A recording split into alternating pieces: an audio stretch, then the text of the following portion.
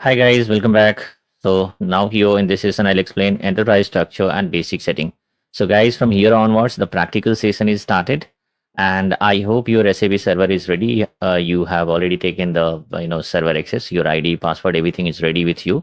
So now, so what is this enterprise structure and basic setting? Why to configure this? How to configure this? Everything I'll explain here in details. Okay. So if we talk about, look at here, enterprise structure, it is also called organization's structure. Okay. Enterprise structure represent the business structure of a particular organizations. Business structure, I mean to say, guys, we can say a kind of hierarchy. Okay. Because if you talk about the reports, organizations require reports at various level, multiple level, different level, right? See, I've quoted the example of Tata Motor. So Tata Motor, now let's suppose if Tata Motor has to publish the report, right, that is called financial statement, that will be generated at Tata Motor level. Okay, that is for external reporting, that is called legal reporting. But within Tata Motor, Tata Motor is having management. So Tata Motor management requires reports at different level, at micro level, right? Let's suppose in Tata Motor they are having two different area of business. One is like manufacturing segment is there, another service segment is there, and they want to see the report separately, that what is the revenue they have generated from manufacturing area, business area, and what is the total revenue they have generated from service area, right? So that is the internal requirement, isn't it? So here now, so these all things will be set up in the form of enterprise structure. I'll show you everything practically, guys. No need to worry. Okay. So here enterprise structure is the initial step of your implementations. In the sense, the implementations will be started from enterprise structure itself. No matter whichever modules are there. Say for example, finance module. Here also we have to configure. We have to start from enterprise structure onwards. Even if you have SD module, MM module, there also you'll be having, enterprise structure will be there. Okay. So now here certain example I've written like company code, business area. Just now I quoted the example of business area, guys. Sales organization, purchase organizations. Now the sales organization, that is the part of SD. Purchase organization, that comes under material management module. But again, FI is having integrations, in the sense finance is having integration with SD module also, MM module also. So even we have to set up sales organization also, purchase organizations also, but later, not right now. Okay. Then plant, profit center, cost center, multiple things are there. Okay. So now we have to configure these all things in the sense, not right now I'm talking about, because as I said, like sales organization, purchase organizations will be set up later. But right now some minimum things we have to set up so that we can start our configurations. Okay. What are the things we have to set up now? So as I said, like it represents a kind of business structure, or in the form of, we can say, in the form of hierarchy, I can say. Okay, look at here in this PPT, I think some more clarity will be there. Okay. Now, so if you talk about Tata Motor, because I've quoted example of Tata Motor. Tata Motor is a subsidiary of Tata Group. So at top level, what is there, guys? A group company, that is Tata Group, right? Within Tata Group, we are having multiple subsidiary. We have Tata Motor, we have Tata Steel, we have Tata Chemical, we have Tata Cements, isn't it? So one by one, we have to do. First of all, let's suppose if Tata Group, uh, like let's suppose if the Tata Group says like, okay, the first implementations will be done for Tata Motor. So we have to implement SAP in Tata Motor first, and after that, once it is executed, everything executed successfully, then we can move for Tata Steel. That is called rollout. Then Tata Chemical, that is another rollout. Then Tata Cement, that is another rollout, right? This is how it will be. Okay. Now, so first of all, group organizations, group company is there. Then we are having subsidiaries. Now, as I said, like this implementations will be done for Tata Motor. Within Tata Motor also, we are having two different area of business. Let's suppose manufacturing segment is there, service segment is there. So at this level, so if they want to see, like let's suppose at group level, this is called consolidated report, isn't it? So at group level, So what we have to do, guys, when we post the transactions, say for example, total expenses. Okay. Total expenses, let's suppose at group level, what is the overall expense, right? At company code level, what is the overall expense? Again, within company code, we are having like, let's suppose they want to see for this manufacturing area, what is the overall expense or revenue? For this service area, what is the overall expense revenue? I'm just quoting a very simple example, guys. I'm not going to go in, what do you say, so much details because, as I said, like this is just beginning, just starting. There are multiple things I have to explain one by one in details, and everything I'll explain practically also. So no need to worry. I know at this point of time, the visualizations will be very less. In the sense, whatever I'm able to visualize, I know you guys are not able to visualize, but have some patience.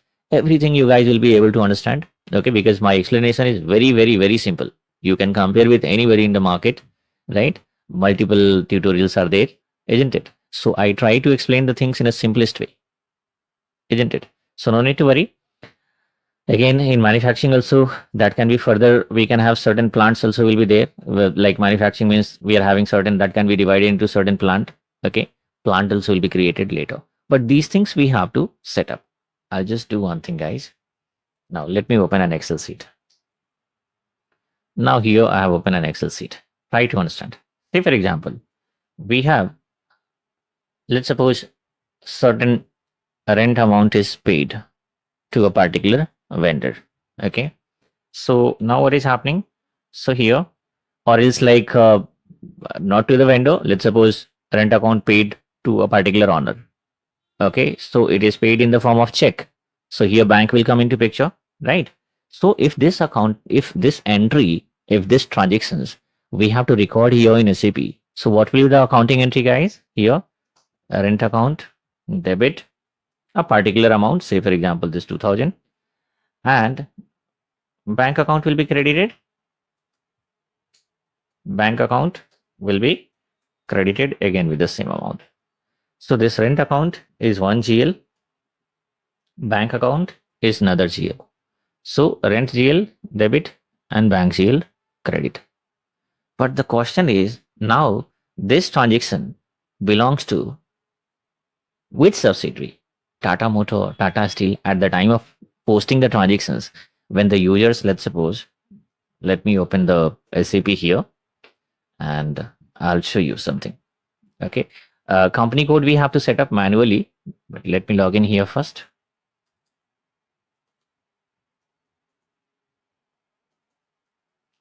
Now, so look at here, guys. Now the company code. Uh, okay, so if I have to post a transactions, I'll use a transaction code. What is this transaction code? That also you guys will come to know. Now, so when we post the transactions, look at here. I'll just do one thing. Right now, I'm having multiple company code I have created. Okay, this is a test company code. When I have to explain, if I have to quote some certain example, practically I'll use this company code. But no need to worry. I'll create one company code also, and I'll show you everything practically. And the way I'm explaining the things along with me also, along with me, you guys also have to proceed along with me. Okay. Now, so first of all, when we have to post these transactions, so the question is, this transactions belongs to which subsidiary? Tata Motor or Tata Steel? So look at here. Here we are having company code. Okay, click here. And here we have to enter a code. Okay. So if it is here, like let's suppose this transactions belongs to Tata Motor. So do we need to type Tata Motor entire name? Do we need to type entire name like Tata Steel or Tata Chemical? If an organization is having a very big name, some 50 character length, 60 character length, do we need to type the entire name, guys? No. SAP says instead of typing this entire name, you just create a code. Let's suppose for Tata Motor, I have created a code TM01. Okay. For Tata Steel, I have created a code TS01. So at the time of transaction posting, if the transactions belongs to Tata Motor, we can enter here TM01. TM01. Okay. And now here we can enter all the details. Here we can give the GL code. If it is debit, you can select debit. If it is credit, you can select credit.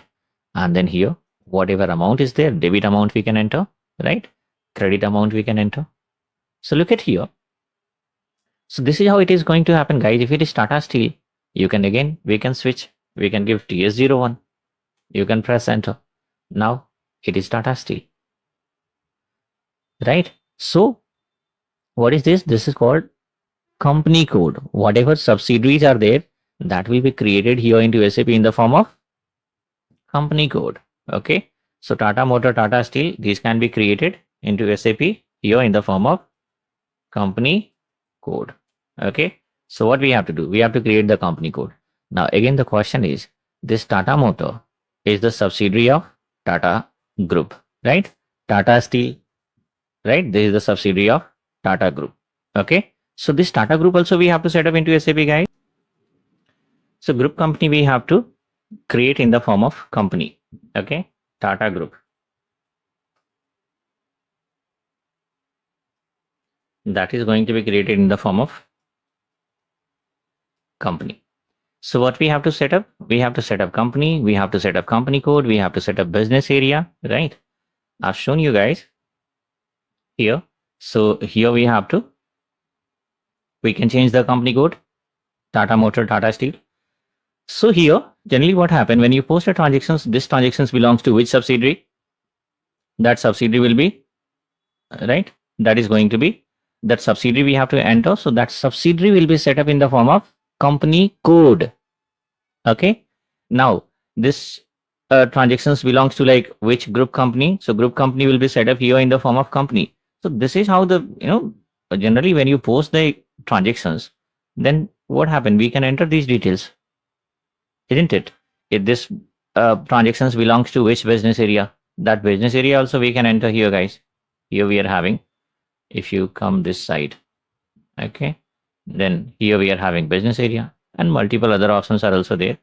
Here we can enter the business area, right? And okay, so apart from this company can be determined by system automatically. Look at here, this trading partner is nothing but this company only. Okay, that we, when we create the GL, we are having options to specify this. Okay, so these things, first of all, this TM01, TS01, I'm able to enter here. How I'm able to enter, guys? Because this is already created. This is already set up. Now what we have to do, since our implementation is started here for Tata Motor, so now a fresh company code, business area, these things we have to set up, right? So this is called enterprise structure. Now we are having basic setting. Basic setting means multiple things are there in basic setting, guys. That is also, I'll explain in details, because you need to know the logic behind each and every, what is, why do we set up like, let's suppose this company code or business area, or like this is okay, this is enterprise structure. So when we post a transactions, we have to segregate that, okay, these transactions belongs to which company code, which business area, those things are there, that's fine. But again, some other things are also there. Other things means, let's suppose, what is the posting period? Okay, posting period, where you can see we have like F-02 transaction code. When we use there, you'll be having posting period options will be there. Okay, posting period in the sense like when the transaction you are posting, so what is in which month, right? So that is called posting period. What is your fiscal year, financial year? So these are all things we have to specify, we have to create, we have to set up here into company code. Financial year means whether it is calendar year or non-calendar year, right?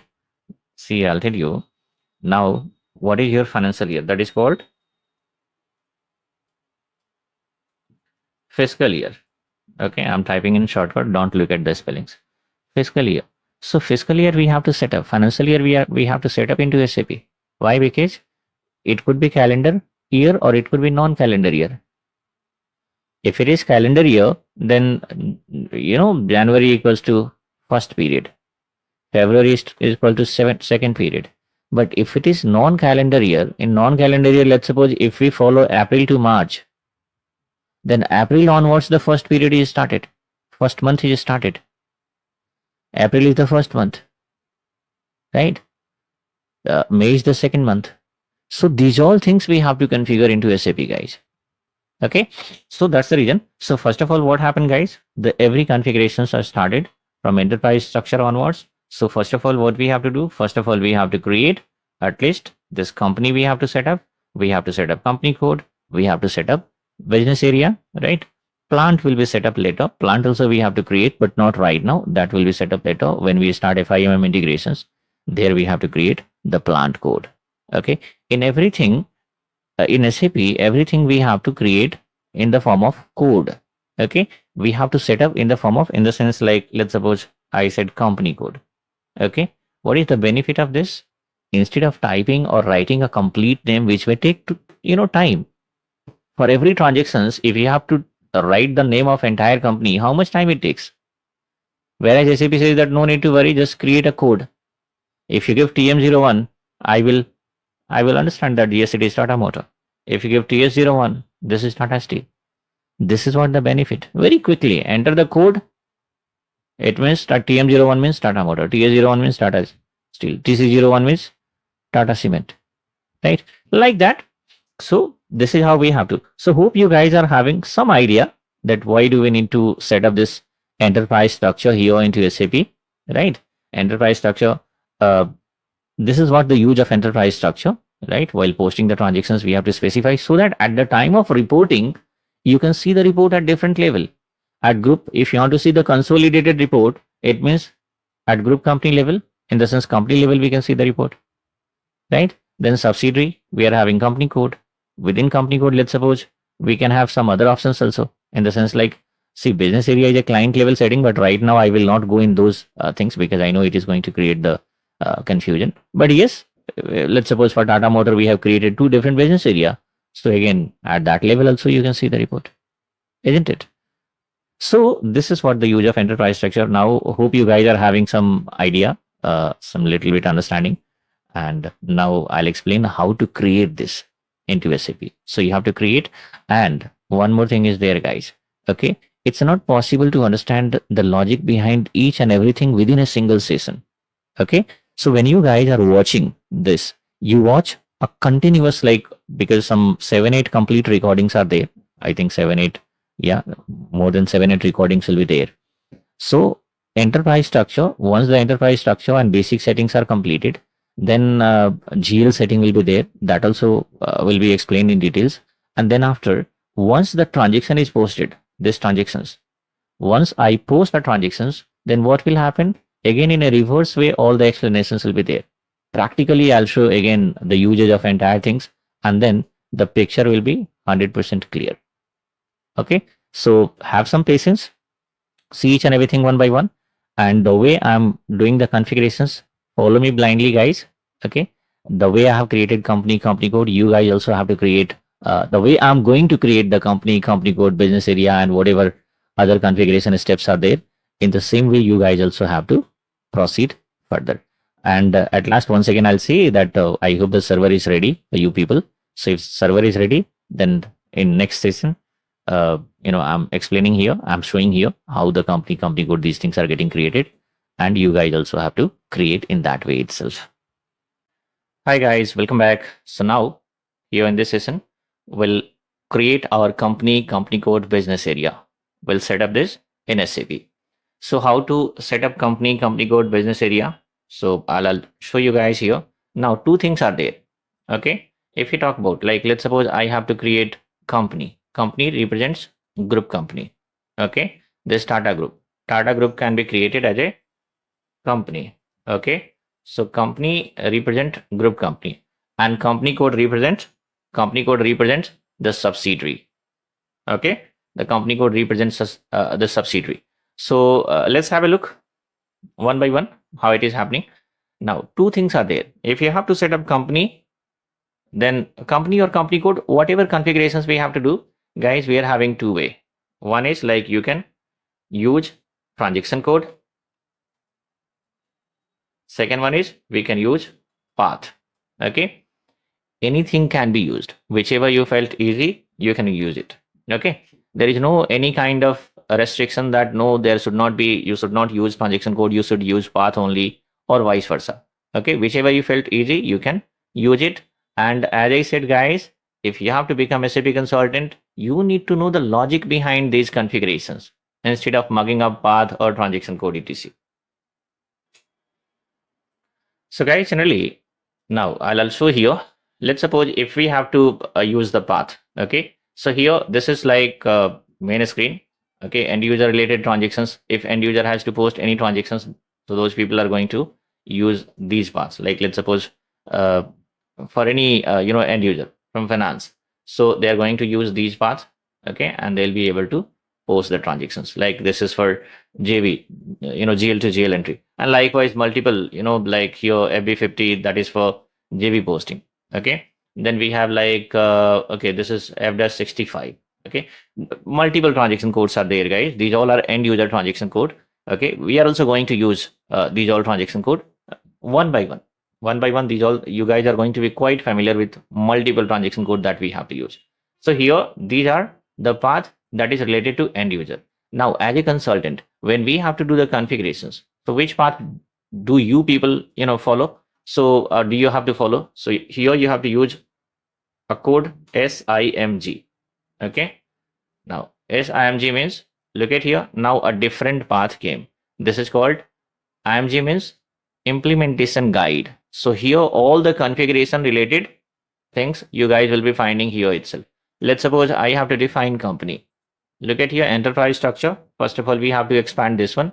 Then we have to define, right? So definition in that financial accounting, expand it, and look at here. Okay. When I click here, look at here, it is like expansion is happening like this. Okay. So look at here. Now define company. So you can click here, this one, and then you can define a company. You can create a new company. So we have used path. The same thing can be same. If you have to define the company, you can use transaction code also. Transaction code means, now path means what is happening, guys. If you have to reach from one location to other locations, right? So this is just like roadway from this location to this one, then this one, and then finally we have reached here. And then we are having even like via flight also, directly you are going to fly from here and you can reach here. So transaction code is going to work like that itself. I'll open one more screen here. Look at here. You can click on this one and you can open one more screen. So right now we are having two screen, right? You can create another screen also if you want, isn't it? So you can create multiple screen, guys.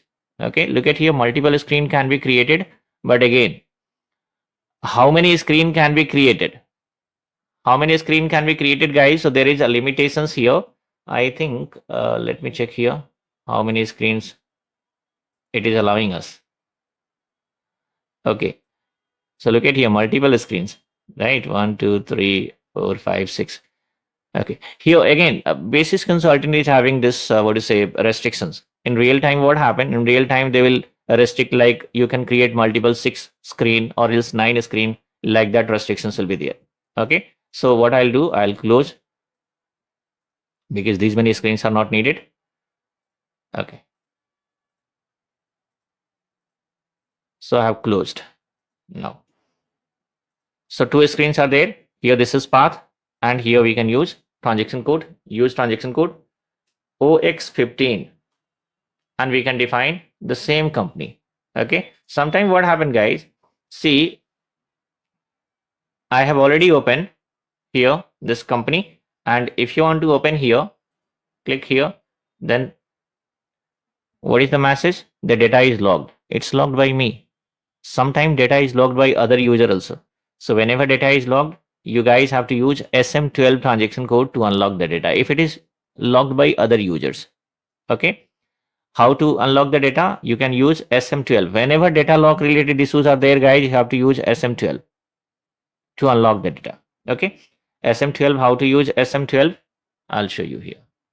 So go to SM12 transaction code to unlock the data. Remove your user ID. Don't forget to remove your user ID and then click on search. So because see here, if you remove your user ID, then SAP will show that whichever data is logged by, screen is logged by all the user ID. Okay. So here only, what to say, these two user IDs are there. So you can select it and you can delete it. Delete it. Again, select it and delete. So two lock has been displayed. Okay, it is deleted mine because here in company I'm only there, right? So look at here now, I'm able to access here also. Okay, so this is how you can delete the lock and you can proceed further. Okay, so you can use path or you can use transaction code. In my configurations, I'll use sometime path also, sometime transaction code also. Okay, both will be used, but generally I use transaction code because it's quite simple. Simple in the sense within in one step, simply you can just give a transaction code and you that particular screen will appear. We can do our configurations, we can save it. So now what I have to do, guys, now I have to create, first of all, company, in the sense group company. Okay. So group company, I'll just do one thing. Click on new entry. And here,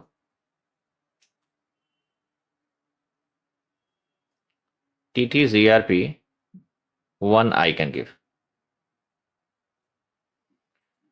So this is the code I have given, guys, for company. And here I can give descriptions. Okay. Company name, Tata Group. Here, the street address. So you can give like, let's suppose street 123. Then here PO box details you can give. Postal code also you can give. City you can give. Let's suppose I'm giving New Delhi. You guys can give, if you want to give other cities, you can give other cities also. Country code you can specify, language key you can give here, and then currency we have to specify, and then simply save it. Okay, how to save it? Either you can click here or else control S. Okay, so when you save it, look at here, when you save it, now for you, what will happen? This box will appear, but these two fields will be this one and this one. Both will be blank. Let's look here, guys. So what you have to do? You have to create a new transport request. Okay, you have to create a new transport request. What is the use of transport request, guys? Once again, I'll give some explanations on this. Transport request means we have to move the configurations from one server to other server, right? If we have to move the configurations from one server to other server, so that is possible with the help of transport request itself. For right now, what you have to do, guys? So just in the sense right now, no need to do anything. Simply you need to create a new transport request. This one is also blank, and here description is also blank. So you click here, new transport request, and simply you need to give a description. Okay, I am creating Tata Motor. You can think a different, what to say, this one. You can create your own company code, in the sense like, let's suppose Tata Group, under that Tata Motor is there. You can think about a different organizations and you can proceed with the configurations along with me, right? Instead of Tata, you can like Mahindra group is there, Reliance group is there, or you can create a dummy group also, because ultimately you need to understand the use of these all things, how it is going to be used, what is the logic behind these configurations, those things you need to understand. So whichever example you have to, like whatever you want to follow, you can follow, right? You take example of any company, or is you can just imagine and you can set up as per your imagination also. So here I have given Tata Motor, I have given because this configurations I'm doing for Tata Motor. So Tata Motor, then after click on save. So look at here, a number is appearing. Press enter. Now data is saved. Okay, data is saved here. So what we have done, we have created the company. What next? The next one is we have to create company code. So how to create the company code, guys? Use transaction code OX02. But again, when you use OX02 and press enter, system is not allowing us to move further. We are in same screen. So what we have to do now, two things are there.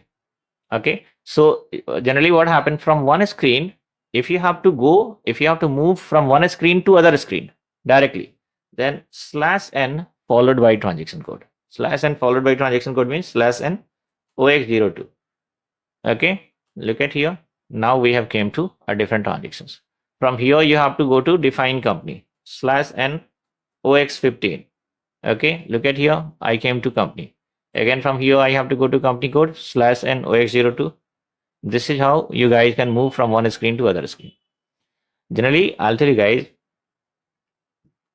are going to be very much familiar with these all things. Initially, there is the very first session. That's the reason there might be some confusion that what exactly we are doing, why /n, what is this transaction code? Transaction code is nothing but a shortcut key. Okay, if you're not using path, you can use transaction code, right? And /n we are using if you have to move from one screen to other screen directly. Okay. If you come to home screen here, look at here. So here from home, if you have to go to any like screen here, like define company OX02, then it will work. But directly from here, we are already inside of one screen. And if you have to go to define company OX15, system will not allow. So either you have to come to home. So what is the transaction code? Again, you have to come back to home. So /n if you give, look at here, we came on the home screen, right? So that's the reason from one screen to other screen, if you have to go, then first of all, you have to use /n. It means /n means system is taking you on the home screen and from there it is, right? Then from home screen, you guys, the system is routing it to the next transaction code. Okay, but it is happening with lightning speeds. That's the reason it's not possible that when we have gone to the home screen and from there we went to the another screen. Okay, so always from one screen to other screen, if you have to move, simply use /n followed by transaction code. Okay, so here we have to create the company code. Click on new entry. One more thing. So here, if you have to create generally company code means a particular code we have to give. But I'll tell you guys, when you have to enter a code, make sure that the code must be available. If somebody has already created, if somebody has defined a company code and used the same code, whatever you have thought, then system will not allow you to create again the same code because that is already existing. Let's suppose I have to create like Tata Motor TM01, right? And here I'll give the descriptions: city, country code, currency, and language key. And if I press enter, look at here, an entry already exists with the same key. It means it is already created. Tata Motor TM01 is created. But if I give here TM1 3-digit code and press enter, it is not created. So I'm going to use TM1. My company code will be TM1. Okay. And here also you have to save it. So if you click on save, look at here, another screen appear. So here again, you can give the details like Tata Motor, then complete address you can give here, country code you can give, phone number, fax number, whatever the details, language key, right? These all things can be specified. Okay, what I will do, I will simply enter the country or region code because this is the mandatory things. Okay, this is the mandatory here. How you guys will come to know which one is mandatory field, guys? Look at here, this one, country key. This is a mandatory field. So specify your country key. Okay, and then you can proceed further. Or else you want to give the entire details, then it's okay. You can give the entire details also. TM1 here, like test street 100, this city, right? And other details also, if you want to give, you can enter the other details also. Okay, and then you can press enter. So once you press enter, look at here, the same transport request number is appearing. So guys, no need to create different transport request again and again. Just save this request also. Save in the sense, save this changes also, this configuration also on the same transport request. Okay, no need to create because right now you don't know the much, you don't have much idea about the transport request. So that's the reason. No need to create the new transport request. Save on the same transport request. So how to save? Press enter. That's it. So now this configurations, whatever in the sense I've defined the company code, that is also saved on the same transport request.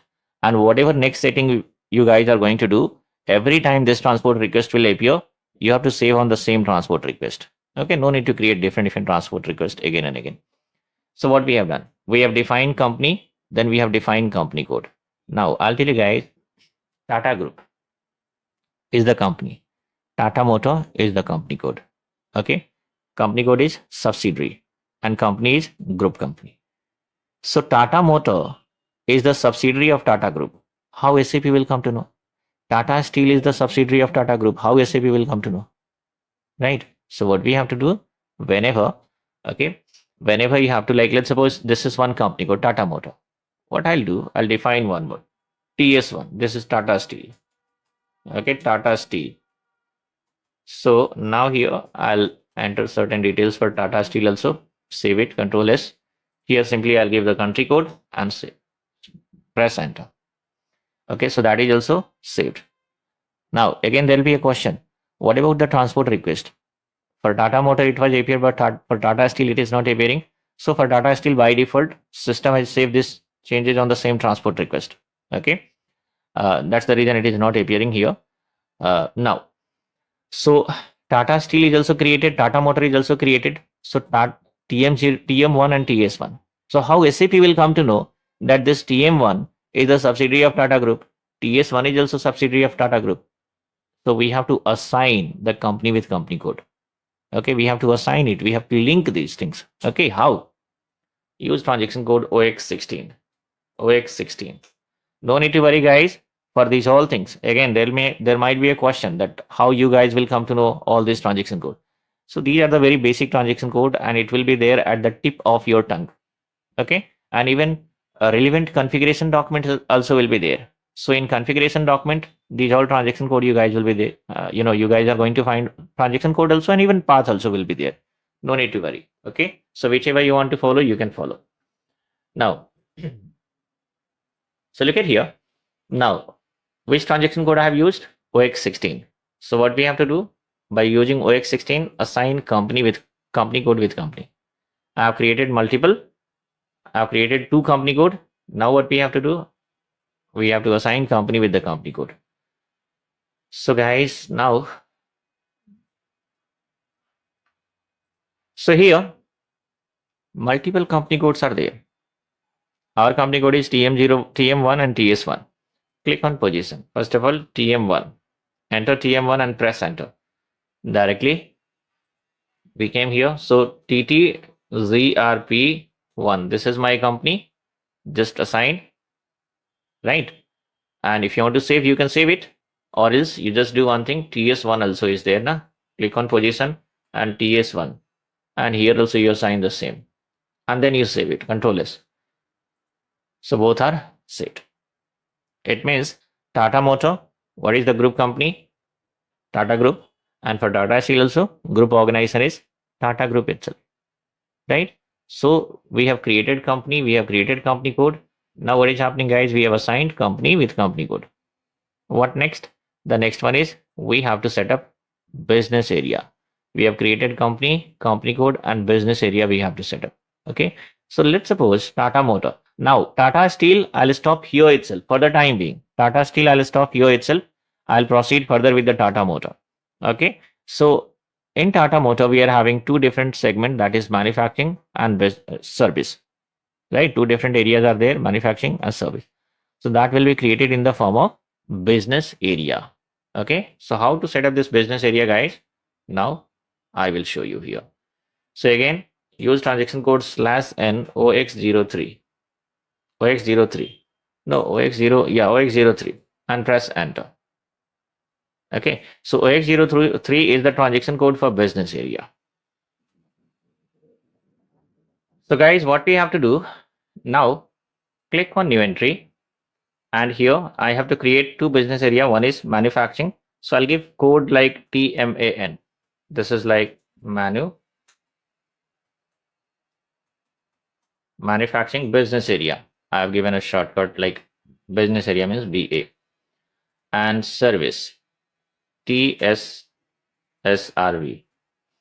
And here service business area, and press enter. So these two code I have created.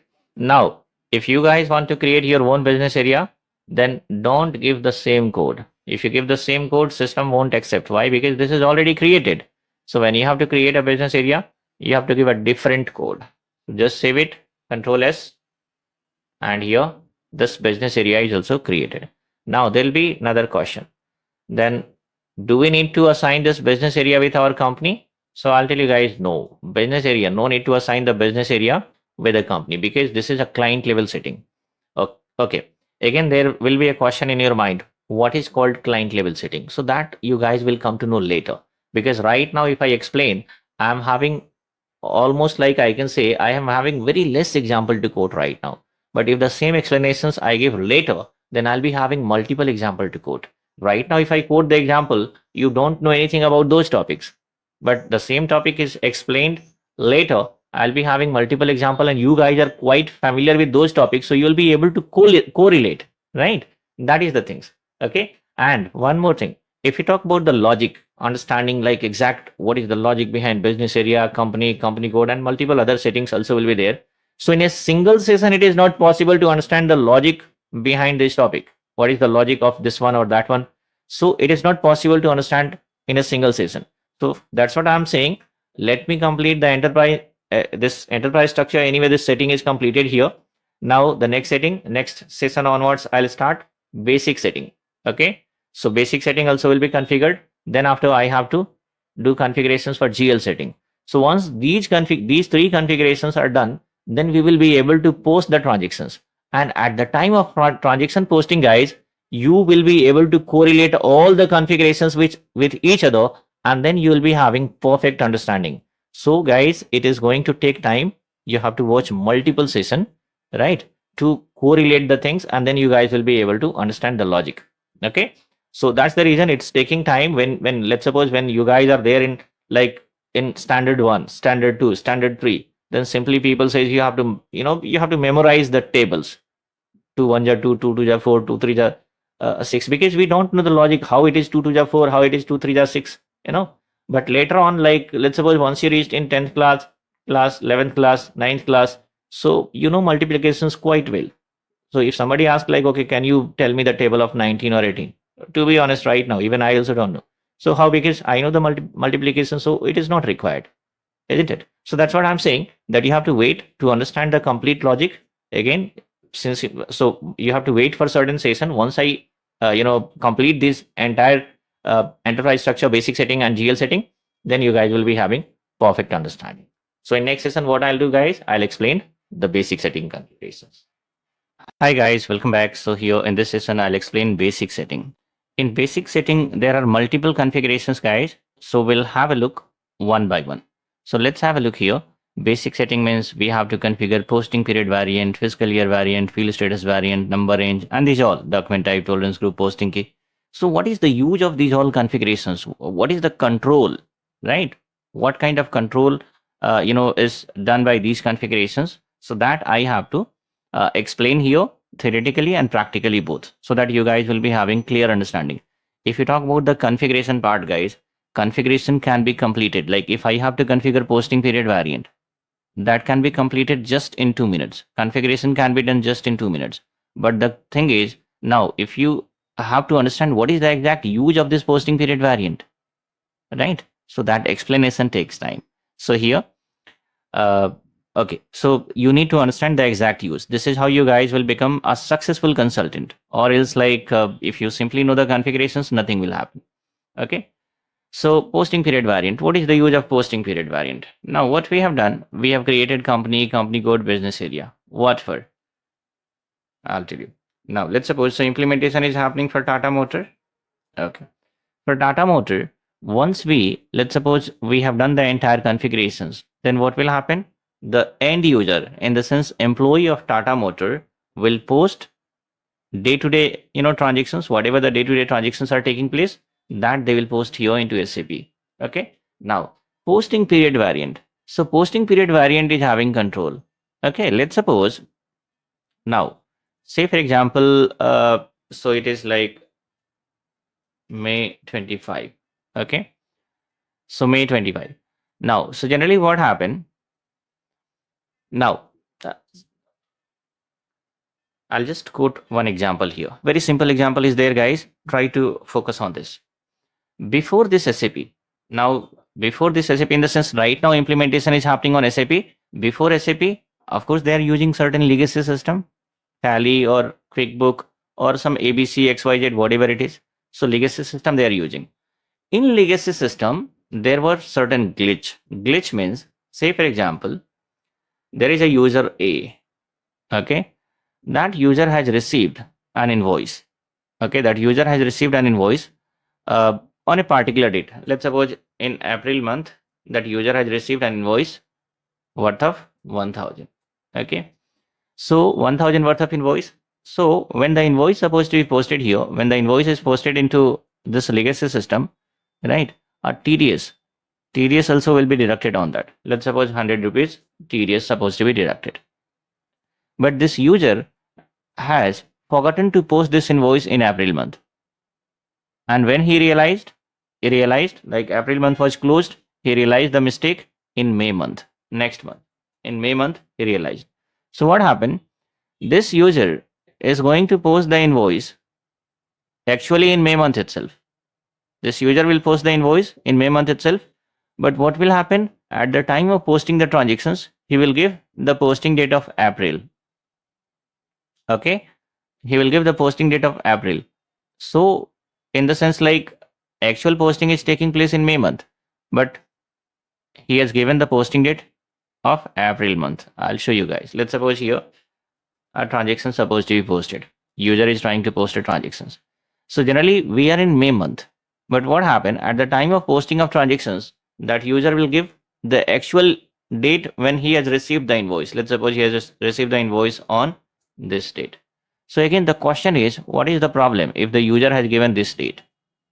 Okay. So problem is there, guys. The problem is there in the sense, this is like he's trying to post the transaction in back date. Okay. So back date means if he is posting the transaction, let's suppose in back date, right? So 1000 for 1100, 100 TDS is also deducted. But I'll tell you guys, in April month, let's suppose in April month, the total TDS deduction was, TDS is nothing but direct tax. Okay. Okay. Tax deduction, tax deducted at source. Now, it is also called withholding tax, and there'll be a separate configurations and classes on that. Okay. So that I'll explain. So in April month, total TDS, let's suppose what deducted was 2000. It's very small amount, guys, but just assume, okay, that for Tata Motor has Tata Motor has calculated or deducted total TDS 2000 rupees. In which month? April month. Okay.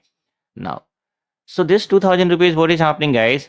At the beginning of May month, maybe on May 1st or May 2nd or May 3rd, this 2000 rupees is supposed to be deposited, right? It is supposed to be remitted to the tax department. So this 2000 rupees is paid to the tax department. Now what is happening, guys? In May month, this fellow has realized that he has made a mistake and 1000 worth of transaction was supposed to be posted.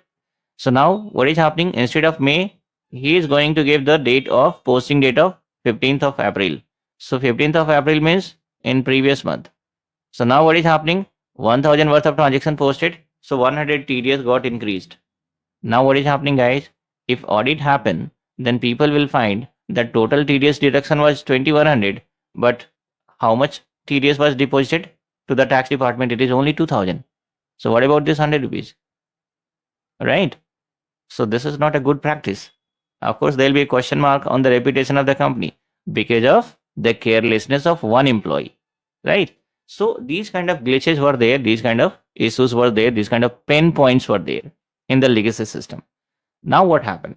Let's suppose, just imagine the same thing here in SAP. Let's suppose now SAP is implemented. SAP is implemented, then what happened, guys? This fellow again, same 1000 worth of invoice he has received in April and forgotten. Now he is trying to post the invoice in May month. So once he is trying to post the invoice in May month, but actual month is May, whereas the posting date he has given, that belongs to April itself. So when this guy is going to post the transactions, what will happen, guys? System will throw error. What error? That the previous posting period, in the sense April posting period, is closed. So what is happening? Look at here. In SAP, we are having options. Which options are there? I'll tell you. Okay. So we have, like, let's suppose here a posting period variant supposed to be created. Let's suppose posting period variant TM1 itself we have created. Okay. So here in posting period variant, you are having options. Okay. You are having options here. So here we can look at here. So in the sense we are having options, we can open the current period only. So when we were in April month, then what is happening, guys? April is let's suppose we are using calendar year. Just assume we are using calendar year. So calendar year means Jan to December. Jan is the first period, first month. So April is the fourth month, right? 2025, let's suppose here. And again, fourth, 2025. It means only April month is open. In SAP, we are having this functionality. So only fourth period, in the sense April month, is open. The moment we have entered in next month, May month, then what will happen, guys? People will open fifth period. So it means fifth period is open. April is closed. If I keep here fourth, then fourth is also open and fifth is also open. April and May both are open. but here people will give from period 5 and to period 5. Okay, so this posting period variant configurations, with the help of this configurations, what happened, guys? We can control the transaction posting, right? We can restrict the transaction posting up to a particular month only. So in this case, what happened? This fellow has made a mistake. April month invoice. Now he's trying to post in May month. So we have opened the May month, but look at here. The month he has given is 4th. So once he is trying to post the transaction, SAP will check which month is there. 4th month is there. So SAP will check 4th period is open or not. No, it is not open. 5th period is open. So if he is trying to post a transaction for 5th period, that will be allowed. But the moment he has changed the period and given 4th, system will not allow. So now what will happen? Now this guy has to approach the management, because they'll be having control of these things, somebody from senior people. So now he has to, or she has to, approach the management and accept the mistake, that yes, this is what the mistake I have done. Kindly open the previous period, and I'm so now I'm promising that the same mistake will not be repeated next time onwards. So from management, somebody will open the 4th period for some time, and this guy will be able to post the transactions. So this is what the use of posting period variant. This is what the exact use of posting period variant. So look at here, guys, what I have specified in posting period variant. Posting period variant control the posting of transactions for a specific period. Okay, posting of transactions for a specific period. Now let's suppose we are in 5th period, so we can open the 5th period only. It means transaction postings are not possible in previous period, right? This is what the benefit, guys, isn't it? Now again, look at here, the period like January. Okay, so fiscal year variant. Now fiscal year, once I explain the fiscal year variant, then I'll let you know what is calendar year, non-calendar year. Right now, just try to understand what is the use of posting period variant. So actually it controls the transaction posting. When I post the transactions, system will check whether current period is open, or whichever period. If it is getting posted in 4th period, then system will check whether 4th period is open or not. If it is not open, system will simply throw the error. Now, so how to configure posting period variant? I will show you guys. Just use transaction code OBBO, right? That transaction code you have to use. Let me do one thing. /n OBBO. And first of all, we have to define posting period variant. Click on new entry. I'll tell you. Again, here also you can give 4-digit code. That is the maximum length. From 1 digit till 4 digit. Any code can be given. I'm going to give TM1 itself. This is what my company code. For posting period variant also, I'm going to use the same code, so that it will be quite simple and easy to remember. Okay. For you guys also, I'm suggesting you to set up, like, whatever your company code is there, guys, use the same code. Don't use a different code. Don't make too much experiment, because this is the self-learning tutorials. If you're stuck somewhere, it will be very difficult for you people to proceed further. That's the reason, whatever the way I'm explaining the things, just follow me and do in the same way. So here, this is like Tata Motor posting period variant descriptions I have given. Okay. Now TM1 I have created. If you give the same code, system won't accept, because this is already created. So you have to use a different code. Anyway, you might have created, let's suppose, TM2, TM3. So whatever your company code is there, here posting period variant code also better to give the same.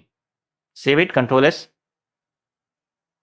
So now here a transport request will be generated. The system bit slow, maybe because of my internet is slow, or I don't know why it is taking time. But yes, I think it is hanged, guys. Let me check here. Let me open one more screen here, so that, okay. So whenever such kind of things happen, sometime what happen, it hang. So it's okay. We can click here. If you click here, right? So whenever it is hanging, if you click here, that won't work. So you need to click here, and from here also you can create a new screen. But now look at here. Transport request is generated. That's fine. So we have created posting period variant. What next? So the next one is this posting period variant I have created for Tata Motor, right? Or Tata Steel or Tata Chemical. How SAP will come to know? So of course we have to assign this posting period variant to our company code. So again, OBBP is the transaction code. We have to use OBBP transaction code /n OBBP transaction code. And here click on position. What is your company code? TM1. And which posting period variant we have created? TM1. Pretty simple, and it is pretty simple to remember also. That's the reason I says like I have seen multiple time where the students like their company code is different, posting period variant code is different, what to say, some tolerance groups are different, chart of account is different, account group, and various other settings are there, field status variants are there, that is different. So different code if you guys use, then there'll be a problem to remember all these, right? So either if you're using different codes, then you better to maintain somewhere in the notebook so that easily and smoothly you guys can proceed further.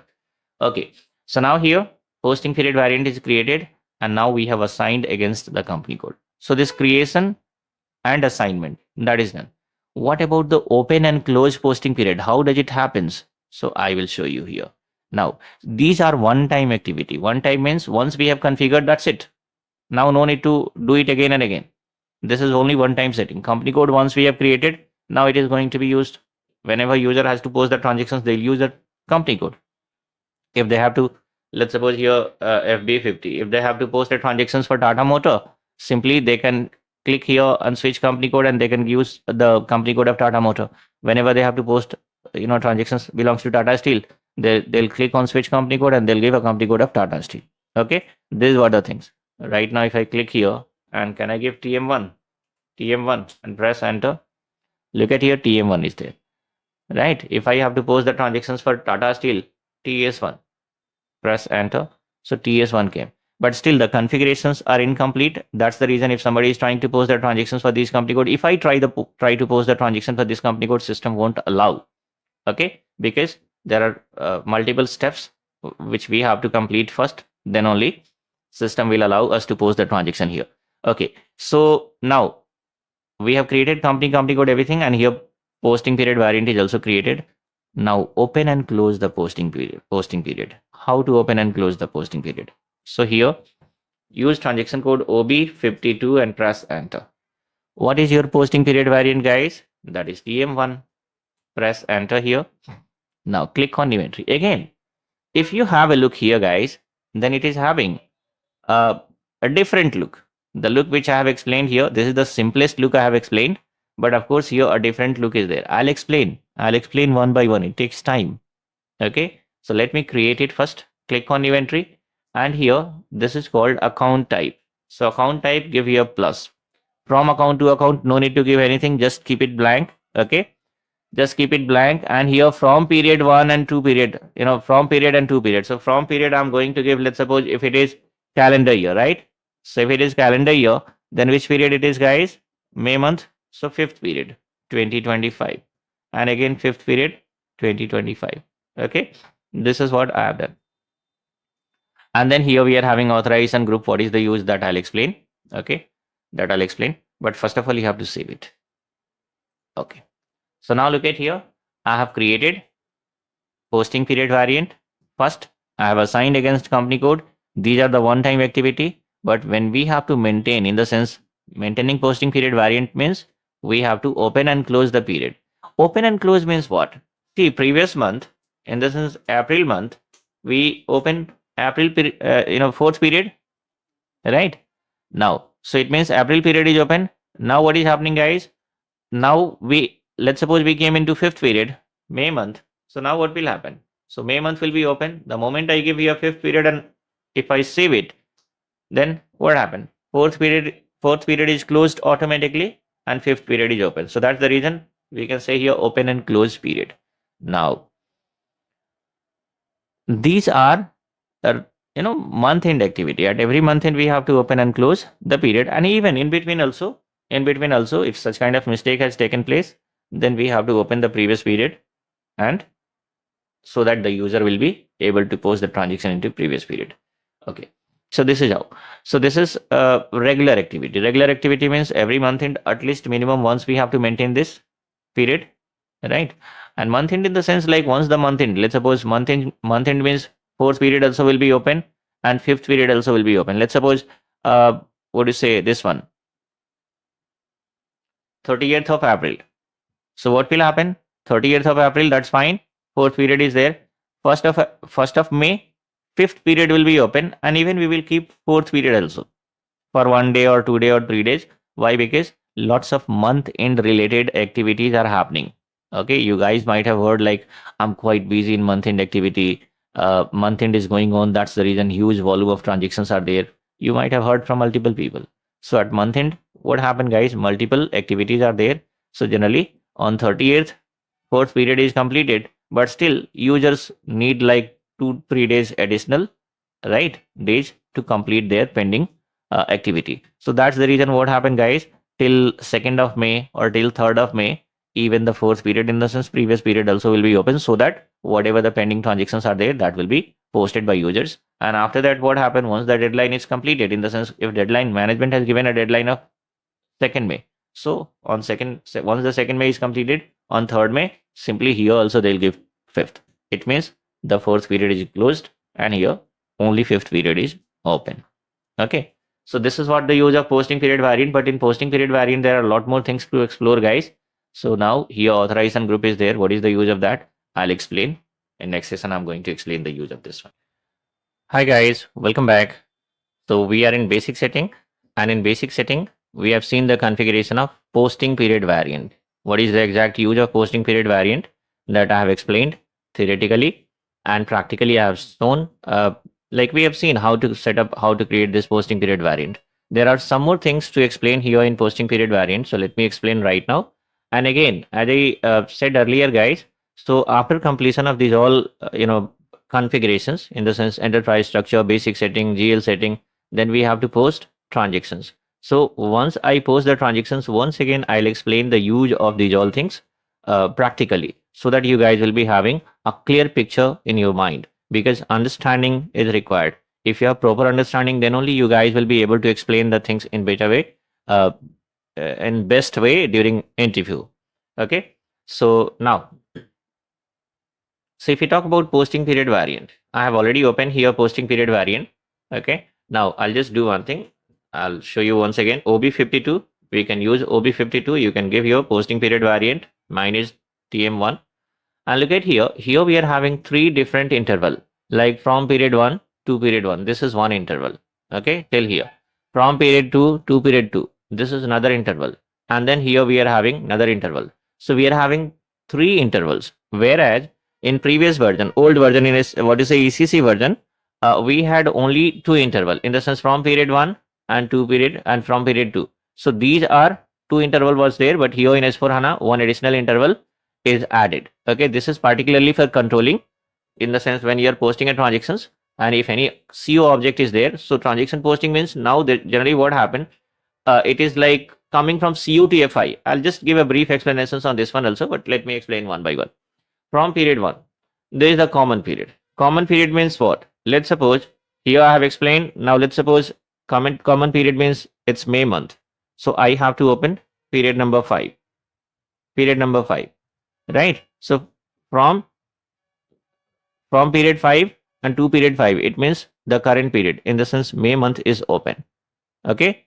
Now when we are see this example I'm quoting, because I said like, just assume that we are using calendar year. Okay, in case of non-calendar year, the periods will be different. That also I'll explain. There will be a separate topic, fiscal year variant. There I'm going to explain the things in details. Right now, posting period variant I'm explaining. So that's the reason I have used calendar year. So fifth period is open, guys. It means no more transaction posting is possible in April month, in the sense fourth period. Okay, so this is the common period open for everybody.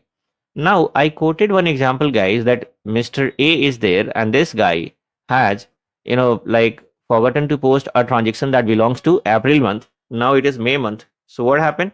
May month means when he or she is trying to post the transactions backdated entry, then system is throwing error. Which kind of error? That posting period 4 is not open. Period 4 is not open for transaction posting. It is closed. So now what is the solution? Here in SAP, there is no solution. The only solution is A has to approach to the management, higher level people, and accept the mistake, requesting them to open the previous period, so that A will be able to post the transaction. Okay, this is what the only solution. But generally what happened, A is having few friends, B and C. Try to understand, guys. It's very simple. It's taking time, that's fine, but it's very simple. So A is having friend B and C. A has made this mistake. A know very well that now I'm unable to post the transaction. So A has shared his problem to the B and C.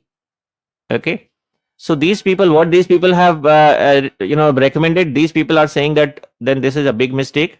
Better to accept your mistake to the management. Anyway, this is first time. So no need to worry. Just go and accept your mistake and they will open the previous period and you will be able to post your transactions. But these people, these B and C are very clever people. Even they have also made the similar mistake. They have also, these people also forgotten to post some, like let's suppose previous month invoice, and they were also trying to post in the previous period, and these people also faced the same issues. So they thought like, okay, we'll approach to the management, we'll request them to open the previous period. Of course, management means they are going to scold these people that why such kind of mistake has made by you people, but that's fine. They will open. But meanwhile, A has accepted the mistake. A has revealed his mistake to these people. So they thought, why should we go and reveal our mistake?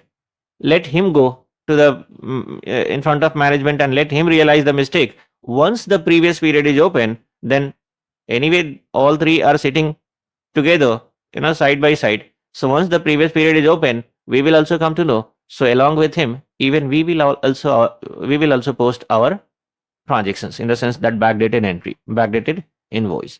So these people become very clever. They didn't accept the mistake. Simply A went to the management and accepted the mistake. So manager said that just do one thing. After half an hour, I'm going to open the previous period. So you can just, I'll just inform you, you can post your transaction and then you can let me know so that I'll close it. So what happened? These people also came to know that after half an hour, the previous period is open. So managers means they are very much clever guys and they are having lots of experience. They know that there are some more people who has made the similar mistake but they are not coming. So simply what happened?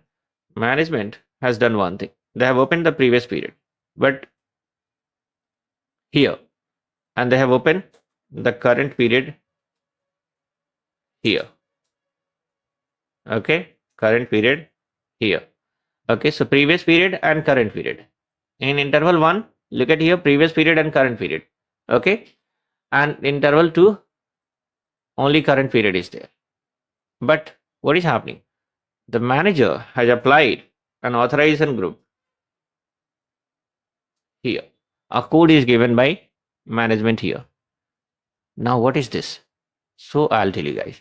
Generally, one authorization group is set up. XYZ, this is an authorization group. And here what happened? Of course, in this, like there'll be a need of basis consultant guys, and user ID A is linked with this authorization group. If the user ID A is linked with this authorization group, then what will happen? Now, look at here, posting period 4th is open. But this is open only for this authorization group. We have put some restrictions that this posting period 4 is open only for this authorization group. Okay? Or else you can make like this also. Posting period 4th is open for this authorization group, right? Now, and 5th is open here in interval 2, that is for everybody in the organizations, whoever the users are there, for everybody current period is open. But 4th period is open only for this authorization group, and against this authorization group there is only one user, that is only one user is assigned, that is A. What does it mean? It means A will be able to post the transactions happily, whereas the moment B and C is trying to post the transactions, these people will face the same error, same issues. Why? Because once they try to post the transactions belongs to April month, it means 4th period must be open. So SAP will check. 4th period is open, but for this authorization group. So SAP will check whether their user IDs are assigned against this authorization group or not. So SAP found that there is only one user ID that belongs to A. It means SAP allow A to post the transactions, but these people are not able to post. So this is another control, guys. Now what happened? One by one, these people also has to approach the management. They have to accept their mistake and requesting them that kindly allow us also to post the transactions. So look at here. interval 1 means if we give, see, if we give here authorization group, then of course that is, it means we have put the restrictions for few users only. Only few users can be able to post the transactions. If I have not given any authorization group, then fourth period is also open for everybody and fifth period is also open for everybody. And if that is the case, then no need to go for interval 2. Here itself 4 to 5 we can make it. So fourth period is also open for everybody and fifth period is also open for everybody. And this one can be, no need to specify anything here. Okay. Now that is the one thing. So here authorization group means this period, from period, in the sense interval 1 will be booked for this authorization group. In that, if we have assigned 10 user ID, it means those 10 user ID will be able to post the transaction into previous period. Other users will not be able to post the transactions into previous period, right? That is the thing. Now, let's suppose we have another example. Another example means, let's suppose here, like a transaction that belongs to March. That is like somebody has, somebody forgotten to post the transaction that belongs to March. And again, and this is the March means third period. And this is like May, which is fifth period. So in that case, generally what happened, we have to open March also, we have to open May also. But April should not be open. In that case, here we can make it like March, right? And authorization group, if required, can be given. And here we can open, let's suppose, May. So look at here, third period and fifth period are open, whereas fourth period is not open. So this is what the exact use of interval 1 and interval 2, and even we are having special posting period also, but it is not possible to explain right now because again I think it is going to be bounced because we are in very initial stage, guys. That's the reason it is not possible to explain. Posting period variant means there are some more things. Look at here, the interval like plus is there, then we are having here other intervals are also there that I have not explained because you guys are in quite, what to say, this one initial stage. But still, whatever I'm explaining, guys, that is more than enough, because if you watch any YouTube videos or anywhere, these explanations are not there. Within 5 minutes posting period variant, within 5 minutes fiscal year variants are completed, and the candidates understandings are zero. That's the reason. If I'm taking time, that's fine. Just spend some time, try to learn it and make a note also. Okay, so this is what the use of from period 1, in the sense this is called interval 1 and here interval 2. What is the use of interval 3, guys? So look at here, when a controlling document triggers a financial accounting entry, SAP check whether posting period in FI is open or not, right? Let's suppose if we are posting any entry where there is involvement of controlling object like cost center, okay, or any settlement are going to happen. So in that case, generally what happen, guys, system triggers here the accounting entry will be posted, but generally what happen, if any controlling object is there, then system will trigger. Of course, this is the like normal posting period for FI entry. System will check this one. System will check this one. Okay, and here just okay. System will check this one for FI related, in the sense finance related entry. But whenever any controlling object is coming into picture, then system will check this interval 3. It means interval 3 also supposed to be open. In the sense, here we can open the fifth period 2025 and here also fifth period 2025. That is for controlling. Okay. So look at here, common CO process that need interval 3 open, that is internal order settlement, cost center assessment, distributions, activity allocations. Few I have specified, multiple activities are there. In that, like SAP will check interval 3 is open or not. But as I said, like right now, we have to, we are in very early stage. So that's the reason it's not possible to explain too much because it's going to create a kind of confusion. But still, so we are having 3 different interval, guys. This is for CO postings and this is for FI, right? Different uses are there. As I said, like here, this can be dedicated to an authorization group and this become common for everybody, right? Scenario I have explained, okay, so that you guys will be having a perfect understanding. So this is this is what the use of posting period variant, guys. Okay, posting period variant generally controls the posting of transactions for a specific period. Welcome back. So now we are in basic setting. In basic setting, here in this session, I'll explain fiscal year variant. So what is this fiscal year variant, guys? Let me explain here, and then I'll also explain how to configure fiscal year variant. So first of all, if we talk about fiscal year variant, let's have a look. Fiscal year, it is also called financial year, right? So fiscal year, so-called financial year, is a time period which is used to prepare the financial statement in the organization. Okay. Now, with the help of fiscal year variant, SAP determine whether the financial year is calendar year or non-calendar year. So this is what the major important, guys, the use of fiscal year variant. Now, I'll tell you. Let's suppose if we talk about calendar, like fiscal year. If you talk about fiscal year, it could be calendar year or it could be non-calendar year. Non-calendar year. Okay. I'll quote an example. Calendar year means pretty simple. Jan to December. Everybody knows, which like this one we are using even in our daily life also. Right. But non-calendar year, generally non-calendar year is used by companies. Like let's suppose here April to March. Okay. So this is non-calendar year, isn't it? Now, so first of all, whether it is calendar year or non-calendar year, like whatever fiscal year we have to use for Tata Motor, right? So what about that fiscal year, guys? Is it a calendar year or non-calendar year? How SAP will come to know these things, whether we are going to use Jan to December or April to March? So we have to set up a fiscal year variant. And after creating fiscal year variant, we need to assign it to our company code, right? Now, again, there are other challenges. Other challenges means if it is Jan to December, this is pretty fine, simple. See, I'll show you guys here. Actually, I'm already in. So what I'll do, like just go to how to create fiscal year OB29.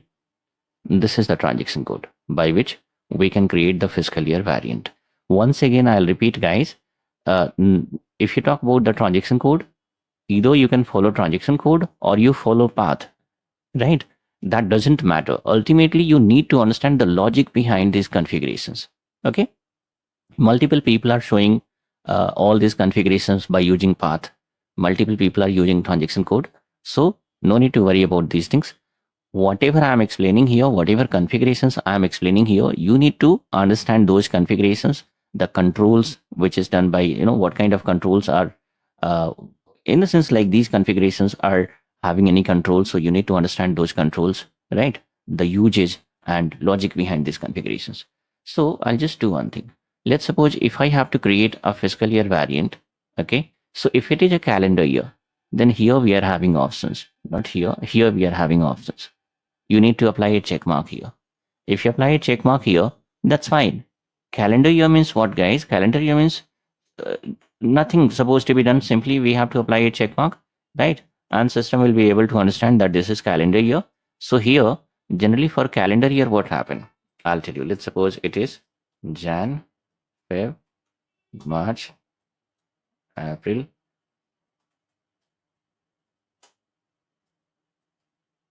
July, August,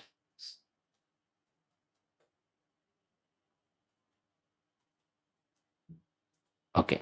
So these are the month. Now, so for calendar year, what happened? This is like, let's suppose calendar year. Okay. And here I'll specify non-calendar year. Okay. Now let's have a look. So calendar year means generally here we will talk about period. So now here Jan is the first month, first period, like that. February is the second period, isn't it? So December is the 12th period. So here there is no problem. If we are using, let's suppose, calendar year, Jan to December, then so current month means now let's suppose we have to open fifth period, isn't it? In OB52, in posting period variant, right? Which period we have to use? We have to use fifth period here. I'll just open OB52. Okay. TM1 is my posting period variant. And here I have to open fifth period if we are using calendar year. So there is no much configurations required. Simply we can apply a check mark here. This is a different fiscal year variant. I'll create a fiscal year variant. No need to worry. But where is the challenge? The challenge is there if we are using non-calendar year. Here, like let's suppose Jan to December. If we use April to March, in that case, what will happen? So guys, in April to March, actually the first period begin from April month onwards. So look at here. Here is the problem. Here is the challenge. Right? Now, here we have to create a proper fiscal year variant where we are going to specify. You have to inform SAP that the first period is starting from April month onwards. Isn't it? Because we are following April to March. So if we follow April to March, then of course first period is starting from April month onwards, December 9th period. And next year January is the 10th period. Next year February is the 11th period. And next year March is 12th period. So look at here. This is how it is going to be. Isn't it? So if you talk about fiscal year variant, the first of all, what we have to do, first of all, you have to, so when we create this fiscal year variant, so with the help of fiscal year variant, SAP will come to know whether it is calendar year or non-calendar year. If it is non-calendar year, then no need to apply a check mark here. Isn't it? Now, while creating the fiscal year variant, there is a very important settings comes into picture, guys. That is for non-calendar year. Calendar year means nothing. So straightforward, simply you can apply a check mark here. No need to specify any period here, first, second, third. That is already SAP. SAP will be able to understand the things pretty easily, like, okay, Jan is the first period and December is the 12th period. The problem is there in non-calendar year. So when you define non-calendar year, then there is one more thing comes into picture, that is called year shift. Okay, year shift. I'll show you guys here. Let's suppose if I have to define a fiscal year variant, click on inventory, and here I'll define a fiscal year variant. So my company code is TM1. Okay, so TM1 means I'll define a fiscal year variant T1. 2-digit code you have to specify. And when you specify the code, make sure that this code is unused code. It should not be used by any other people. In the sense, if it is already created, let's suppose if I give you a T1 and descriptions like April to March. Okay. If it is calendar year, simply apply a check mark here, number of period 12, and you can press enter. That's it. You can save it. That's it. No need to do anything else apart from this. SAP will come to know that calendar year means, so here Jan to December descriptions we can change. We can make it Jan to December. But here it is non-calendar year. So in non-calendar year, these all 12 month, we have to specify. We have to create it. In the sense, in this way, we have to set up. How? I'll show you. So here, let's suppose, so T1 is not created. That's the reason I couldn't get any error. But if any fiscal year variant, let's suppose T2, press enter. Look at here, T2 is already created by someone. So that's the reason SAP is throwing an error. So when you have to create a fiscal year variant, make sure that this code is unused code. Okay. Now, so let me remove and press enter. Still it is showing issues, so just cancel it. Okay. Now select this T1 and double click on where? Periods. So here what we have to do, guys, click on inventory. Month. So instead of specifying January, February, March, here we have to, instead of January, we can give first month. Okay. Then here we can specify second month, third month, fourth month, fifth, sixth, and seventh. We can go down also, but that's fine. Till seventh, let me complete here. Now, so January is having how many days? 31 days. February is having how many days? Then it is having 28 and 29 days. So guys, here we have to specify the maximum number of days. Again, the question is, what about the leap years? And then in the sense, like in leap years, different things are in the sense, like Generally, February is having 28 days and 29 days, right? Whenever leap year is there, right, it will be having 29, and in normal, generally 28 days are there. So here we have to give the maximum number, that is 29, isn't it? And SAP automatically, SAP will come to know that in which year 28 days and in which year 29 days will be there, because here in SAP there are multiple other settings are also there from HR side, like calendars will be defined. Okay, so based on that, SAP will be able to, SAP is able to understand in which year it is 29 days, in which year it is 28 days. So you have to give the maximum 29. Let's suppose I have given, then here again 31, then we are 30, then we are having 31, again 30, and here 31, right? Till July.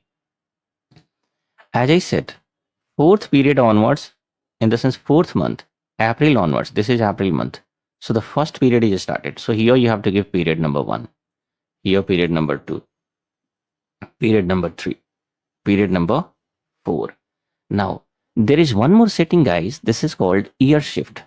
So the question is, what is the use of this year shift? Right? I will try to explain this year shift here. What is the logic? And again, practically also, guys, we are going to see. Once I post the transactions, once again, I'll explain. So let me give some idea here. What is the use of year shift? See, the year shift means generally what happened. Let's suppose, so we are in, what is the calendar year, guys?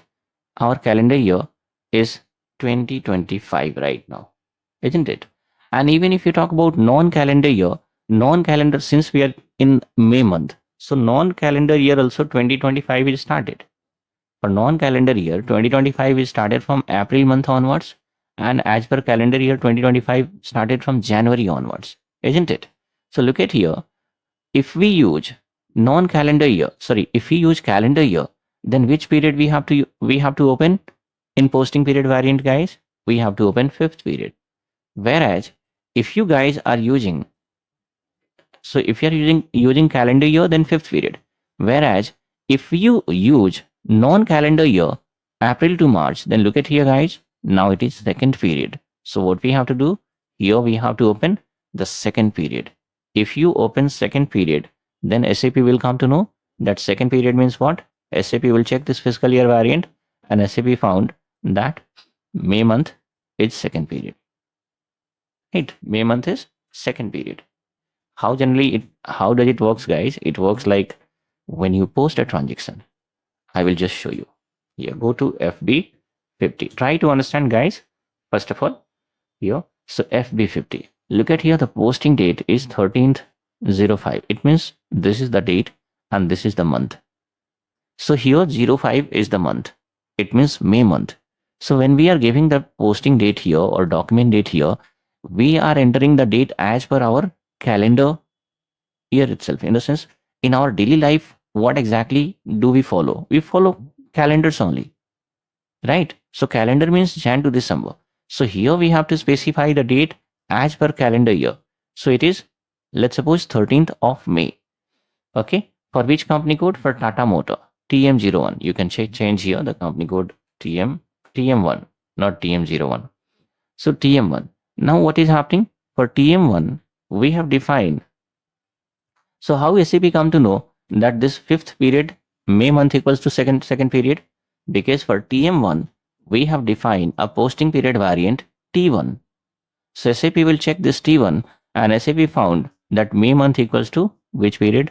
Second period. Right? So here there is no confusion. System came to know, SAP came to know that it is a second period. What next? The next one is, then SAP will check the posting period variant, whether the second period is open for transaction posting or not. And SAP found that yes, if second period is open, then transaction posting will be allowed. Right? So very simple use, right? So this is how the posting period variant. So first of all, SAP trigger the fiscal year variant. SAP is checking here fifth period, in the sense fifth month. May month equals to second period. So here SAP came to know that yes, now May month equals to second period, and then SAP trigger here that whether second period is open or not. So look at here, second period I have given. What about the year, guys? So year is 2025. Okay. So here what happened? SAP checks like the month and year also. Year 2025, right? And here what happened? So 2025 is there. And here in OB52, what is happening, guys? We have given 2025. So that's fine. There is no problem. Where is the problem? The problem is there, I'll tell you. So here, in front of these things, I have to give year shift 000. Here I have to give year shift 0. Year shift 0. Okay. Year shift I have given 0. From here to here. Okay. Now, I'll tell you guys generally what happened. So, what is the use of year shift? Okay. So, we are in 2025. Okay. Now, in December 2025 is finished as per calendar year. And let's suppose we are posting a transaction. So, we have given posting date. We are posting a transactions on this date. Okay. 1st of January 2026. Now, I'll tell you guys, 1st January 2026. Let's suppose after this December, we have entered in January 2026. So, generally, first period. First period means January. So, January equals to which period, guys? So, the period here is 10th. We have to open 10th period. And here 10th period. Now, what about the year? The year should be 25 or 26. So, guys, the year will be 25 itself. Why? Because we are using non-calendar year, and non-calendar year means 25 start from April year onwards, and that will be ended till March 26. In March 26, what is happening, guys? The 25 will be ended, and again April 26 onwards, 2026 is started, isn't it? See, in the current scenario, right now, April onwards 2025 is started, but before April, when you talk about March, in March month still 2024 itself was there for the companies here in India, or no matter like whichever companies are there in India. So every companies they're following April to March.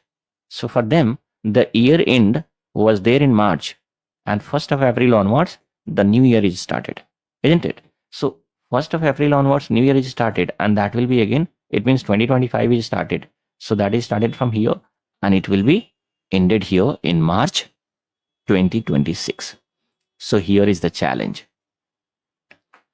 When you post a transaction in March 2026, look at here, SAP has read out, a date is fine, month is 1. 1 means January. So SAP will check. January, which period? 10th period. Right? February is the 11th period, and March is the 12th period. Okay. So now look at here. So January is the 10th period. So SAP will check whether 10th period is open or not. So 10th period is open. What about the year, guys? So year 2025 is not ended yet, right? So we have to keep 2025 itself till 12th period.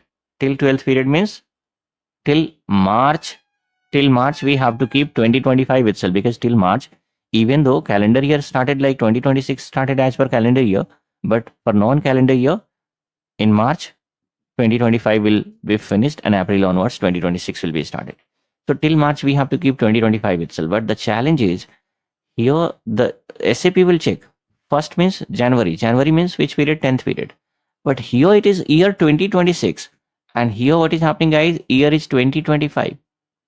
So now SAP is confused. How come it possible? Here we have given year 2026 and here 2025. Right? So what we have to do, guys? This one is the correct one. So we have to do one thing. So here, year shift. If you talk about year shift, so since it is 2026, but generally our fiscal year is 2025 itself, right? So year shift we have to specify -1. Here also -1, and here also -1. What is the benefit? The benefit is there, guys. Look at here. So here 2026. So we are okay. So 2026. Now year shift we have given -1. It means we are giving an instruction to the system that whenever January, February, March is there, right? If we post any transactions for January, February, March, then whatever the year is appearing here, right? Shift this year value, right? Shift the year value with -1. It means 2026 -1 equals to 2025. Okay. Now, so SAP will check what? SAP will check 01. 01 means January. January is the 10th period. And what about the year? The year 2026 is there. So here in year shift, we have given -1.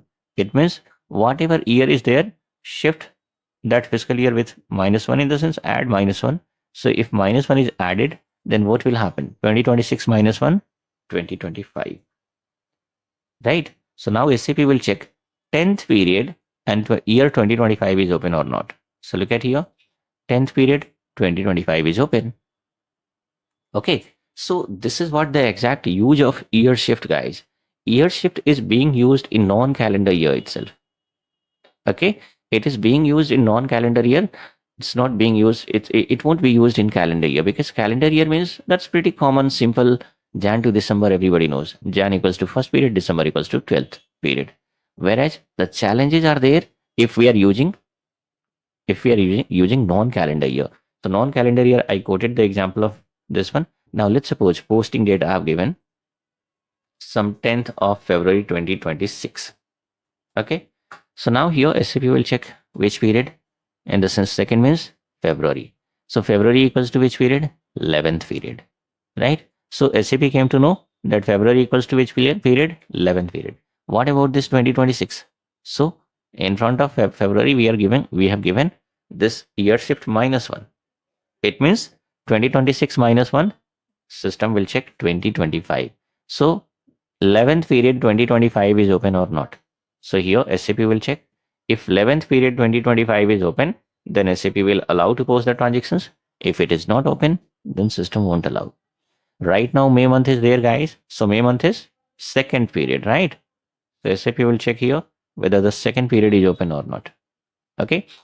Now, here the question is, why 0 here?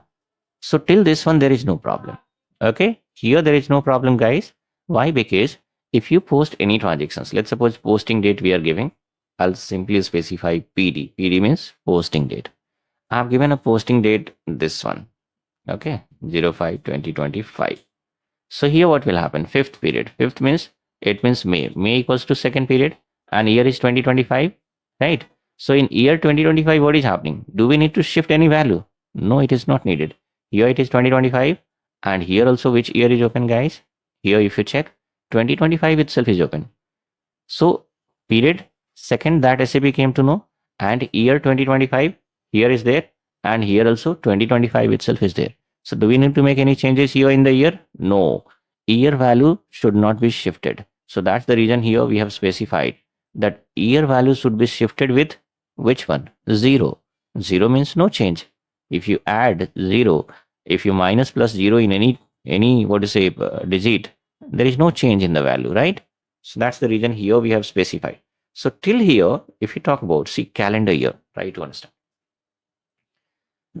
Here, actual, our calendar year is there. Calendar year is 2025. So here we are in 2025. Okay, till 2025. And in January, February, March, generally what happened? We entered in the calendar year 2026. So here is the challenge. For these 3 months only we are having challenge, right? Actually, for these 3 periods, our calendar year is 2026, but we have to like in the sense, so how SAP will come to know that actually it is not 2026, it is 2025 itself? So we have given year shift. We are saying that whatever calendar year is falling here in these 3 months, right? Just shift this value with -1. Okay, so that's the reason here year shift is going to be used. Okay, year shift will be used. Okay, so now what we have to do, guys? So here what I have to do? Simply, okay, so here I have to, again, here I have to specify -1. Here I have to specify -1 again. And here also -1. And then here I can give 0, 0, 0, 0. And then press enter. Press enter and then come down. Now here 8th month, then here 9th, then here 10th, then here 11th, and then here 12th. Okay. And again here August 31 days. Then we are having like this one September 30 days. Then again 31 days, 30 days, and 31 days, right? And here period like fifth period, then here sixth period will be there, seventh period is there, eighth period is there, ninth period is there, right? And then after here already we have given 10th, 11th, and 12th. Okay. And here year shift also you have to specify. So it is 000, already 000 is there, that's fine. Okay, here 00 is there, that's fine. Okay. Now if you press enter, everything is fine, you can save it. Okay, so you can create like that. You can create like that, or is first of all you can prepare. See, I'll tell you guys to understand in a better way. If you write on Excel sheet and then try to understand, you just do one thing. Now I have explained here. I have given the example of April to March, right? What is the exact use of April to March? We can have the example of even other fiscal year also. Like let's suppose take the example of here. I'll just make it insert it. Okay, so just take the example of October to September. October to September. Okay, so in October to September, this is also non-calendar year. Non-calendar year. So here October to September.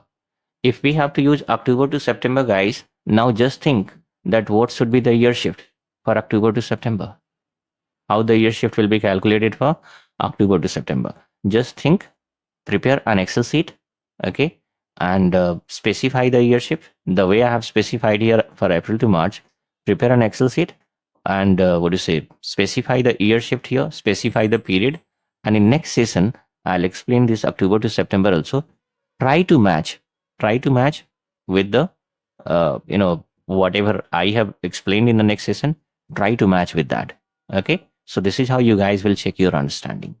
Okay, so what we have done here, I have defined a fiscal year variant T1. Save it first, Control S. It is already saved, I think, isn't it? Data was already saved, so that's fine. Now what next? We have created fiscal year variant. Now this should be assigned to your company code because multiple fiscal year variants are already created. And even like let's suppose if it is a totally a fresh server, new server, in that case also certain standard fiscal year variants are given by SAP, isn't it? So make it new. So standard fiscal year variants are given by SAP. Okay, so in that case what happened, guys? How SAP will come to know that this fiscal year variant we have defined for Tata Motor or Tata Steel? So we have to go for assignment. Use OB37 transaction code and here click on position.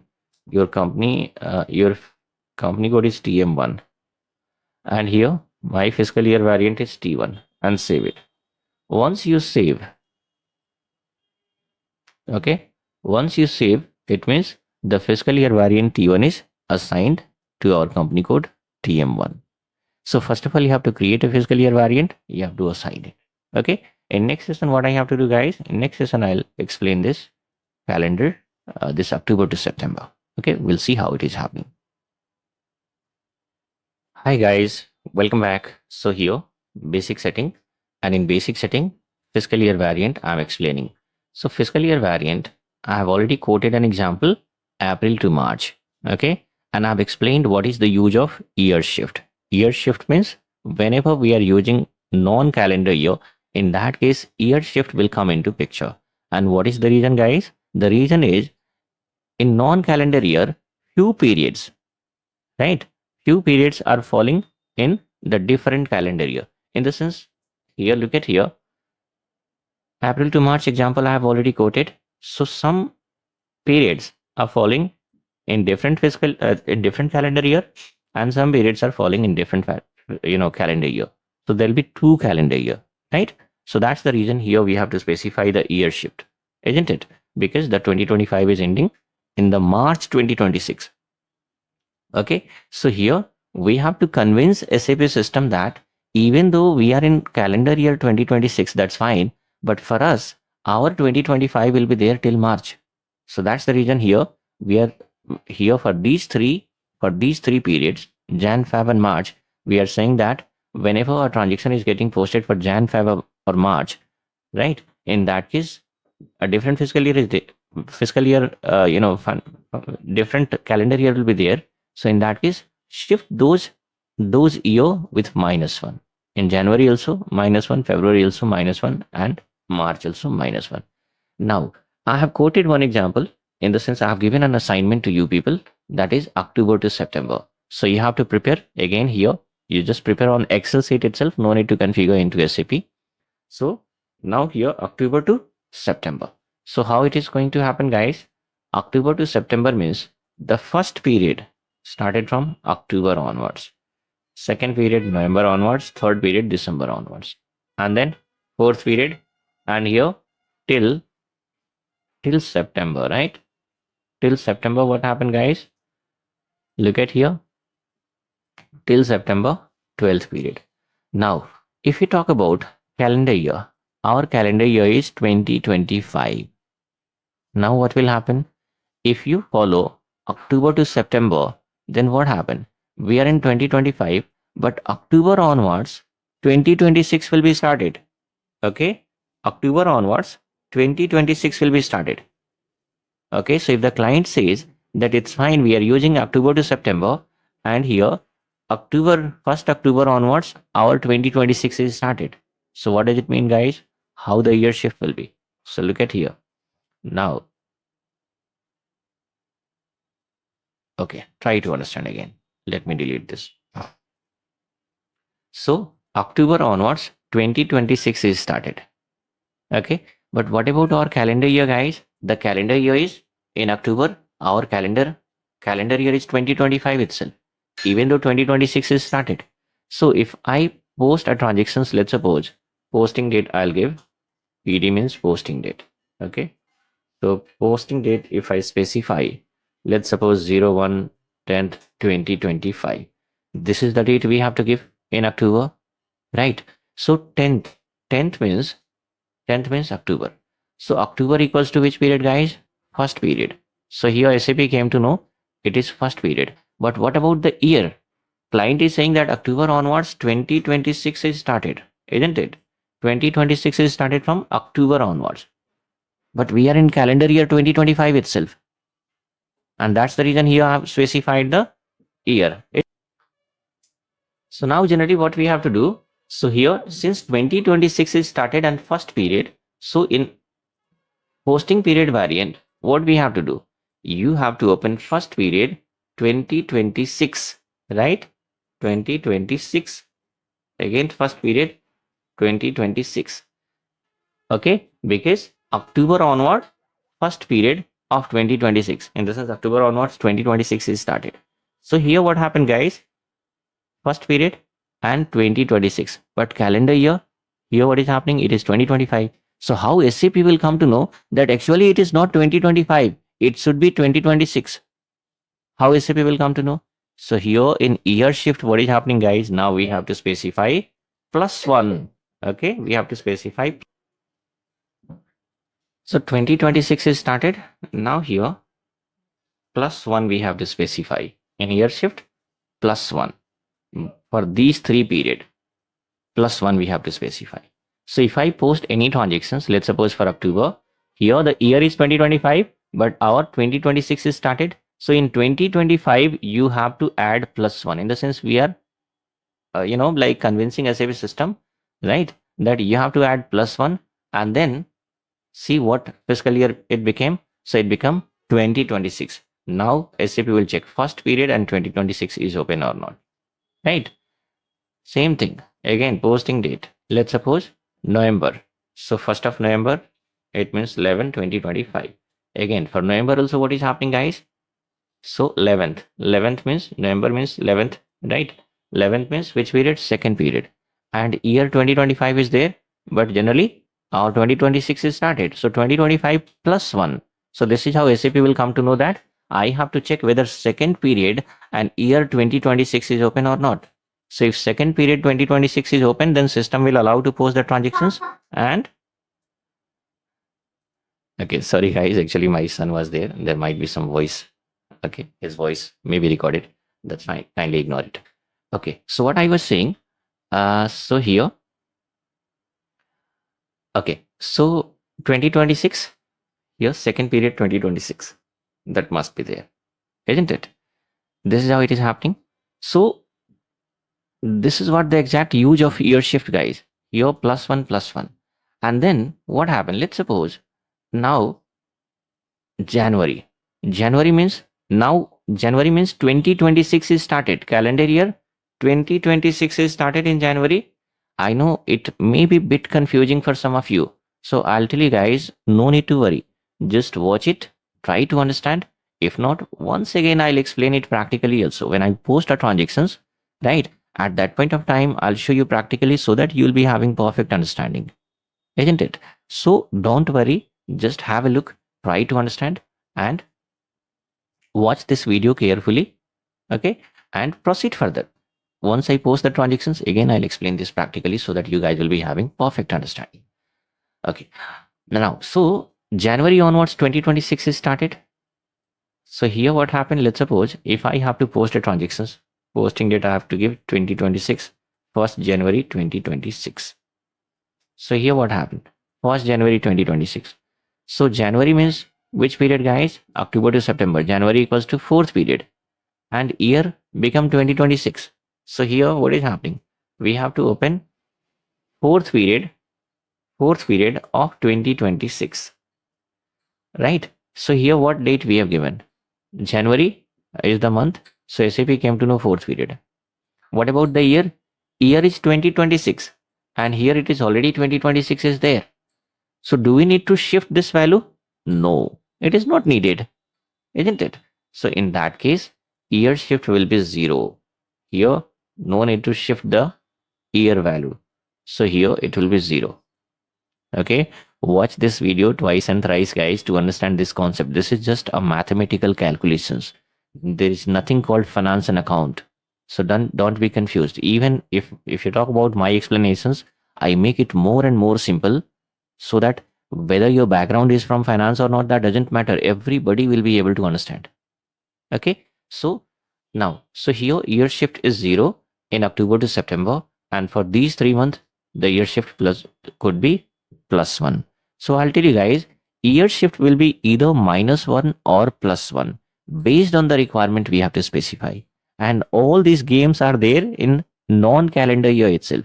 If we have to specify calendar year, no need to worry in that. There is no any year shift concept in calendar year, right?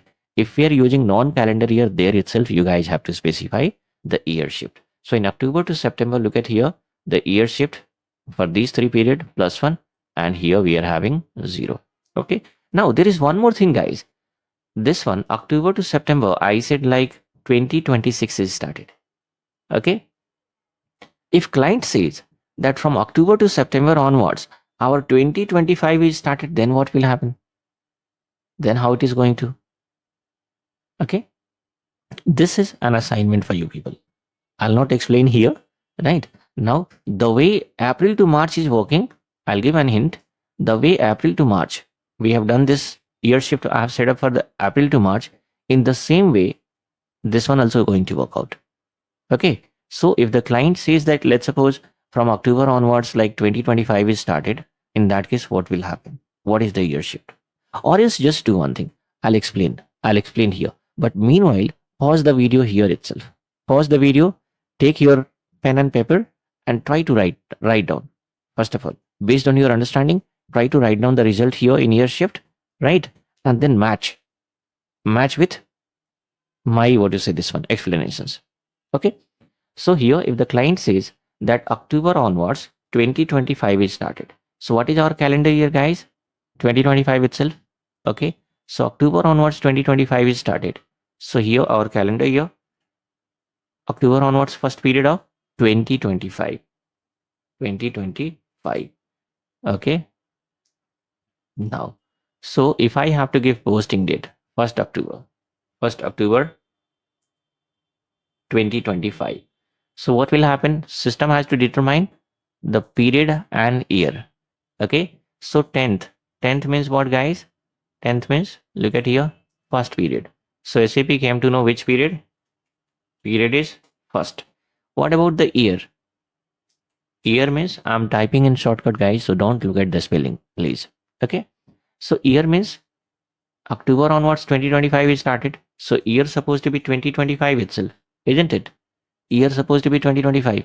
So that's fine. So here, generally year shift should be what? So 10 equals to first period, that's fine. And here year is 2025, isn't it? Year is 2025.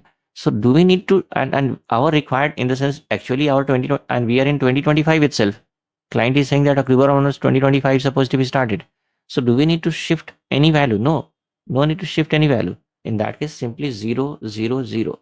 For these three periods, no need to shift any value because our calendar year 2025 and even client is saying that October onwards 2025 is started.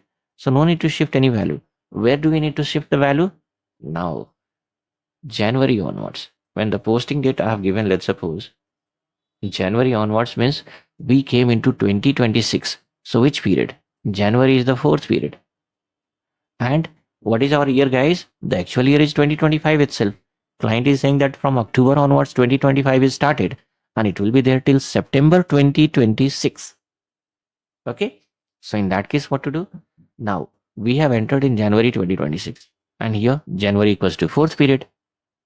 But what about the year? Year it is 2026 and we need 2025 itself. So year supposed to be shifted with which value, guys?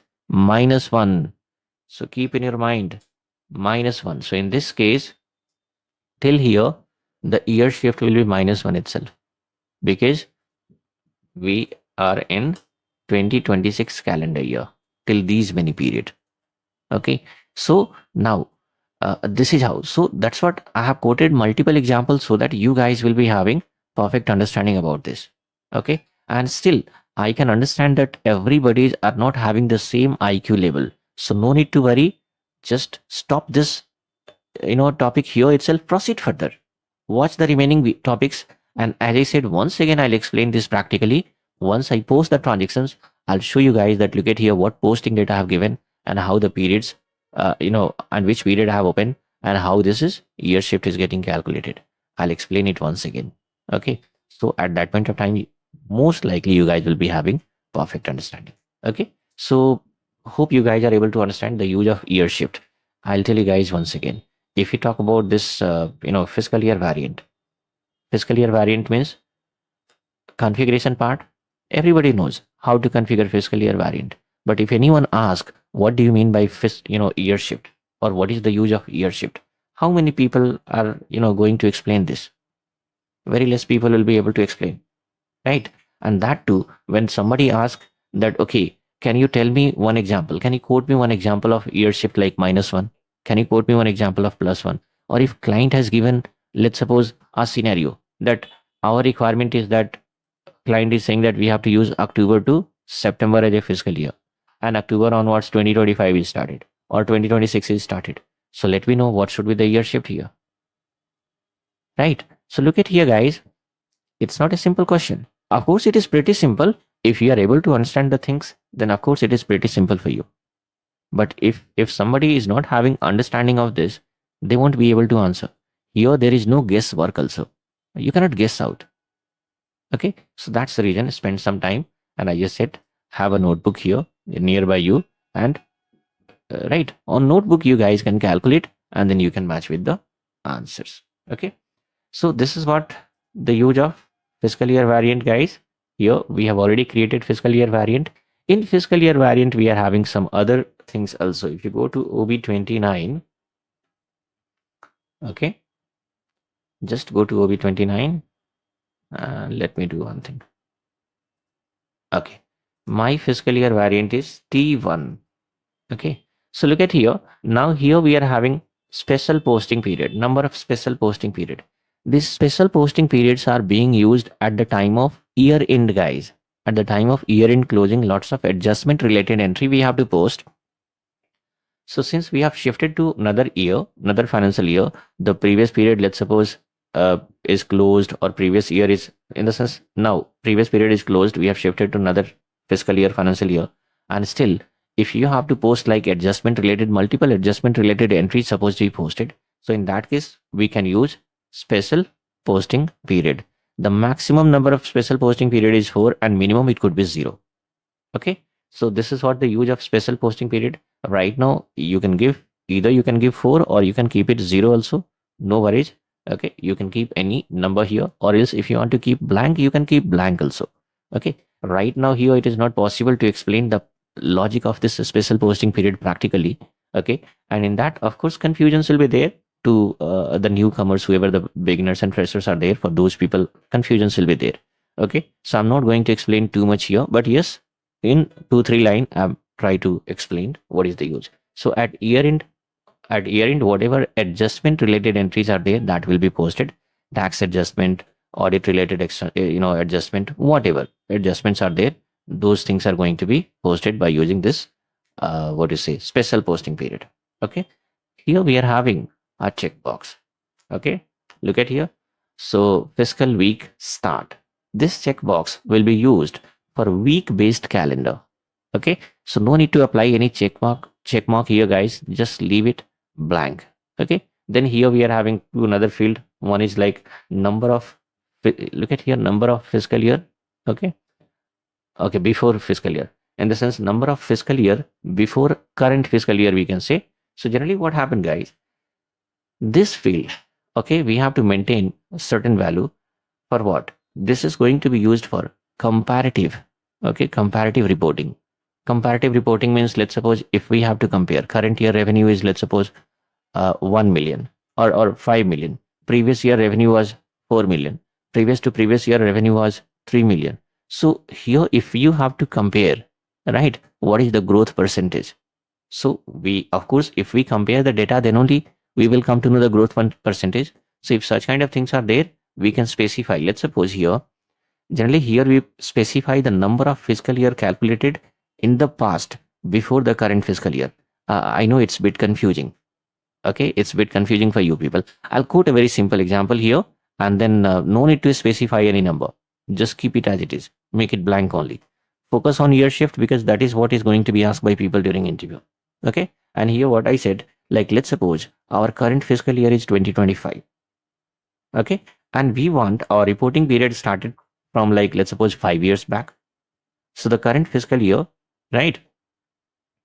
Okay, so current fiscal year, then we can enter here what? We can enter a number here. Which number? 5 we can enter. Okay, so leave it blank. If you keep it blank, then what will happen guys? If you leave this field blank, then the system use 20 as a default value.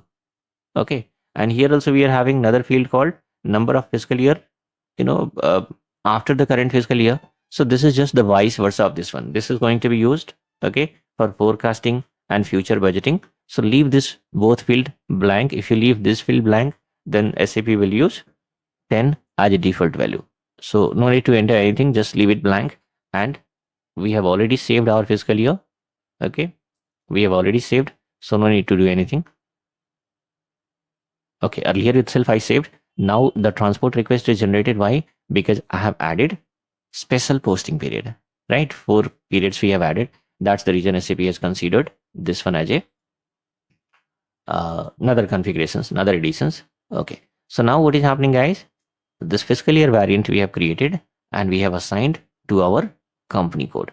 Okay, and I hope you guys are able to understand year shift. If not, try to repeat it. Okay, take the pen and paper and try to write down on that, and then you guys can match with my answer. Hi guys, welcome back. So here in this session, once again basic setting, and in basic setting we have seen in the previous session I have explained posting period variant, fiscal year variant. Now I'll explain field status variant. So now field status variant, look at here guys. Field status variant control the fields which appears during transaction posting.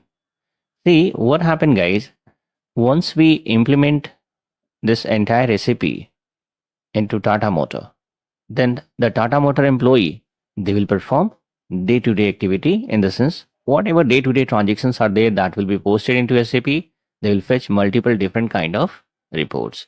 Now, while posting the transactions, let's suppose if somebody from Tata Motor is posting the transaction. So while transaction posting, guys, there will be multiple field will appear, right? Look at here, I have quoted an example. I've just shown an screenshot here, like this assignment field, text field, right? So let's suppose if there is a requirement, that say for example client is saying that this assignment number, it must be a required entry or it must be suppressed. So in that case, what will happen, guys? How to make it? Of course, we can make it. We can make this entry as a required entry, or we can make it suppress with the help of field status variant. Or is this text field is there? Let's suppose here, I'll okay. If I'm posting a transactions, let's suppose rent debit and bank credit, right? So in that case, if I write here rent debit and bank credit. So now here, if rent debit and bank credit, okay. So if we have to write certain narrations, if we have to write a narration here, like rent for a particular office, rent paid for corporate office, where do we have to specify this? I'll show you practically here, guys. Not for this company code, TM1, because the configuration for TM1 is incomplete. In the sense, whatever the minimum configurations required to post a particular transactions for TM1 is still, we have not completed those configurations. Still we are in basic setting. Then after we have to perform GL setting. And once these are the settings, these are the configurations completed, then we can post the basic transactions. Okay. So no need to worry, guys. These all things will be repeated again practically once we complete the GL settings and once I post the transactions for TM1. So the moment we are able to post the transactions for TM1, once again I'll repeat these all things practically so that you guys will be having perfect understanding. Okay, logical understanding, I can say. Now here, go to FB50. FB50 is the transaction code by which we can, we post the transactions. See here I have shown like TM1. This is our company code. While posting the transactions, let's suppose here I'll specify a document date. Okay, this is the posting date. What is this document date and posting date? This also will be explained, guys. Posting date means the date on which transaction is getting posted, but the document date is having certain logic, will be explained later. Once I start a topic called terms of payment, then you guys will come to know what is the difference between document date and posting date. Right now, we are talking about field status variant. How the field status variant control the fields. Look at here, we are having multiple fields. Okay, so first of all here GL account, which GL is debited? Let's suppose rent GL. So for rent GL, we have to create the GL. For rent GL, what we have to do? We have to create the GL account. Okay, and in SAP, when you create a GL account, so we have to give a GL number, GL code. Okay, so just assume that I have given this code 4000 and bank code is, bank GL number is 1000 and rent GL is debit. So you can select this debit and here credit. Okay, here amount, this amount, right? And here this amount. And look at here, we are having, so multiple fields are appearing, right? Multiple fields like validate, assignment, text, and even after that also multiple fields are there, cost center, profit center, business area. Now client said that here in text field we have to give certain narration. Okay, so narration means rent GL debit. Okay, so rent GL debit means here we want to give narration like rent for corporate office. This is what the narration we have to give. So guys, generally what happened? Right now, these all fields are optional fields. So if the client says that whenever somebody posts a transactions, right, any transactions related to rent or audit fee or any such kind of transactions, then the narration must be given. In the sense, text must be entered. So what will happen if somebody has forgotten to enter the text?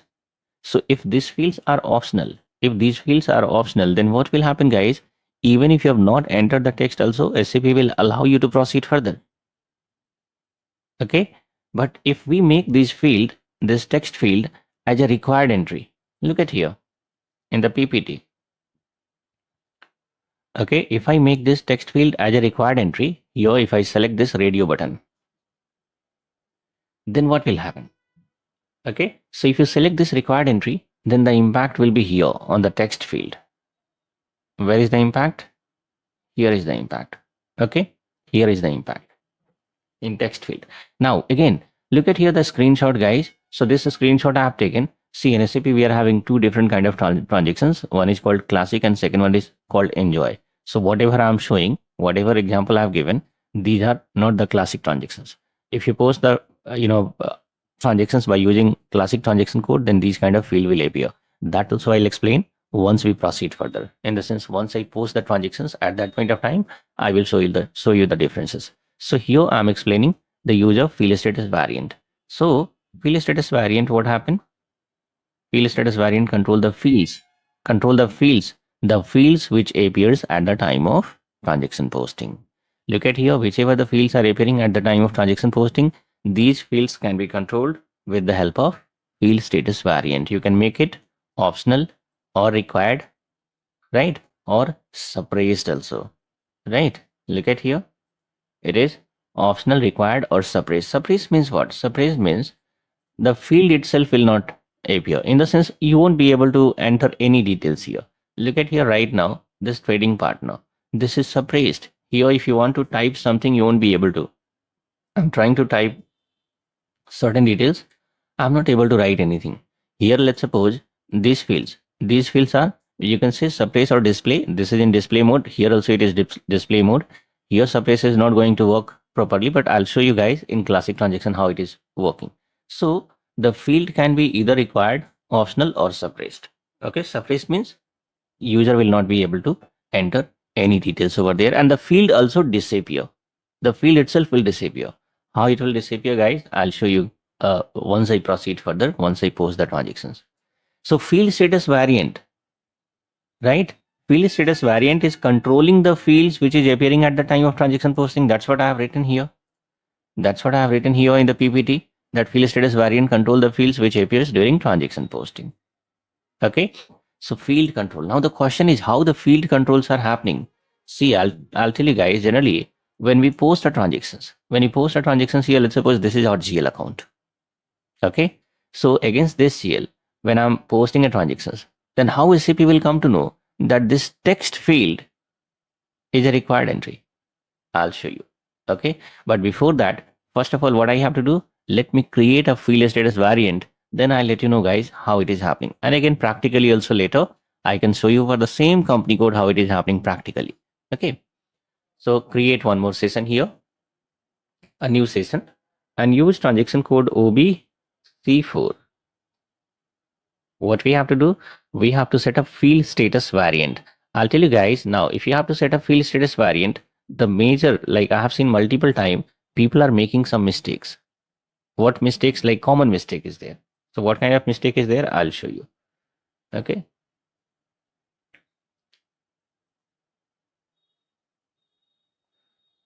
Okay, now it is appearing. Okay, the server become a bit slow. I think we'll have to go for format because multiple configurations are there, guys, and at least once in a year we have to format. But I think for last 2 years it is not formatted because whenever I try to format this, lots of students say so our settings will be gone, so kindly wait for 1 month, 2 months, and like that it is like it has taken almost 2 years. That's the reason the speed become a bit slow. Okay, so what we have to do, field status variant. So SAP has given standard field status variant, that is 0001. Okay, somebody has given TM71, but it is 0001. Okay, so standard field status variant 0001 and 1000 will be there here. Okay, this one and this one are the standard field status variant given by SAP. So when you have to create a field status variant, it is recommended by SAP to copy the standard which is given by SAP. Okay, because all the settings are already given by SAP here in the standard, so better to copy the standard. So anyone you can copy, either 1000 or 0001. Let's suppose I'm going to copy 1000. So here select this. How to select? Click here. If I click here, then it is selected. Once I click here, it is deselected. Click again. Now it is selected. Click on copy. And here, what is your field status variant code, guys? So keep the same code what we have given for company code, guys, TM1. keep the same code. Why I'm keeping the same code? So that it will be pretty easy for me to remember, isn't it? So now here, descriptions also I have changed, and then press enter button. Once you press enter button, look at here, copy all and only copy entry. Always click on copy all. Don't click on only copy entry. Okay. If you click on copy all, then within the field status variant, we are having multiple field status group. Okay. So these all field status groups will be copied. And that is what is our objective. That's the reason we are copying the field status variant. Standard we are copying because within a field status variant, we are having multiple field status groups. So now the question is, what is the use of field status group? I'll explain you guys. Okay. Now, so click on copy all. Don't click on only copy entry. If you click on only copy entry, then only the text field will be copied, but the groups will be missing in that. And that's the reason multiple time I receive the screenshot from candidates saying that I have created the field status variant, but still while creating the GL master, I'm not able to see any field status group. That is because people they have made the silly mistake. In order to make some, let's suppose there are certain candidate who try to make some experiment. I'm not saying that experiment is bad. Of course, you have to make the experiment, but first of all, you have to complete one end-to-end configuration successfully. And once you have once you have done the one end-to-end configuration successfully, then you will be having you guys will be able to understand multiple logic, right? And multiple in the sense you'll be having better idea, right? And after that, if you make the experiment, then if you stuck somewhere, that's fine, you will be able to find out the root cause. But initially itself, if you make the several experiment, then later on what happened, guys, it is going to create lots of confusion and you won't be able to find where so what mistake you have done and where you have made the mistake. That's very difficult for you to identify. For me also it is not possible because these are the self-learning videos, and here multiple people are buying these videos and they're doing the practice, isn't it? So it's very difficult. That's what I'm saying, it is self-learning videos. So generally what happens, guys, you have to be careful whenever you do any configurations. Click on copy all. So follow the way I'm explaining and the way I'm doing the things here. So click on number of dependent entry. Okay, so look at here, number of dependent entries copied. How many? 48. Just press enter button. Okay, select this TM1 once again and double click on field status group. So look at here, guys, multiple field status groups are copied. Multiple field status groups are copied. Okay, these are the somebody might have created this blank. Okay, now so okay, just keep it, no issues. Or else if you want to delete this, you can select and you can delete also. Okay, and then we can save it. So now what we have done, and don't forget to save, because if you have copied, you have checked your field status group, and if you've forgotten to save, then what happened? It means the field status variant is not created, right? So that's the reason. So you have to save it. Now I have saved it. Now this field status variant TM1 I have created for our company called Tata Motor. That you guys know. I also know because I have done this. You guys know because you are watching this video. What about SAP? How SAP will come to know that this field status variant I have created for Tata Motor? So of course we have to go for assignment, right? We have to go for assignment. Open one more screen here and go for assignment. Now go for assignment OB C5. Click on position, enter your company code, and here field status variant TM1. Okay, it's pretty simple to remember if you keep the same code as your company code was there, right? This is my company code TM1, same code I have kept. Just save it. Press enter.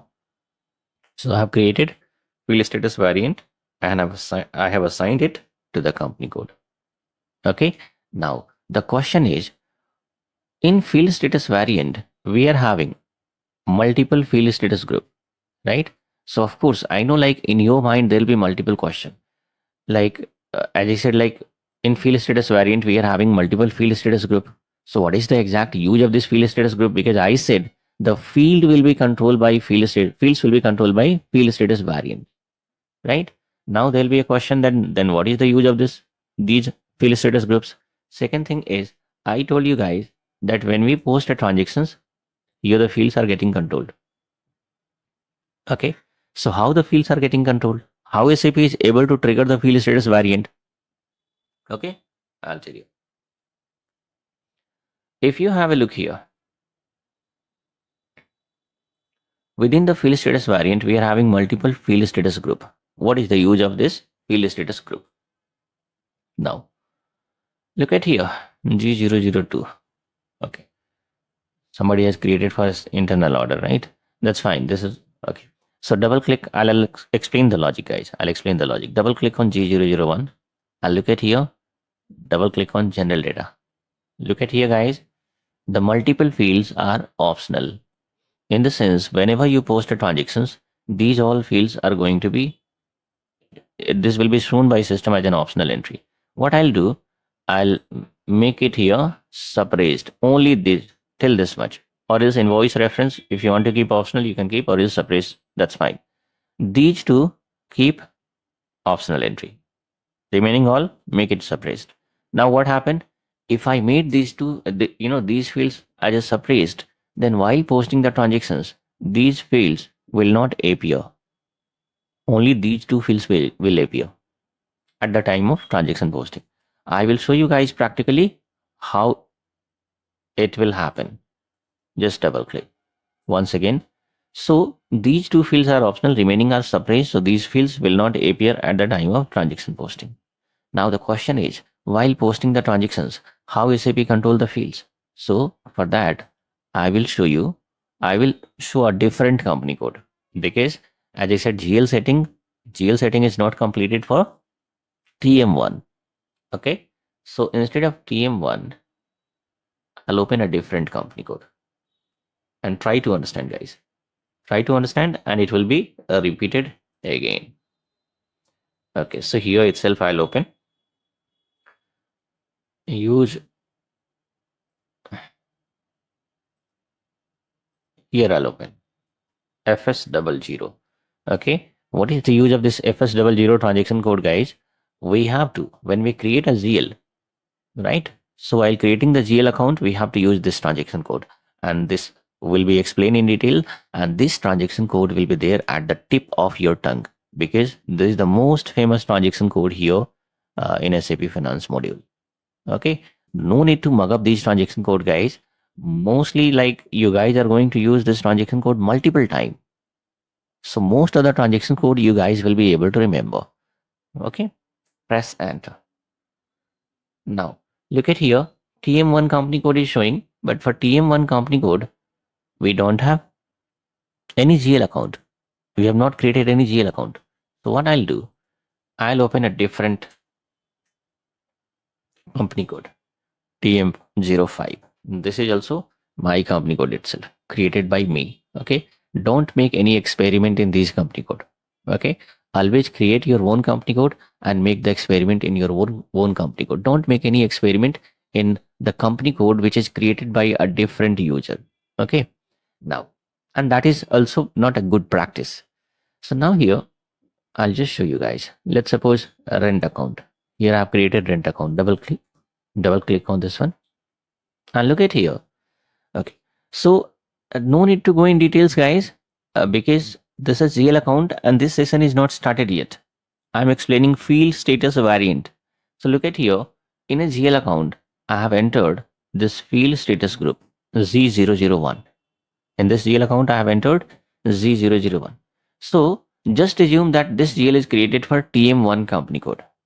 This GL is created for TM1 company code. Now what will happen? When I post any transactions for GL account 4000, look at here. When I post any transactions for the GL account 4000, and our requirement is the text field must be a required entry. So look at here. In GL account 4000, which field status group I'm using? So I have used the field status group Z001. So in G001, what I have to do, guys? In G001, Here is the field status group I have already opened. The text field, I have to select here required entry. Okay, so if I select required entry, then what will happen? The text field will become required entry here in transaction posting. Required means you must have to enter certain input. You cannot proceed further without giving certain input here. Okay, practically also I'll show you guys for this company code itself, for TM1 itself.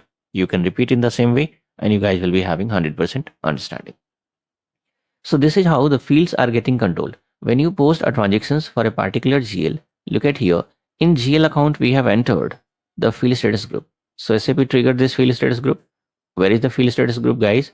Within the variant, we are having multiple field status group, out of which I have entered G001. That's the reason I'll make it optional, and later I'll show this practically, guys. Once I perform the entire basic setting and GL setting, then while posting in transactions, I'll show these all things again. Okay, so within the field status variant, we are having multiple field status group. At the time of creation of GL account, there'll be a question: why G001 itself? Can't we use G002? Can't we use G003? See, I'll tell you guys, there is a logic behind these things. Okay, there is a logic. See, and what is the use of multiple field status group? Right? Why can't we manage with a single field status group itself? So I'll tell you. Generally, a rent account debit and bank account credit. And for that, client says, client means Tata Motor, while posting a transactions, okay, for rent GL, the text field must be required. Okay, but when we post the same transaction for audit fee, let's suppose audit fee GL,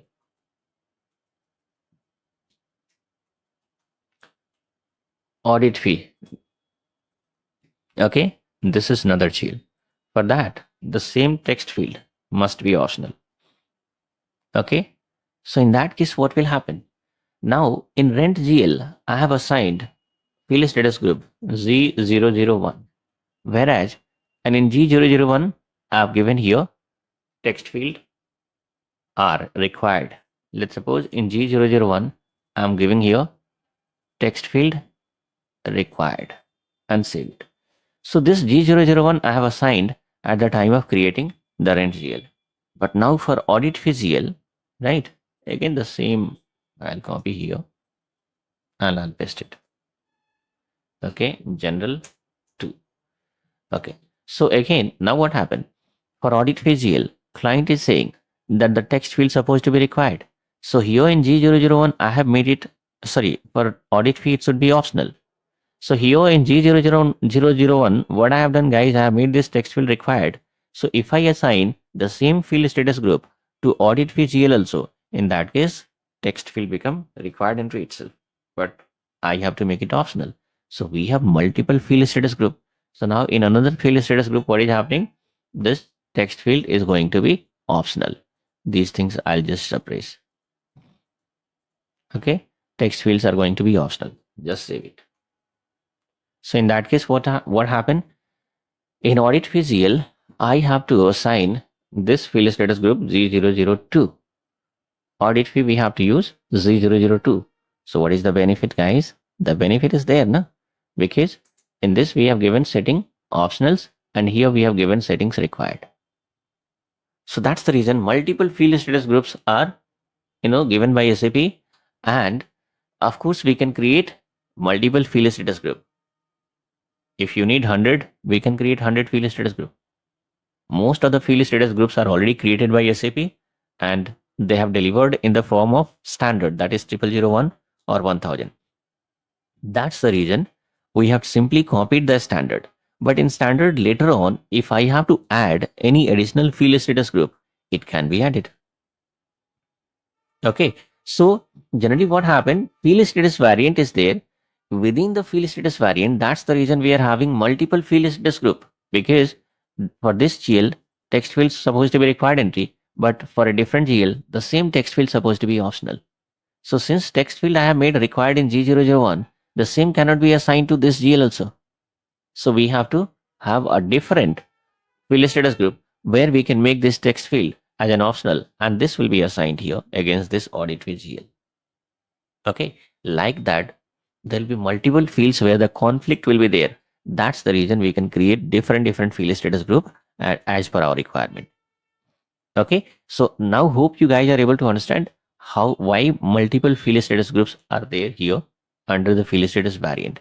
And when I say field status variant control the fields, so what does it mean, guys? Of course, field status variant itself control the fields. Why? Because whatever field status groups are there, these field status groups are there under a variant itself, right? These field status groups are there under a variant itself. So if I say G001 control the fields, this is field status group. But what about the field status group? This is the part of field status variant itself, guys. If I say, let's suppose New Delhi, or if I say Mumbai, Mumbai is located where? It's the capital of Maharashtra. It is there in Maharashtra. And Maharashtra is there in India. So can we say Mumbai is there in India? Of course, isn't it? So fields are controlled by field status group, but these field status groups are there within the field status variant. So can we say that field status variant control the fields? Yes, we can say with the same logic, right? So this is how generally what happened. Field status variant control the fields which appears at the time of transaction posting. Now I have explained this theoretically since the complete configuration is not there for TM1. That's the reason I have explained theoretically here. In upcoming session, I'll show this practically also. Okay, so this is all about the field status variant. What we have done, you have to create the field status variant and you have to assign. Creating in the sense you have to copy the field status variant and then you need to assign against your company code. Hi guys, welcome back. So here we are in basic setting, and in basic setting now I'll explain another topic called number range. So what is the use of number range, guys? How to set up the number range? So as I said, guys, the configurations are pretty simple. The steps in the sense like within 2 minutes, 1 minute, 3 minutes, right? We can complete the each and every steps. But if I have to explain the logic behind those creations, then it takes time. So try to understand what is the use of number range. Now, generally what happen if you post a transaction here in SAP, let's suppose here rent account debit and bank account credit. Okay, if this transaction has been posted, a rent related transaction we have posted. Okay, so rent related multiple transactions are posted. Say for example, if you see the report, okay, if you see the GL report, if you see the GL report, guys, for this rent account itself, okay, GL report, I mean to say like for rent account. Okay, so in that we have posted multiple transactions. Okay, one transactions, let's suppose worth of 4,000, another transaction worth of 6,000. Like that, different transactions will be posted, right? So what happened whenever our transactions are getting posted, for every transaction, system will generate a transaction number. Okay, transaction number. This transaction number itself is called document number. Okay, whenever we post a transaction into SAP, every transaction is called a document. In SAP language, it is called document. So for every transactions, transaction number is getting generated. Since transaction is called document, so a document number is getting generated here. Okay, so while posting a transactions, what happened, guys? System generate a transaction number. Since we call like transaction is called as a document, so transaction number will be called document number, right?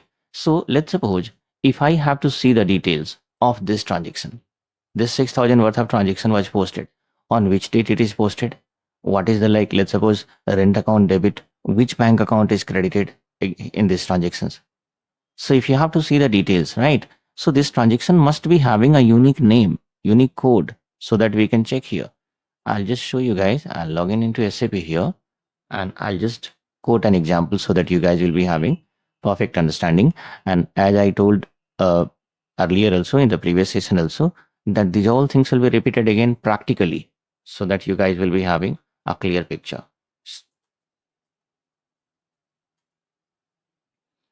Now, I'll just do one thing. I'll go to, okay. So I have one existing company code. It's already created. So what I'll do, I'll show in this company code itself. My rent GL. This is my rent GL code. Whenever we have to create the GL account, we have to specify a code actually, right?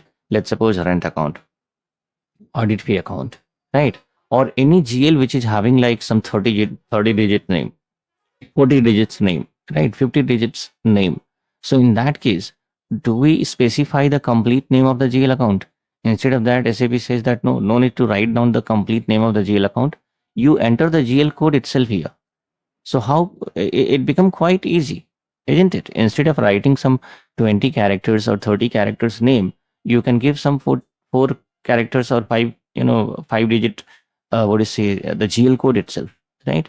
So again, that will be explained when when I teach you guys GL settings at that point of time. So here I have given a GL code and let me execute.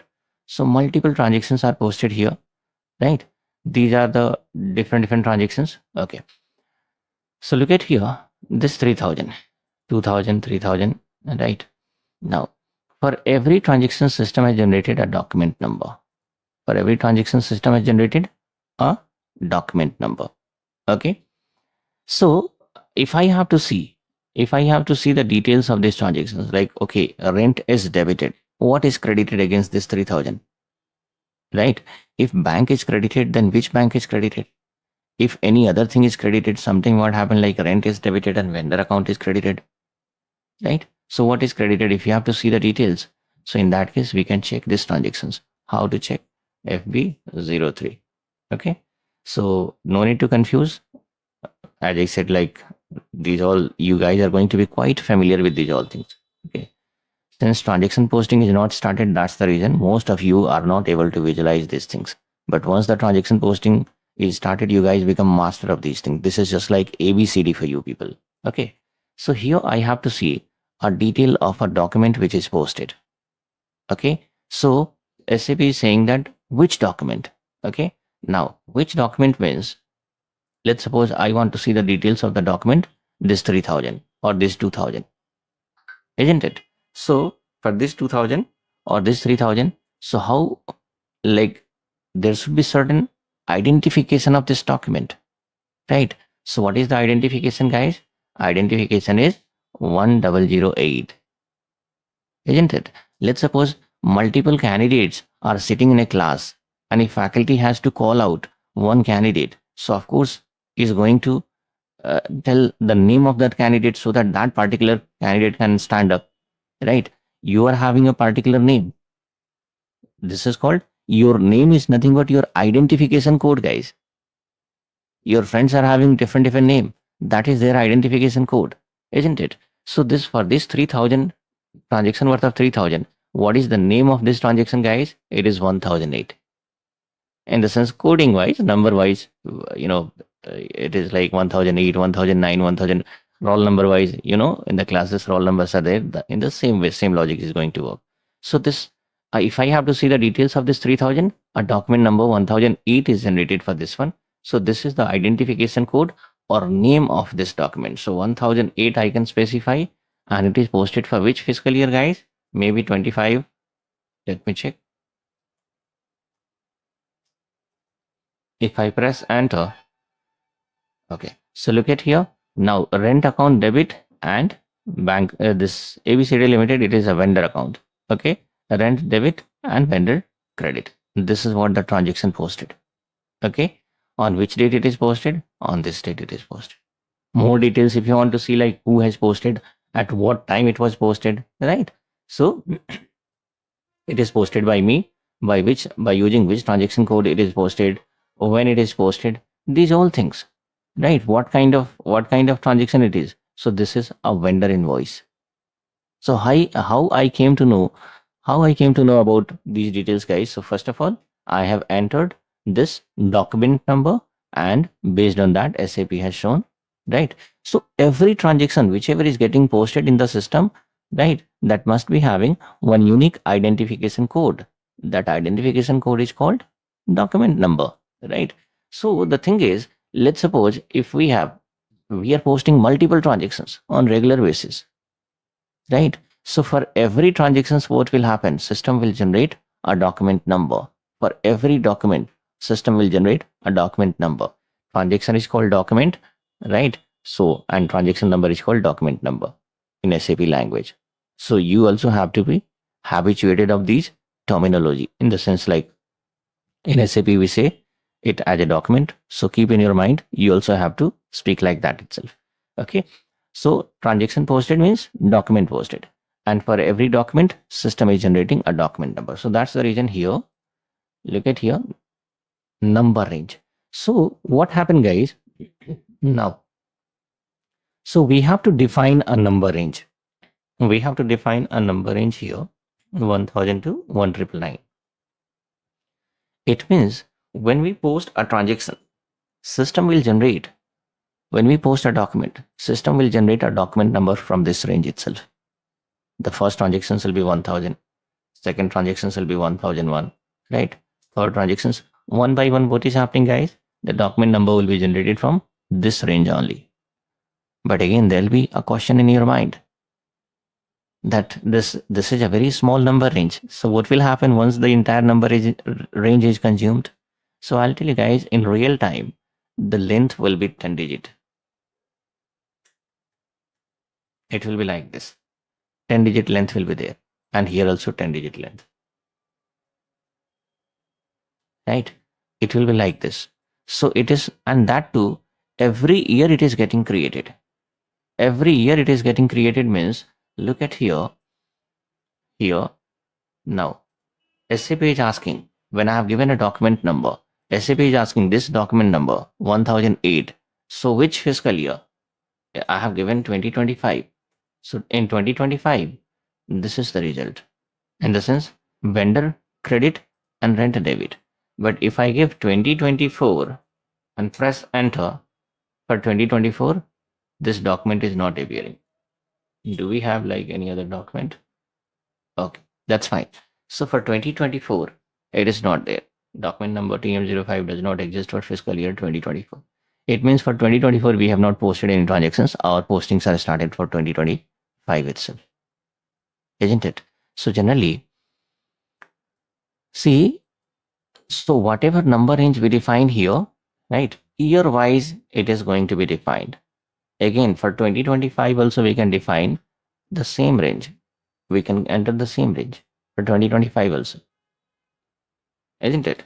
So this is what the logic behind. Again, right now, what I'll do. Okay, so this number range means in real time the length will be more. Okay, and that too every year it is getting created. Again, the question will be, so same number range we have created for 2024, same number range we have created for 2025. So it means in 2024 also, I'll make it again smaller. Okay, this is like in 2024, we have given a range from 1000 to 1999. Okay, for your practice purposes, guys, better to use a small number range so that it will be quite simple and easy to analyze that which number was generated, right? And 2025, because you guys have to understand the logic. So look at here, the same number range was created in 2024 and same number range was created in 2025. Okay, so that's fine. It means, let's suppose a number got generated, like let's suppose 1001 in 2024 and 1001 in 2025. So that's fine. It's not a problem, because when you see the number, let's suppose 1001 for 2024, whatever the transaction was posted, rent account debit and HDFC bank credit, and maybe 1001 for 2025, it could be a different transaction, right? Document 1001 does not exist in fiscal year 2025 because I have deleted lots of transactions, guys. That's the reason it is not appearing. But that's fine. So the same transactions for 2024 can give a different accounting entry, in the sense like maybe rent account debit and HDFC bank credit, and same 1001 for 2025 rent debit and ICICI bank credit. So year wise, whenever you give a number, you have to specify the year also. So this is how we can see the. So for 2024, 1001 is generated in 2024, but it is having a different entry. And the same 1001 generated in 2025, it is having a different entry. Okay. So this is what the logic, guys. Now, how to create the number range? Creation is pretty simple, guys. You can use FBN1 transaction code and enter here your company code TM1, click on interval, and we have to give a number range code here, year 2025, 1000 to 1999, and just save it, Control S. Now, there is a logic behind this number range code in our status. Okay. So again, this is how the number range is getting created. There is a logic behind this external also. Okay. So in next session, I'm going to explain what is the logic behind the NR status, this number range status. Actually, this is pretty important, guys. You need to understand. So theoretically, first of all, I'll explain, and practically also, once I post the transactions, then I'll explain. But I'll explain in next session, guys. Guys, welcome back. So in number range, in previous session, I explained how to define number range, how to create new number range, right? This number range. Okay. So number range, look at here. I have specified while posting a transactions. Transaction is called document. System generate a transaction number, that is also called document number, right? Based on the number range we define here in SAP. In previous session, guys, we have already defined the number range. I have already explained here that in real time, of course, we have to use a large number range, but for our this one, for our what to say practice purposes, better to create a small number range and try to understand the logic behind this, right? So whatever number range we define, from this range itself, SAP generate a document number. Okay, so whenever we post a transactions, whenever we post a document, system generate the document number from the range which we have defined. Now the question is how SAP triggers this number range at the time of transaction posting. So that I will explain, guys. Now here, look at here. If you go to FBN1 transaction code, and by using this transaction code, I have click on interval, display interval. So it is there in display mode, right? If you click here, that is in change mode. Okay. Now, so if you want to change the number range, you can change it. Again, changing is possible here. Look at here. This is the lower limit and this is the upper limit. Now, smallest one and this is the largest one, right? So a range is there. Once you have posted a transactions, in that case, it is not possible to change this one, but yes, here we can increase. That's fine. Now, so when you define a number range, we have given a number range code, right? Here it is in our status. There is a checkbox called external. What is the logic behind that? See, number range code. Generally what happened? So I have defined, let me delete all these things. Okay. If I have to define a number range, let's suppose here I have given a number range code 01, 02, 03. Okay. And here range I have given 1000 to 1999. Small range only. As I said, in real time, we have to give a big range. 2000 to 2999. Then we have 3000 to 3999. Okay. So this is like number range code. NR code. I'm typing in shortcut, guys. This is from and to, and here NR status. Okay. So what is the use of this? I'll tell you guys now. So generally what happened? Okay. So we can define multiple number range, guys. 01, 02, 03, like that. We can define multiple number range. Okay. So the question is, why to define multiple number range? Okay. And of course, if you define a multiple number range, look at here, this number range code. This is going to play a crucial role. How? I'll tell you. So first of all, in SAP, let's suppose we have different types of transactions. In the sense, like, let's suppose we have JV posting, general voucher. Okay. General voucher means GL to GL entry. When you post a transaction, rent account, debit, bank account, credit, this is JV. When you post a transaction, salary account, debit, bank account, credit, this is also JV. fuel expense debit, bank account credit, this is also JV. Here what is happening, guys?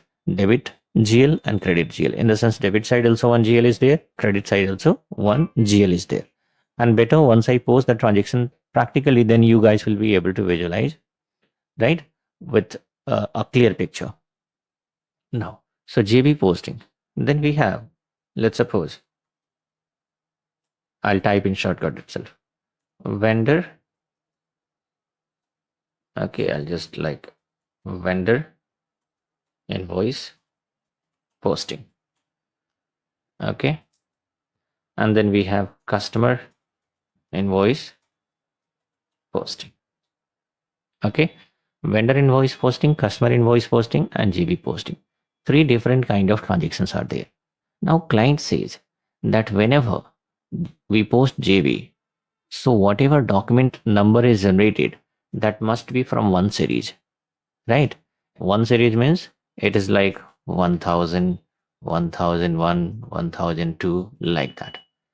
When the vendor invoice is getting posted, the number will be like this.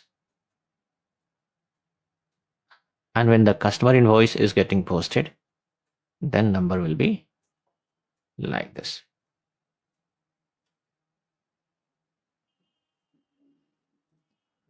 So this is what the requirement now. So generally what happened, guys, look at here. These are the different number range code. Against this one, I have given this number range. Against this second number range code 02, I've given a different range, and like that.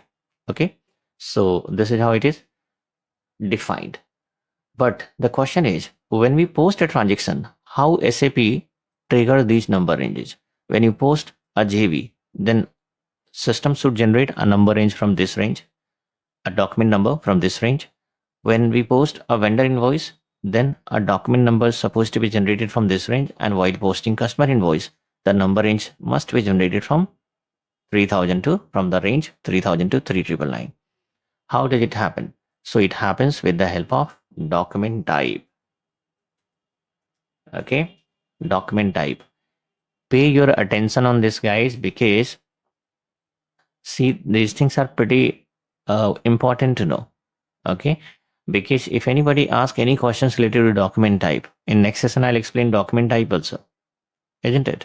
So in one, most of the people are explaining or giving the answer just in 1 and 2 line, which they have noted down from somewhere, from Google or somewhere, or else like if they're taking training from any institutions, then the faculty simply code the definitions in 1 line and 2 line. But that is not your explanations, right? So I wish whoever my students are there, they have to explain other things in an exclusive way, right? You have to explain the control. You have to explain the exact logic. And this is how you guys are going to become a successful consultant, isn't it? So don't focus only on what is the interview point of view, guys. Of course, if you have perfect understanding, easily you guys will be able to clear the interview. But what about survival? Once you get the placement, how you guys will be able to survive in real time? So this knowledge, whatever I'm giving here, whatever things I'm explaining here, if you understood the logic, then 100% guaranteed, like you guys are going to clear the interview also, and even in survival also there won't be any problem. Okay, so that's the reason. Of course, my explanation is bit slow. The things I'm explaining like too much, but ultimately it's for your benefit only, right? So here document type. Look at here, document type came into picture. How SAP triggered this number range? Okay, so generally what happened? This number range code we assigned against document type. Okay, say for example there is a document type SA. The number range code, this 01, I assigned to this document type. Number range code 02, I assigned to this document type. And number range 03, I have assigned this document type. I'll explain this practically once again. No need to worry. I know that none of you are able to visualize the things the way I am able to visualize. But that's fine, guys. As I said, like I'll be explaining practically once again. I'll show this practically. But the thing is, if I explain right now, then you guys will be able to remember and correlate the things when I explain practically. Okay, that's the reason I'm creating a plot of story. Okay, now, so here SA, KR, and DR. Against this 3 document type, I have assigned these 3 number range. Okay, look at here. While posting a transactions, when we post a JV, I'll open here. We have to use transaction code FB50 for JV posting. Okay. When you post a vendor invoice, transaction code is used here is FB60. And customer invoice posting, the transaction code is used is FB60. Okay. So look at here, guys. Now, FB50. Okay. When you post a transaction, when you post a JV, this is like JV posting, GL to GL. Here GL account, here GL account, JV posting. So here will be like debit, one credit, here debit, and here credit we can specify, and GL account can be given. So this is JV posting. What is common, guys? While posting the transactions, for every transactions, look at here, a document type is appearing. Okay. For every transactions, a document type. Look at here, a document type is appearing, KR. Right? Here also DR, and here document type SA. So three different document types are appearing for three different screens. This is for JV posting SA. Look at here. This is like vendor invoice, KR document, and customer invoice, DR document. So generally what happened, guys, as I said, in document type, we have to assign the number ranges. So against SA01, against KR02, and against DR03. So while JV posting SAP triggers this SN document type, here KR document type, and for customer invoice, DR document type. When you post a transactions JV, SAP triggers the document type SA, right? And against SA document type, we have assigned the number range code 01. And against 01, I have given a number range 1000 to 1999. So when you post a JV, what happened? SAP triggers this number range. How? With the help of document type. Isn't it? So logic, right? You have to correlate the things. Look at here. Now posting transaction is getting posted here. JV in the sense like real to real entry is getting posted here, is posted here. And number range, how number range is triggered? With the help of document type. First point of contact, document type. Against document type, we have assigned the number range code. And against this number range code, we have given a range, number range. And from this number range, a number will be generated. When you post vendor invoice, system triggers KR document type. And against KR document type, let's suppose we have given 0 to number range code. And against 0 to, we have given a range 2000 to 2999. So this, from this number range, a number will be generated. Now, the question is, what is this NR status? Okay, that is called number range status. Okay, here, if you guys are able to, let me open one more screen. FBN1. Enter the company code. Look at here. We are having NR status. So generally what happened? Once we post a transaction, system generate a document number from this range. Which document number, guys? So the first one is smallest number, that is 1000. Now what happened? The moment first document is posted, that is 1000, automatically this 1000 will be updated by system here in NR status. Why? Because how SAP came to know, or how SAP comes to know that how many transactions are posted. And let's suppose today we have posted 5 transactions, and tomorrow if somebody log in, and again if somebody post the transactions, then how SAP comes to know that 4 or 5 transactions are already posted. So generally, whenever the transactions are posted, SAP generate a document number, and let's suppose first transaction got posted here, 1000. So that 1000 will be updated here in NR status. And next time, once you post the next transactions, right, system will generate another number, that is 1001. In the sense, NR status plus 1. So this is how what is happening, guys. This is how the number ranges, in the sense document numbers, are generated by system with the help of NR status. Always the current transactions which you post, that will be updated here. And whenever you post the next transactions, SAP will check what is the NR status here. And SAP found the NR status is NR status, let's suppose here updated 1001. So what is the next document number? 1001 plus 1, that is 1002. And again 1002 also will be posted here, right? In the sense 1002 will be updated here. next document number will be 1002 plus 1, so 1003, and that 1003 will be updated here. So this is what the role of or use of NR status. SAP does not have brain, guys. It's working here, right, based on the logic. So here this NR status plus 1 will be the next document number. Okay, what is the use of this checkbox called external? So right now what happened? System generates the document number automatically.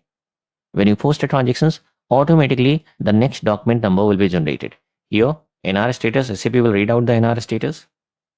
NR status plus 1 will be the next document. But if you apply a check mark here external, in that case, SAP will not generate the document number automatically. We have to put the document number manually. Okay, that's why this option is given by SAP, but better not to apply a check mark here, because in most other cases generally we SAP itself generate the number range automatically. In certain cases it may required, but not here in document. Will that is going to be explained later in upcoming session. Okay, but this is what the use of here. If you apply a check mark, then manually we have to enter the document number, guys. Automatically document number will not be generated by system. Okay, so don't apply a check mark here. Simply we have created one number range, and create one number range itself, guys. First of all, you test the things in a simple way, and once, let's suppose, or else like create one company code, and with that company code just follow my tutorial the way I'm explaining here and the way I have configured here. Follow this tutorial blindly. Okay, and after that, if you want to make some experiment, you can create one additional company code, and in that company code, if you want to make any experiment, that you can do it, right? But one company code, create one company code and follow me blindly. Okay, blindly in the sense the way I'm explaining the things, the way I'm configuring in that way you have to configure. So this is what the use of NR status. Okay, somebody during interview earlier, I have seen like question was asked by interviewer that let's suppose I have posted a transaction. Now, what should be the number, document number? This is what the question. So this is like to test your how logically how much you are, how you are stronger are compared to whoever the people are there, like how you are replying, right? So you have to think like a consultant. And I'm able to remember there was a girl, she was my student. Okay, so she said like, so this is what the number, question was asked, like I'm posting a transaction, I'm posting a document, you tell me what should be the document number. So I simply said NR status plus 1, and this is what I'm expecting from my students, right? So if anybody asks such kind of questions that I'm posting a document, you tell me what should be the document number, simply guys you have to say NR status plus 1. Don't say the number range is the number range, then that will be the document number. Why to explain that much, right? Answer smartly, speak like a consultant. Okay, so this is what the use of NR status. Okay, whatever transaction is posted, whatever document is posted, that document number will be updated here. Of course, I have seen like even in my live classes also, multiple, some of my students always every time they ask that, so what happened, like let's suppose because in an organization there'll be multiple people at a time posting, like 10 or 20 people are posting transactions at a time. So what happened in that case? How SAP updates the number range here? So I'll tell you guys, SAP works with the lightning speed. Even if the 10 people have posted a transactions, still, of course, everybody are posting the transactions. There'll be some difference of microsecond, millisecond. That also will be captured by SAP. And whatever the 10 people have posted the transactions, so 1000, 1001, 2, 3, 4, 5, 6, 7, 8, 9. The last document number was generated, that is 9, and that will be updated here. So the response of SAP is quite fast. Okay, so this is what is happening. So that is the logic of NR status. Here I have seen multiple time people ask the questions directly or indirectly, right? NR status logic. So that's the reason I have explained in details. And once again, when we post the transactions, I'll show you guys practically that how SAP is able to generate a number here.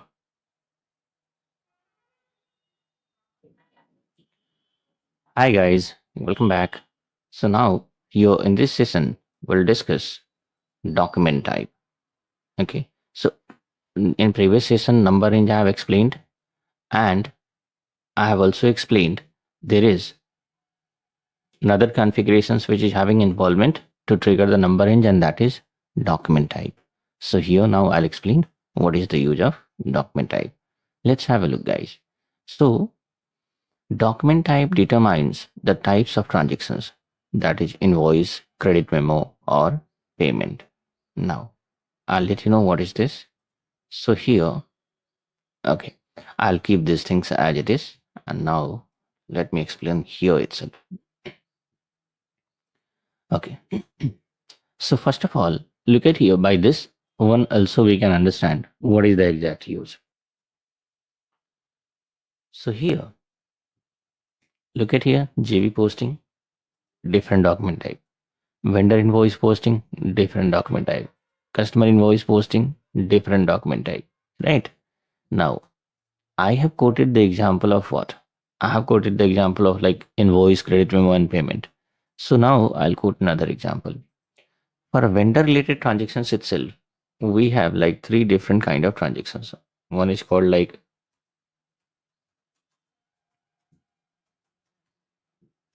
vendor invoice.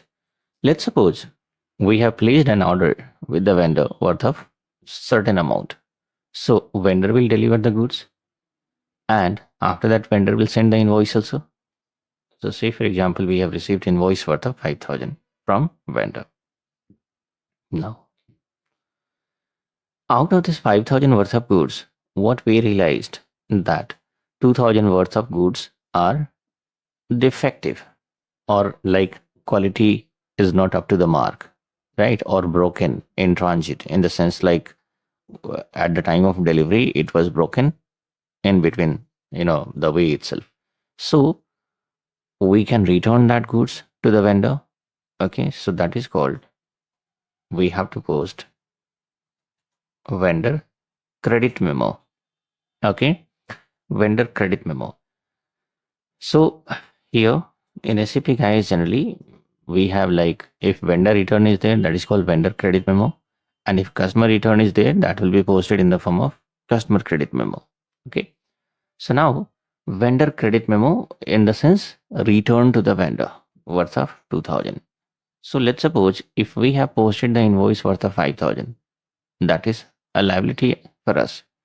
Now since we have returned the goods worth of 2,000 rupees, that also need to be posted, right? Once we post this 2,000, then what will happen? Then SAP will reduce this 2,000 from 5,000, and our actual liability become 3,000. In the sense, in future we have to pay only 3,000 rupees to the vendor. Okay. Now, so invoice is posted, credit memo is posted, and finally, once we, okay, so once this invoice become due, then what we have to do? We have to make the payment also to the vendor. So vendor payment also will be posted. Okay. So vendor payment will be posted worth of 3,000. Let's suppose 2,000 worth of goods we have returned to the vendor. So let's suppose there is a vendor called ABC Limited. So in this vendor, we are having three different kind of transaction. Invoice is there, credit memo is there, and vendor payment is there. So by looking at this amount, how you guys will come to know which one is invoice, or which one is credit memo, or which one is payment? Okay. So guys, we are having document type. So with the help of document type, we can determine what kind of transaction it is. Like here, vendor invoice will be posted against KR document type. Vendor credit memo will be posted against KZ document type, and vendor payment will be posted against KZ document type. Okay. So these are the different document type which is used at the time of transaction posting. Now the question is, do we need to select the document type manually by user or consultant? So generally, no, it is not needed. Okay, it is not needed. By default, whenever we post a transaction, so we have to use a relevant transaction code. Say for example, FB60 can be used here. FB65 can be used here, and F-53 can be used here for payment.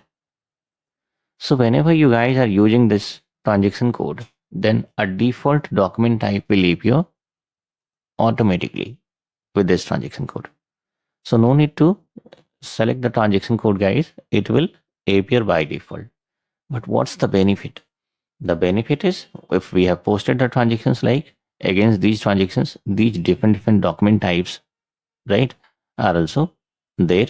In the sense, while posting vendor invoice, it is posted against KR document type, credit memo KG document type, and vendor is posted against KZ document type. So by looking at document type easily, the user can be able to realize that this is the vendor invoice, this is the vendor credit memo, and this is the vendor payment. And even if somebody want to filter, like how many credit memo we have posted, how many invoice we have posted, right? So even that also can be filtered in report. So generally what happened, so this is what the exact use of document type. The same thing is applicable in case of customers also. Customer invoice, customer credit memo, right? Customer payment. So if that is the case, in that case, customer invoice means DR document type. Customer credit memo will be posted against DZ document type. Customer payment will be posted against KZ document type. So this is what the first use of, in the sense this is the use of a document type. Apart from this, document type is having certain controls also, guys. That's the reason I said like first use. Now, what next? It is having certain control. Let's have a look. So it controls the document number range and fields as well, header text and reference field. I will tell you guys now. Let me log in. Do we need to define a new document type? So no need to define a new document type, guys. Okay. New document type, because SAP has delivered the standard document type. That's more than enough to meet our requirement. Okay. But I'll tell you now. Generally, okay. So recently, one of my student had shared one video link he has shared, because one of his friends shared that video and saying that he was taking training from somewhere, right? So I just watched one video, and that took few minutes only, and the faculty was explaining document type itself. Okay, so what faculty, I was totally surprised that faculty was simply saying that, guys, in real time, we never define the new document type, we never define the new posting key. So, guys, this is a misleading information, right? I'm just saying that no need to define a new document type. It doesn't mean that in real time we don't define the new document type. Of course, based on requirement, we can define the new document type. If it is needed, we can define new posting key also. What is this posting key? That I'm going to explain in next session, or maybe next to next session. That posting key also I have already written here at last topic, right? So that also will be explained. So don't listen such kind of things, guys, isn't it? In real time, of course, we define a new document type based on the requirement, and if it is required, we can define a new posting key. See, the thing is, if we never define a new document type, then why SAP has given this option? Look at here. If you go to OBA7 transaction code, here we have options. New entry option. It means you can create. If you click here, you can define a new document type, right? So why this option is given by SAP if we never define? So don't listen such kind of things, guys. Lots of people are there. Again, I'll not make any comment against the faculties and all, right? Because that's fine. But the thing is, like, this is called misleading informations. So, and there are like multiple such kind of things are there. The uses are something else, and the things which is being explained by faculty, that is something else. Okay, so whatever is explained by faculty, again the candidate has listened the same thing, and if the candidate explained this during interviewer, of course they will reject. So but the student don't know like what mistake they have done. Okay. Okay, so beware, guys, whenever you're watching something, whenever you are like doing something, even you can check on nowadays on Google, everything's are available. So you can check on Google also. But again, on Google also, uh, it's not like that all the informations, whatever you guys are seeing, that is a correct information itself. There also lots of incorrect informations are available, because let's suppose somebody has written a question, and in that below that question, multiple answers are there. So maybe few experts has given the answer, but multiple students has also given the answer, right? So students means that is their predictions, that is their assumptions, and that may be right or wrong both. Okay, anyway, so we diverted from topic. So now, so I was like saying this document type. So now the next control is, look at here, it controls the document and number range. What I said here, JV posting, SA document type, vendor posting KR document type, customer posting DR document type, right? And against document type, what happened, guys? Number range codes are assigned. And against this code, we have created a number range we have created here, right? Number range is given against this code itself. Look at here. I'll just show you. Go to OBU A7 once again. Click on position and give here SA document type. This is for JV posting. Double click. Look at here. A number range 01 is there, isn't it? So when we post a transaction, system triggers document type. Within document type, we have given number range 01. Click on number range informations, and here for our company code against 01, what number range is given?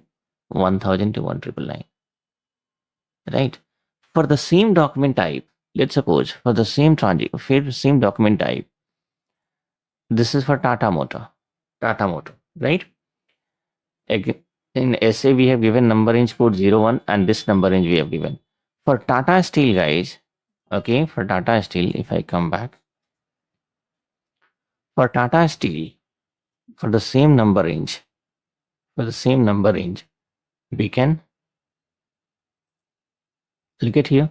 For same number range code, we can create, let's suppose, if I give 2000 to 2999. So what happened? Same JV, if it is posted for Tata Motor, a number range will be, in the sense, document number will be generated, and that will be one series number. One series means starting from 1000, 1002. But for the same transactions, if we post the same transaction for Tata Steel, a different number will be generated. If we give like this number range in that case. Okay. So just I'm quoting the example. So generally what happened? Okay. Do you want to exit? Yes, I want to exit. Now don't create for Tata Steel right now. So generally it controls the number range as I told, and then it controls certain fields. What are the fields, guys? That is header text and reference field. Okay. Header text and reference field. See, I'll tell you generally. If you go to transaction code, like let's suppose use FB50 for JV posting, your document type SA. Here we are having two fields, reference and header text, right? So these two fields will be controlled by document type, not these fields. These fields are getting controlled by what? These fields are controlled by field status variant, if you guys are able to remember. Okay, if you guys are able to remember, these fields are controlled by field status variant, and document type control only these two fields, reference and header text. That's it. Look at here, we are having control here. Okay, so these two fields are controlled by, if you apply a check mark, then what happened? These two fields become a required entry. If you save it, I'll show this practically.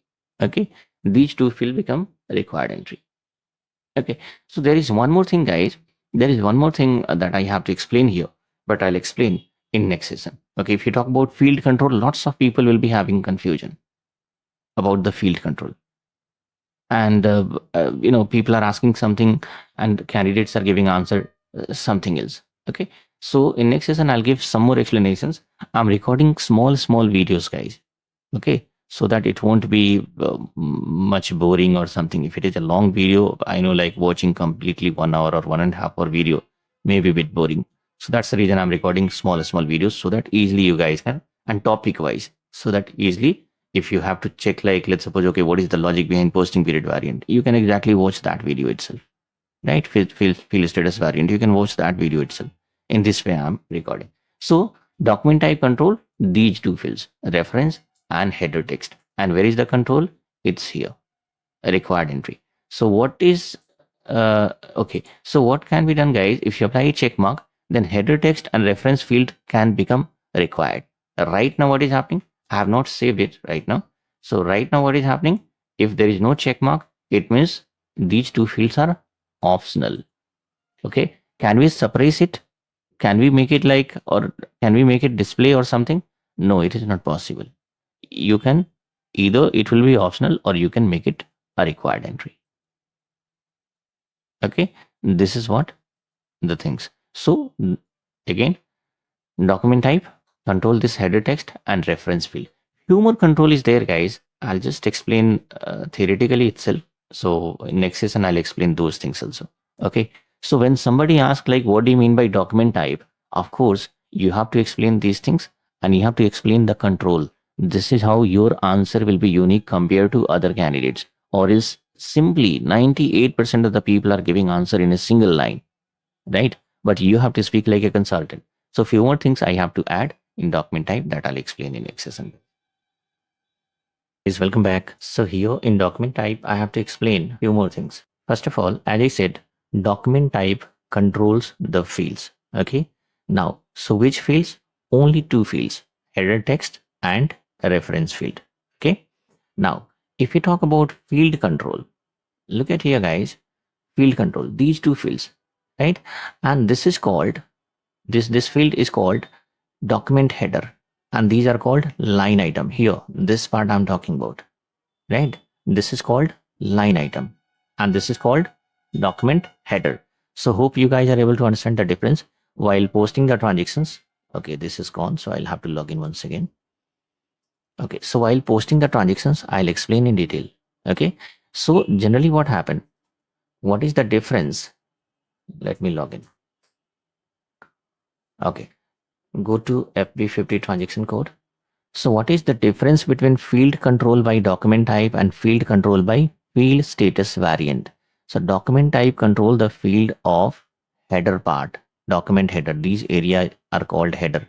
Or else I'll just do one thing. I'll open another, what to say, this one, F-02. Okay, F-02. What happened? The same here, the same transaction, same JV can be posted by using F-02 and same JV can be posted by using, same JV can be posted by using FB50 transaction code and F-02 also. Practically, I'll show you guys how it is getting posted and what is the difference between these two transaction code. Right now, just focus on this one. So whatever these parts are there, guys, this is called header data, document header. And at bottom, look at here, the line item. Okay. Here also the same thing is there. These parts are called header, document header. And these all parts here, these entire parts are called line item. Okay. So generally what happened? Field status variant control the fields of line item, right? And document type control the fields of document header. In document header also we are having multiple field like document date, posting date, currency, right? Document type. So generally what happened, only these two fields will be controlled by document type. Either you can make it optional or required, right? Now apart from this, can we make like currency as an optional? Impossible, guys. How can you make, if you're posting a transaction, of course transaction has taken place in a particular currency, so the currency must be there. So there is no chances at all that we can make this field as an optional, right? Without entering currency, if you have posted, let's suppose if SAP allow to post a transactions without entering currency, how you will come to know like this amount is in US dollar or euro or Indian currency or Australian dollar, right? So currency must be there. In the same way, document date, posting date also, it must be there. Without entering these details, you cannot. Document type also, it must be there. So that's the reason I'm saying here, these two fields only, SAP is saying that these two fields only, you can make it here. Look at here. So these two fields only, can be, it can be made as a mandatory or optional. Remaining are, we don't have any control. These by default these are mandatory and by default these are optionals only. Okay, so that's fine. So generally what happened, document type controls fields. Okay, only two fields. Apart from this, guys, there is one more thing. If you have a look here in document type, go to OBA7. Use any document type. Generally, initially we have to post JV, journal voucher, right? So use SA document type here. Be familiar with this document type. Double click here. So look at here, number range. Okay, that is fine, is explained. These two fields I have explained. Okay, this is like okay, exchange rate type will be explained later. No need to worry. That is going to be, this is the additional things which I'll add.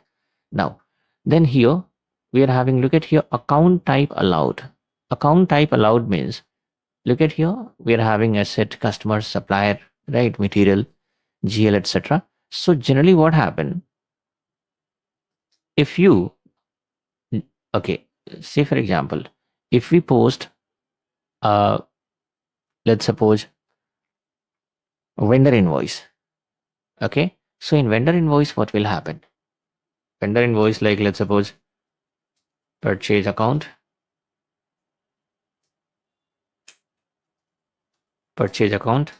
debit, and vendor account, credit. This is what the accounting entry. Purchase account. Purchase account means it is a GL account. So here, GL account. And this vendor is, vendor means some ABCD, ABC Limited. There'll be a name of vendor. Let's suppose ABC Limited. Okay. So this is your vendor account. Okay. Now, so look at here, when we post a vendor transactions, in that we have involvement of GL and vendor. And for vendor invoice, what is the document type? KR document type, right? So generally what happen, come back here and click on position, use KR document type and double click here on KR document type. Here what happen, if I do like this, okay, it means what happened, look at here, for by using this KR document type, we can post the transactions for these two account type only, right? Supplier and GL, these two only will involve. Apart from this, any asset related transactions cannot be posted.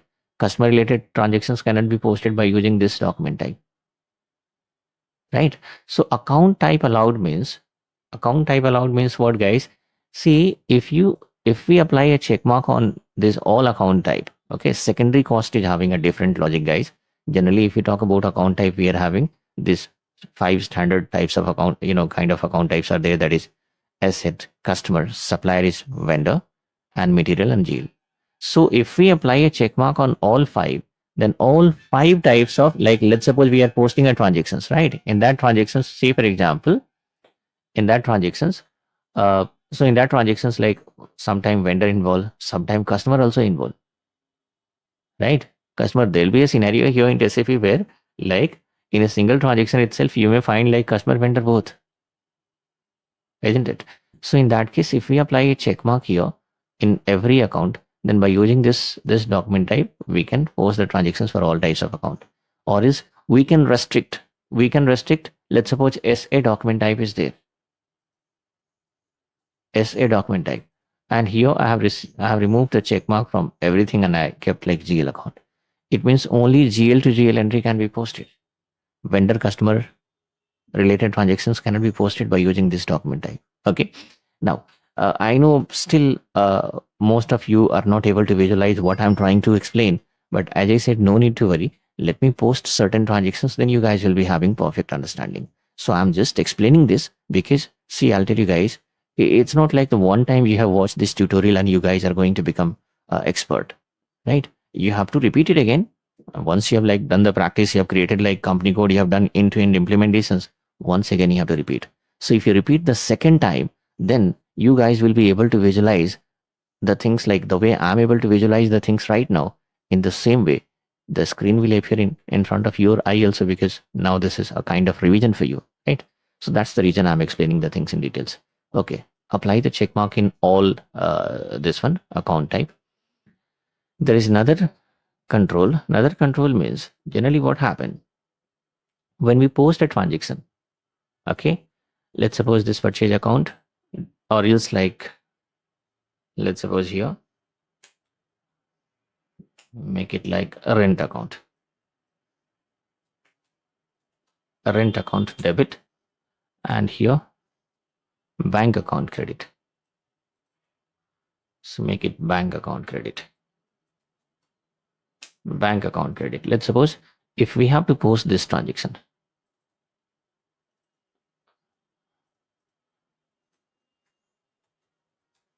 Okay, we have to post this transactions. Rent account debit, bank account credit. Now, so pretty simple. This is JV, GL to GL entry. Here also GL and here also GL. So in that case, SAP will trigger which document type? SA document type. Why? Because JV posting is possible by using transaction code FB50. Here also T codes appear, guys. Which T code? This is screen like I have entered a transaction code. So which transaction code I have used? So look at here. Here it is appearing. In your case, there might be chances that a different information is appearing. In that case, what you can do, guys, you can click on this black, look at here, black symbol. You click here, and then you need to select this transaction. Okay. Sometime what happen if for certain for some of the user, this user ID will appear. For some of the candidate, client code will appear. Right. Different informations are there. So you can select the transactions. In that case, whatever transaction code we have we have used, that will appear here. Okay, now so what I was explaining here, that while JV posting, let's suppose we have made a mistake. Okay, instead of 2000, right, we were supposed to post the transaction worth of 2000, but instead of 2000 I have given 5000 here. Now what to do? So in SAP, transaction deletion is not possible. Okay, in the sense we cannot delete the transactions. Okay, in certain circumstances it is possible, but generally in real time those practice won't be followed. So that's the reason I simply said that it is not possible, because in real time what happened, guys, if somebody is trying to delete the transactions, no, that is not possible. For practice server, of course, if we want to reset the what to say things and all, that is possible, we can do it. Or initial, if we are in the let's suppose implementation stage, at that point of time, yes, if we want to format the server, if we want to delete the things, transaction data and all, that is possible. But once the system is gone live, and after that if we have to delete something, so lots of restrictions are there, and that's the reason I simply said that it is not possible. Okay, so in real time, generally what happened, in production system it is not possible to delete the transaction. So what happened, the mistake has taken place. Instead of 2000, 5000 worth of transaction is posted. So in that case, what we have to do, guys, we have to go for reversal. Okay, that is called reversal, or it is called document reversal. Okay, document reversal means this is a transaction, this transaction I have posted, this is called document. It means we have posted a document. Now, since there is a mistake, so we have to reverse this entry. Now, reversal means what will happen? Look at here. The same transaction will be again reversed. Okay. How this reversal entry will be posted, that also I will let you know. So here, bank account will be rent account. Earlier it was rent account debit, bank account credit. Now in reversal, what will happen? Same rent account is credited here and bank account is debited here. So look at here, this debit 5000 and credit 5000. So debit and credit, the balance becomes 0. It is nullified. And here bank account credit 5000. Now there is a debit 5000. So here also it becomes 0. So we have to go for document reversal. Reversal is also a transaction posting, guys. Okay. So reversal is also a transaction posting. So, and for every transaction posting, what happened? A document type will come into picture. No matter whatever kind of transactions are there, in every transaction type, in every transaction posting, document posting, a document type will come into picture. Okay. So here for reversal also what happened, guys? A document type should come into picture, because this is again a kind of document posting itself. Okay. So at the time of reversal, which document type will come into picture? Look at here.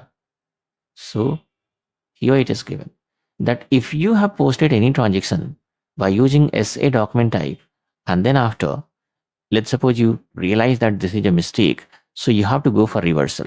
So while posting the reversal, system will trigger AB document type. In the sense, if I have posted a transaction here, this transaction, And if I have to go for reversal, by default, at the time of reversal posting, SAP will trigger AB document type. What is the benefit? The benefit is pretty simple, guys. This rent account debit 5,000, which is posted against SA document type. And just below that, we are having rent account credit 5,000, but AB document type is there. So user will be able to understand easily that yes, this is the reversal. Okay. Apart from this, we are having multiple other options, like we can specify in text field that this is the reversal of which document. So once I post practically, I'll let you know. So even at the time of reversal, system need a document type. So how SAP is able to fetch this reversal document type, guys? So that is also being determined by system from the which one? From the source document. Source document means this is the source document. Now we have to reverse this one. Let's suppose while posting this transaction, SAP has generated a document number 1005. Okay, 1005. So here, this 1005 becomes source document. We have to reverse this one.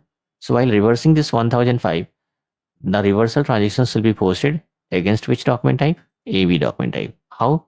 Because SAP will check what is the document type of source document. So document type is SA. And then SAP will check in background what is the reversal document type of SA. So SAP found it's AB. So by default, what will happen? And automatically SAP will trigger this AB document type. Okay. So this is what I just wanted to explain, guys. Okay. So document type means, look at here how small topic is there. Within 2 minutes, it can be finished, or max to max 5 minutes, 2-3 line explanations. And apart from this, I can show a screen that look at here. This is how document type APO, and this is how document type looks like. But if you know these control, and if you guys are able to explain these control, of course, your profile will be considered as a consultant.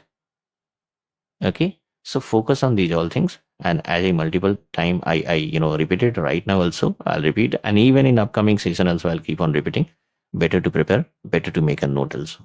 Okay. So here I've explained the document type, guys. Hi guys, welcome back. So we are in basic setting, and in basic setting, I'll explain another important topic called tolerance group. Tolerance group is also very important topic, guys. And here, what I'll do, I'll divide this tolerance group explanations into two parts. One is basic explanations, which I'm going to give here in this session, and that you have to follow right now. And second one is in-depth explanations. Okay, so that you can just listen and you see that what to say in the second lecture I'm going to explain this. So you have to listen, but in-depth explanations you have to follow when you go for revision. In the sense, when you watch the same tutorial second time, at that point of time you can go with the scenario which I'm explaining in-depth explanations. Okay, right now what you have to do? Right now you have to explain this basic. You have to follow the basic explanations which I'm giving right now, and the way I'm configuring this, you have to follow. Okay, so let me explain the things in detail. If you talk about tolerance group, look at here, guys. Tolerance group setting makes sure that employee do not exceed their limit in terms of amount or discounts in financial transactions. Okay, whichever transactions are getting posted, guys, here into SAP, all the transactions are financial transactions itself. Okay, so here tolerance group is having certain control. What controls are there? So look at here. The employee do not exceed their limits in terms of amount or discount. So I'll quote an example here. Let's suppose,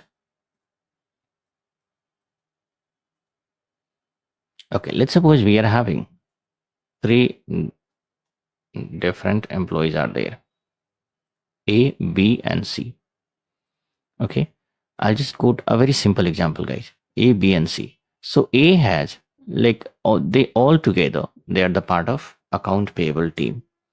A is maintaining the master data. Okay, MDM, master data maintenance team. Okay, so A is the part of master data maintenance team where the vendor master, customer masters will be created. B is the part of invoice processing team. Okay, invoice processing. So IP team, I can say. And C is the part of payment processing team. Okay, In account payable also, guys, small, or we can say P2P. So a small team will be there. Few people, responsible for PO creations, few people responsible for vendor negotiations, few people responsible for invoice posting. Of course, in invoice posting, most of the people will be there because multiple invoice we receive on regular basis, and few people involved in payment processing. So A is the part of master data maintenance, and of course, master data team also will be there. The people who maintain the master data in SAP. Let's suppose if we have to do business with a particular vendor. So for that vendor, we have to create a master data first here in SAP. Practically, once I start account payable, I will show you guys how to set up the master data and why to set up the master data. Because your most focus, like your more focus supposed to be on why instead of how. Okay. So these all things will be explained once I start account payable. So right now, these three friends are there. What they have decided, A has, so these all three, they have planned that we can do one thing. A is saying that I will set up a dummy vendor. Okay. A is saying that I will set up a dummy vendor and B will post dummy invoice against this vendor and C will process the payment. Okay. Payment against the invoice which is posted for this vendor. Okay. So generally what happened? A will set up a dummy vendor, B will post dummy invoice and C will release the payment. In the vendor master, A will specify their own account details, maybe belongs to A, B, C, whichever, but account details will belong to these three people only, any of them. So what happened when the payment is processed, the payment gone to their account only. So this is a kind of course, fraudulent behavior, guys. It is a scam. It is a fraud. In SAP, it is not possible because we have multiple checks and control. So almost it is next to impossible. But still, I'm quoting an example here so that you guys will be able to understand what is the exact use of tolerance group. Okay. So A is saying that we can post one invoice worth of 1 CR, 1 CR, right? In the sense 1 crore or 1 million or whatever, 10 million, whatever the amount is there, or 50 lakhs. Let's suppose here 50 lakhs itself. Now, okay. And B will process the payment of that 50 lakh. So when the payment is processed in vendor master, they have specified a particular account, the payment went to that particular account, right? So I'll tell you guys, if ground level people are able to think in this way, what about the people who has developed this entire recipe, right? They're having a very big brains are there over there. They are the expert of from different area. So what about those people? Of course, these things will be there in their mind also. So that's the reason I'm saying that it is not possible in SAP. Multiple checks and controls are there. So here now, so tolerance group also is, we can say, one out of them. In the sense, tolerance group means we can apply our restrictions on these people. We can apply restrictions here. We can apply restrictions like, let's suppose they cannot post a transactions which is more than 5 lakhs. So look at here, we have applied the restrictions in terms of in terms of amount, that whoever the ground level people are there, they cannot post the invoice which is more than 5 lakh. So B cannot be able to post the invoice more than 5 lakh. Again, there'll be a question in your mind. That's fine. So even this 5 lakh also, they can post the 5 lakh worth of invoice. That is also, and they can do the scam for 5 lakh also. 5 lakh is a very small amount. And second thing is, this is the one control I said. They are having multiple controls. So it is impossible. Right? So generally what happened? So SAP is saying that we have such kind of control where, like, let's suppose Tata Motors says that whichever, let's suppose they have segregated their employee, L1, L2, and L3. And L3. So what happened? They are saying that the users which falls under this category, let's suppose these users falls under this category, right? they cannot post transactions which is more than 5 lakh. Okay, till 5 lakh worth of transactions they can post.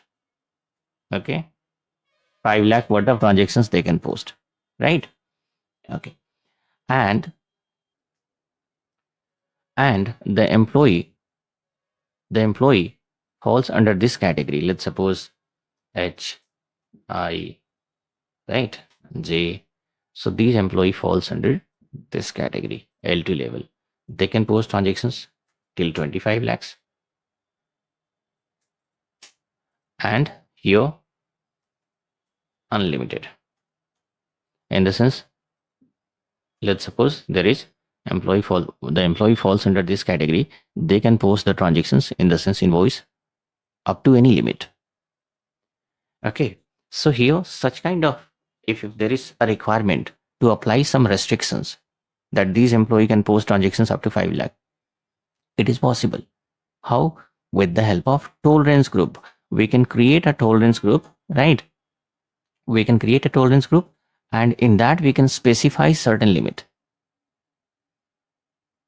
And then what will happen, guys? Once you specify the limit, once you put the restrictions, then that will be applicable. So when these people post, like let's suppose ABC, when they post the transactions, what will happen? They cannot post the transactions which is more than 5 lakh.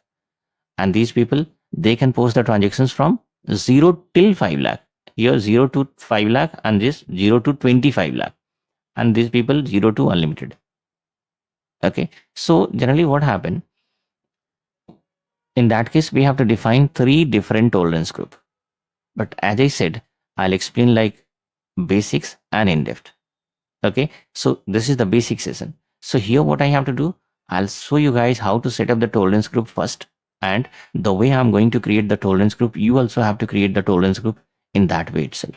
And this scenario, I'll explain in detail in next session. So first of all, let me do one thing. Let me create one tolerance group so that you can proceed further. Okay. So how to set up the tolerance group, guys? Okay. Here we are in SAP. Use transaction code OBA4 and create a tolerance group. Click on new entry. I'll tell you guys, don't enter anything here in group. Keep this group field blank. Okay. In group field, generally there is a logic behind this group field. That also I'll explain. That's the reason I said like I'm going to divide into 2 parts. Okay. So this is the basic one. So first of all, as I said, what is the use of tolerance group? So use I have explained, right? It controls, right? It controls some certain things. Which kind of control? That the employee is there, they do not exceed their limits. Which kind of limit? In terms of amount or discount. That employee can post the transactions up to 5 lakh only. If the transactions which is more than 5 lakh will not be allowed. So there will be a question. What will happen if we have the invoice worth of 10 lakh or 50 lakh or 90 lakh? Then what will happen? There is a solution. Okay. So I'll explain in next session. Right now what I have to do, let me create a basic tolerance group. Keep this group field blank itself. Give your company code here. The company code is TM1. And here you can give amount per document. So give here 10 times 9. Here also you can enter 10 times 9. Here 5% discount you can enter. And here you can enter certain amount. And here also certain amount. And press enter. Look at here. As I said, don't enter anything here in group field. And first of all, save it. Okay. Save it. So look at here. It is saved. Now here, let me explain one by one. So first of all, as I said, like group will be explained in next session. First of all, let's have a look. Amount per document. So here, what happened? If group field is blank, then this setting is applicable for all user. Okay, it is applicable for all user. Now let's suppose here I have given. Here I have given, let's suppose some 10,000, and here I have given 5,000. What does it mean? It means, look at here, amount per document and amount per open item. What is the meaning? We have 2 different kind of transactions. One is called ZV. ZV means rent account debit. So let's suppose here 5,000, and bank account credit. Okay. 5,000. This is called JV. This is GL to GL entry. Here the transaction has already taken place. Now we have to post into SAP. Okay. So this JV means this is called GL to GL entry. So for this one, if any GL to GL entry is there, right? So for this one, we have given restrictions here that till 10,000. If any JV posting is there, then user can post the transactions till 10,000. Okay. Or else if you increase here, it can be 20,000. It can be 1 lakh, 5 lakh, 10 lakh, whatever it is. Right. This is for JV posting. Okay. If you post at vendor related transactions, let's suppose, so vendor means purchase account debit, again worth of 6,000, and vendor account credit worth of 6,000. So this comes under open item. Open item means when we have posted a vendor invoice, okay, so this 6,000 will be treated by system as an open item, and it will remain open item until unless we make the final payment to the vendor. Okay, so vendor or customer related transactions are called open. Okay, so vendor or customer related transactions are called open item. Okay, so whenever we post any vendor or customer related transactions, then look at here, the limit become 5,000. And when I post a transactions where like GL to GL entry, in the sense for JV posting, we are having limit till 10,000. This is what the use. So give unlimited here. 10 times 9 means it is called unlimited. Right now there is no restrictions. Practically I'll show you the restrictions once we post the transactions. Okay, so right now don't apply any restrictions here, guys. Okay, now cash discount. Cash discount means generally what happened. Let's suppose there is a customer. Okay, so first of all, the scam can be like in terms of this kind of invoices. Somebody has posted for 50 lakh invoice and they have created dummy vendor, and against that 50 lakh worth of invoice is posted. Then what happened? Of course, and then the payment is run. So we have reduced the limit and we are saying that you can post an invoice worth of 5 lakh only. Okay, you can post the invoice worth of 5 lakh only, or you can post the invoice worth of 2 lakh only. So in that case, what happened? Again, there may be a question that okay, so we can post multiple invoice. This B can post multiple invoice worth of 5 lakh, 5 lakh, 5 lakh, 10 invoice can be posted, right? But even the audit also happen, guys. Time to time audit is also happening, right? Second thing is like during payment also we are having certain control. Okay, so if somebody is able to post the invoice, that's fine. But during payment, of course, they will be caught. Right? Here at vendor level also we are having control. At vendor level also we are having control. If somebody has created a new vendor, for that also audits are happening. That how many vendor creation requests we have received officially and how many vendors are created here into system. So that's the reason I'm saying it is impossible. But just to explain the use of this tolerance group, I have quoted this example. So instead of 50 lakh now, we have put the restrictions in terms of amount, that is 5 lakh. Okay. Now, second thing is, let's suppose this ABC is there, right? Out of which like B. Okay. So B is posting, let's suppose, a customer related transactions also. So an invoice is posted. Okay. Let's suppose B has posted one customer invoice worth of 50 lakh. Okay. Customer invoice worth of 50 lakh. Now, B is saying to the customer, just do one thing. You make the half payment only. And for remaining half, I will just give you a discount of 50%. Customer will be happy. In that way also scam is possible. Or else the customer belongs to like, let's suppose, a close relative of B. So B said like, you just do one thing. You just make the half payment, remaining 50%. I'll show in terms of discount here into system and I'll post it. So we have sent an invoice worth of 50 lakh, but the customer has paid 25 lakh and B is going to show the remaining 25 lakh in the form of discount that we have given 50% discount. So even in terms of discount also we are having, look at here restrictions. You can specify that the maximum discount can be granted up to 5% only, or maximum discount can be granted up to 2% only. Right? Any amount can be specified, or 1%, whatever it is. Okay. So this is what the use of discount grant. Then we have this permitted payment differences. Okay. What is this permitted payment differences? So let's suppose we have a customer. Okay. We have a customer and we have sent an invoice worth of, we have posted an invoice worth of, let's suppose 5 lakh, right? Or let's suppose 4.5 lakhs against a customer, that ABC Limited. So it is not 4.5 lakh, guys. I'll just specify here like 1 lakh some 5 rupees. 1 lakh 5 rupees. Okay. An invoice is sent, the amount worth of 1 lakh 5 rupees.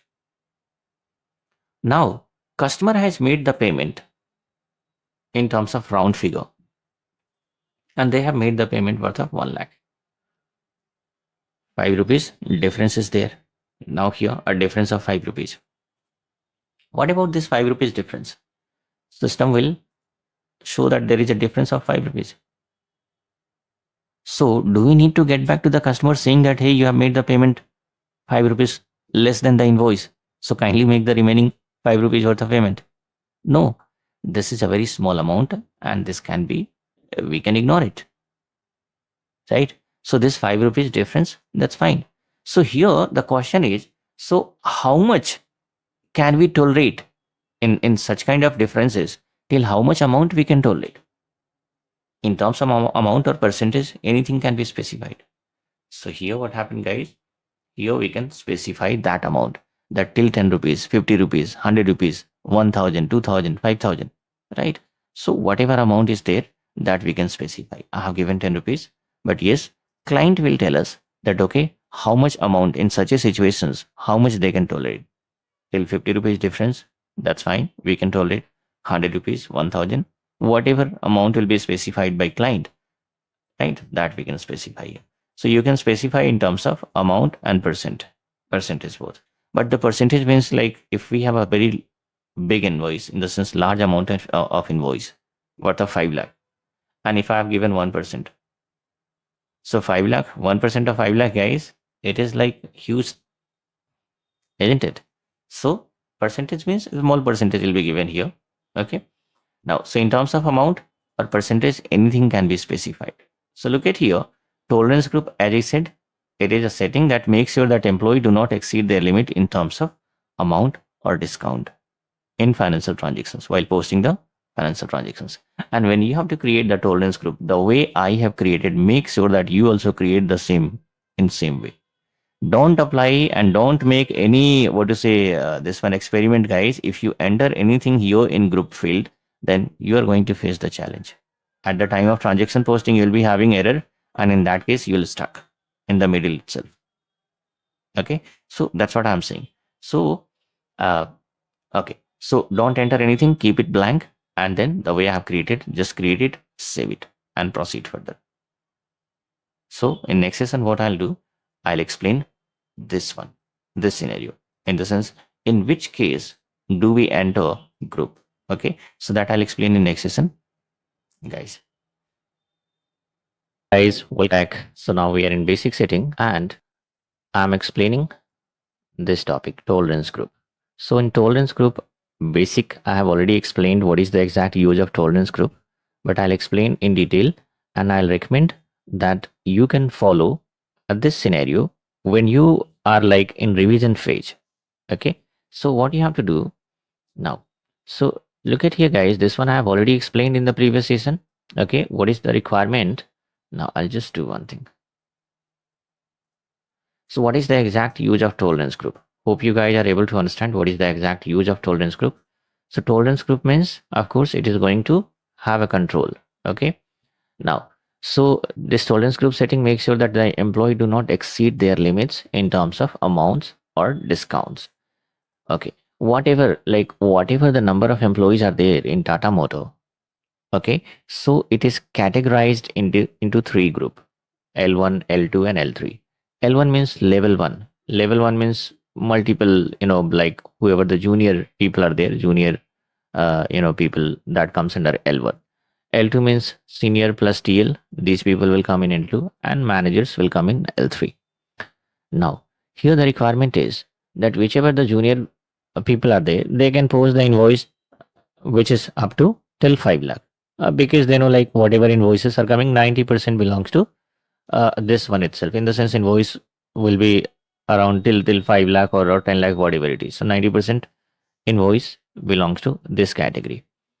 Some 7-8% invoice belongs to this category, and only 1 or 2% invoice which is having a very heavy amount, right, that belongs to, like, which is more than 25 lakh. See, I'm just quoting an example. Instead of 5 lakh, here Tata Motor can, in real time the criteria may change. They will send like, here it should be like till 20 lakh. Okay, here it should be like, let's suppose, till 75 lakh, and here it is unlimited, right? So we need to understand the logic behind these configurations, and I have quoted a small example here.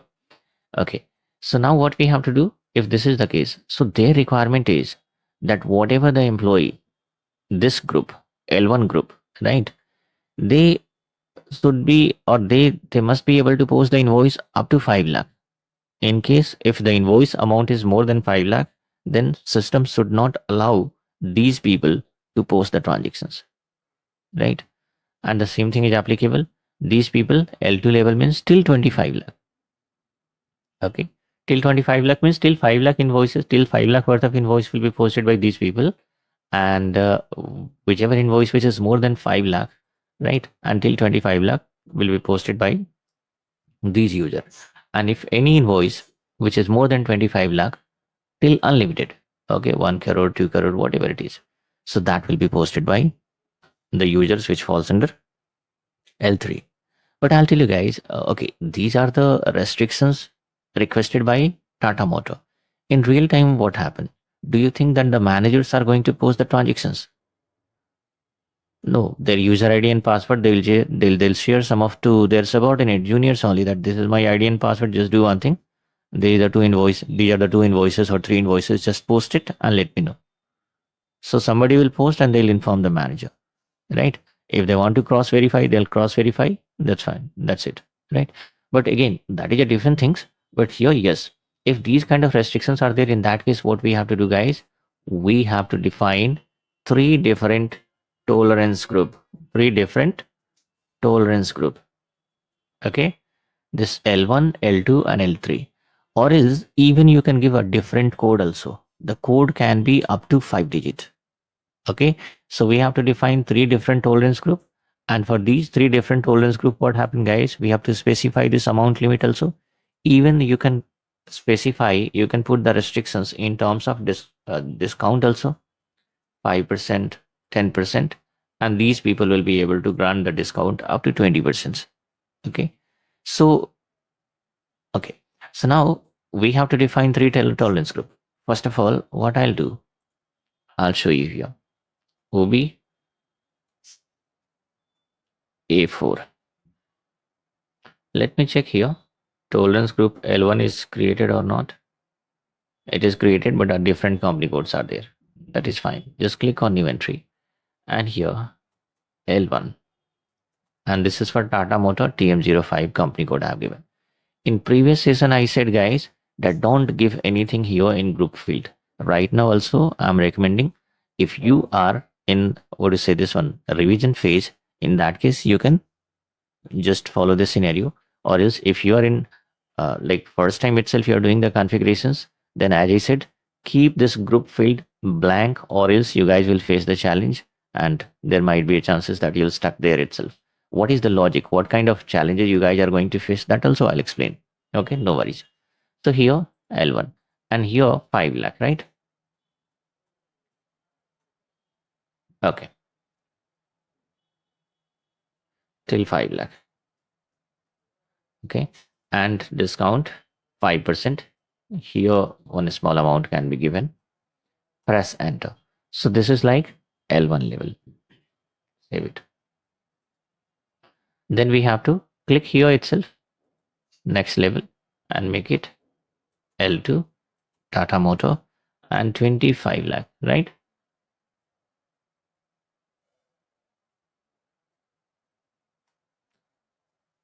So L2 means 25 lakh, and these people, whichever user ID falls under this category, comes under this group, they can grant a discount up to 10%. So that 10% I have given here also. This one is having a different logic, is already explained, right? When we have like invoice and payment. So between invoice and payment, if there is a minute difference, small difference, in that case, system will allow to post the payment. Okay. So that's the reason here I've given 10 instead of 10. It could be 1,000, it could be 100, it could be 500, whatever it is. Just save it. Okay. So L2 is also created. The next one is L3. And here unlimited means 10 times 9. So guys, unlimited means 10 times 9 we have to enter. And this, okay. And if you talk about discount, it is going to be 20%. In the sense, L3 level people can grant a discount up to 20%. And here difference is 10. That's fine. So what I have done, guys, I have created 3 different tolerance group. What next? The next one is we have to assign the user ID against these tolerance group. How SAP will come to know that these users, right? For these users, there is a restrictions up to like 5 lakh. They can post the transactions up to 5 lakh. Okay. So for 5 lakh, we have created a tolerance group L1. And against this tolerance group, we have to assign all this user ID, right? So how to assign? Now here, I'll just do one thing. I'll go to OB57 and here click on new entry. And so these are the user ID and here tolerance group L1, right? So like that we can, against every user ID, what happened, guys? This L1 tolerance group will be assigned. And press enter. So here I am facing an issue because these user IDs are not created. Okay. An entry already exists with the same key. I think somebody, no, these user IDs are there. Somebody has already created. So that's fine. Let me do one thing. It's already there. So just come back and here, yes, it is already there.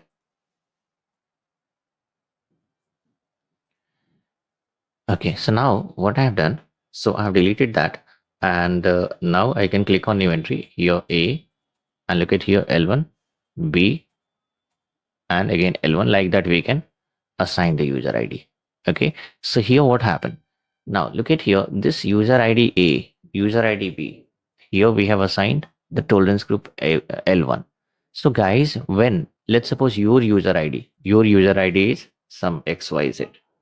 Okay, so against your user ID also, I have assigned this tolerance group L1. Okay, now what happened? So whenever, uh, so look at here, whenever you guys are going to log in, even user ID is also updated here, right? So you have to log in with a particular user ID. So when A will log in into system, user A will log in into this SAP system and trying to post the transactions for Tata Motor, right? So for Tata Motor, in the sense, look at here.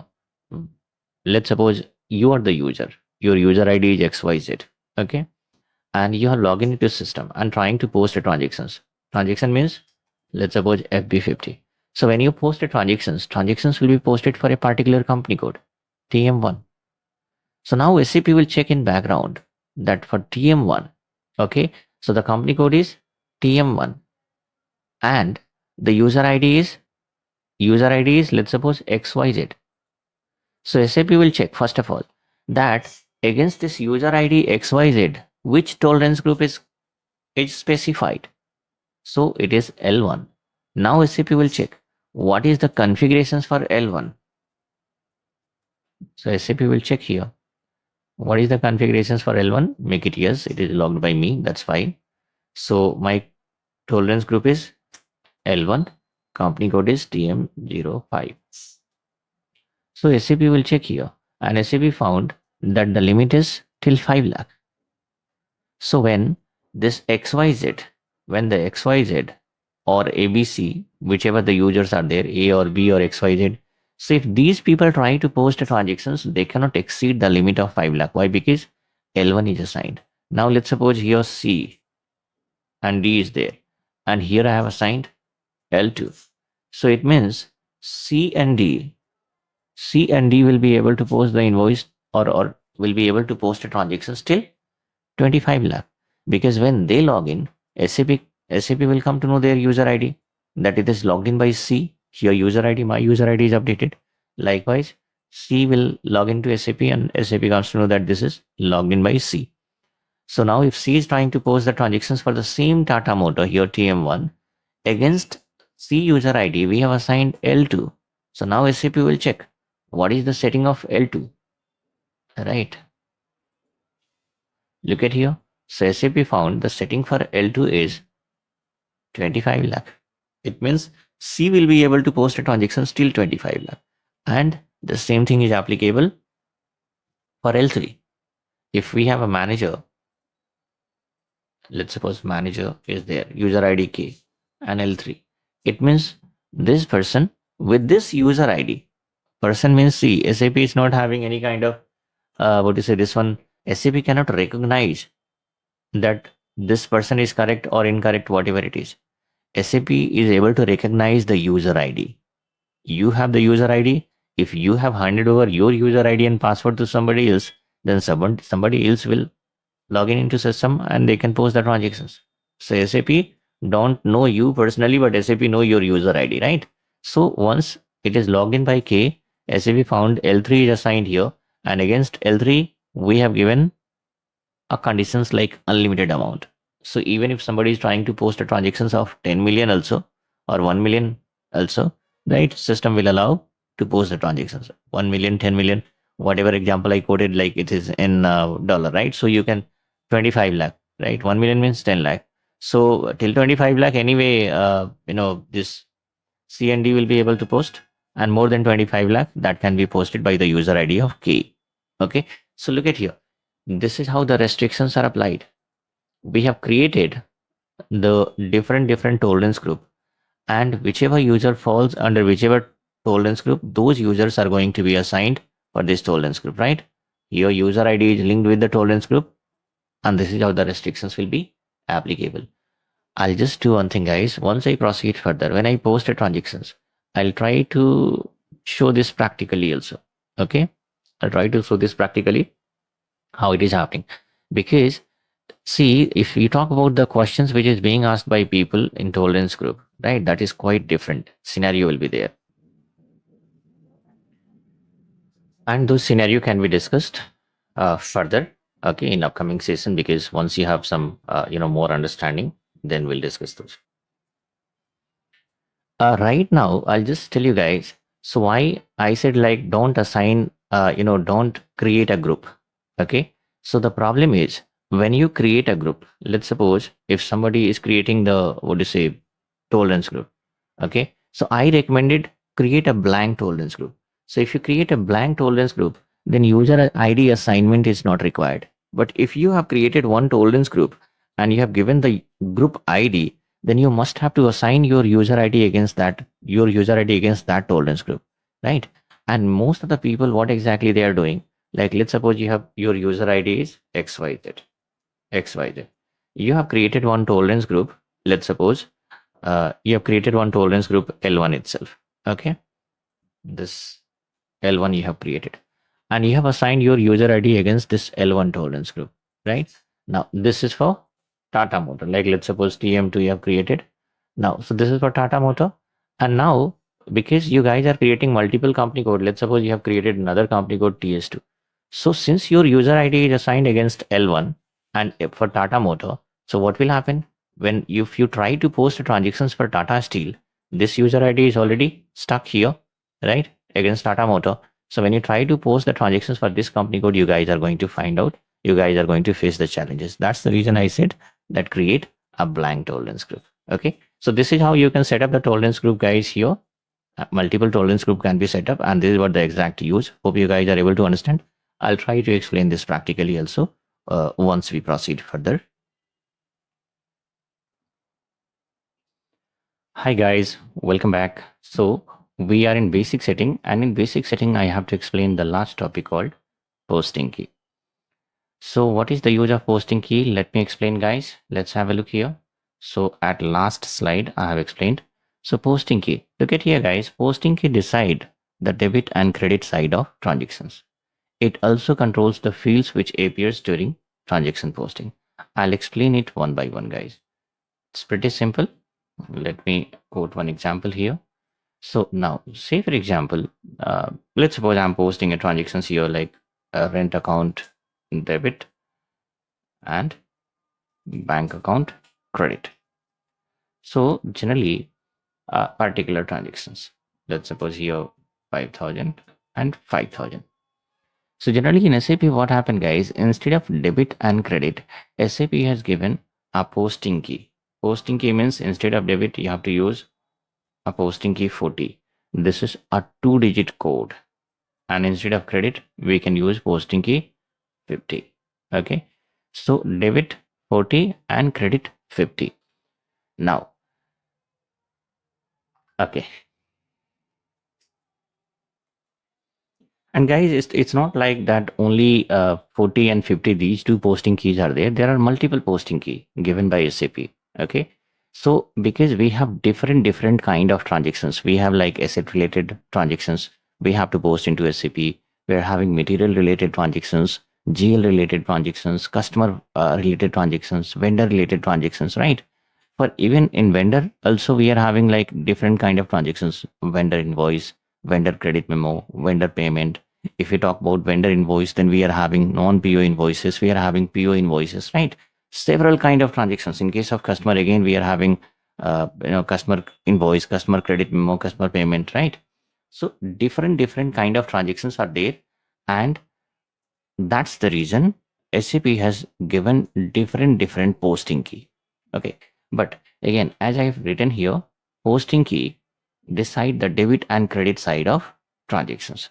In the sense, look at here, I have shared one screenshot also. This is the posting key 40 and 50. 40 for debit entry and 50 for credit entry. Okay, that is for GL account. When we post a JV, when we post a GL to GL account, GL to GL entry, in that case, what happened? Debit and credit 40 and 50. These two posting key will be used. Like that, we are having customer. For customer, we have 01 and 15 for debit and credit. Okay. Apart from this 0 and 15 and 15, we have other posting keys also for customers. And similarly, for vendor, we are having 25 and 31. These are the posting key that is being used. And apart from this 25 and 31, even we have other posting keys also for vendor. And like that, SAP has delivered several posting key, which is being used in different transactions. Now, the question is, SAP has given multiple posting key. If you have a look here, I'll just log in.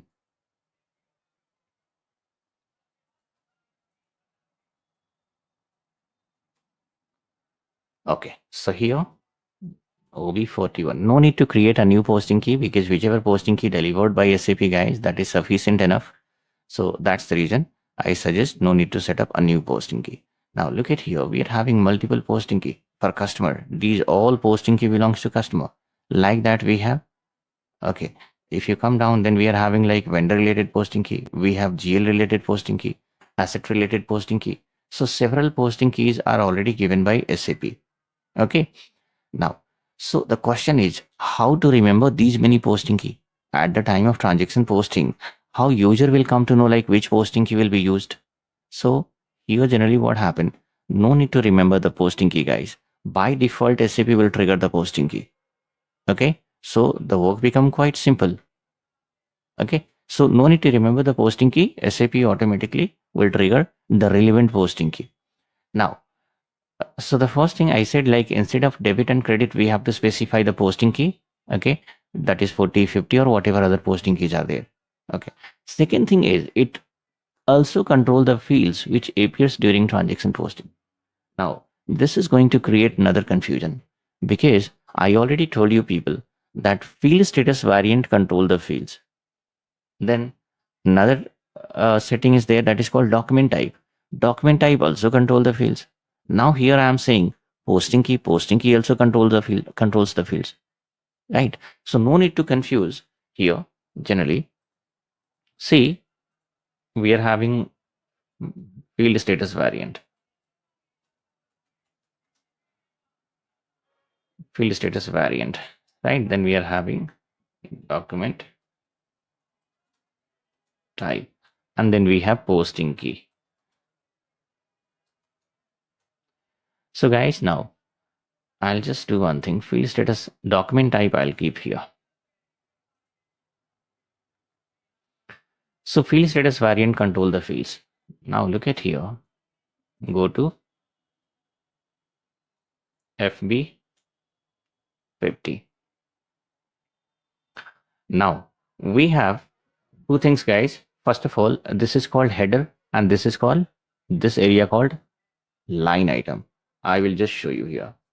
Okay. So this is our this entire area. This is called line item, right? This is line item, and then here we are having header.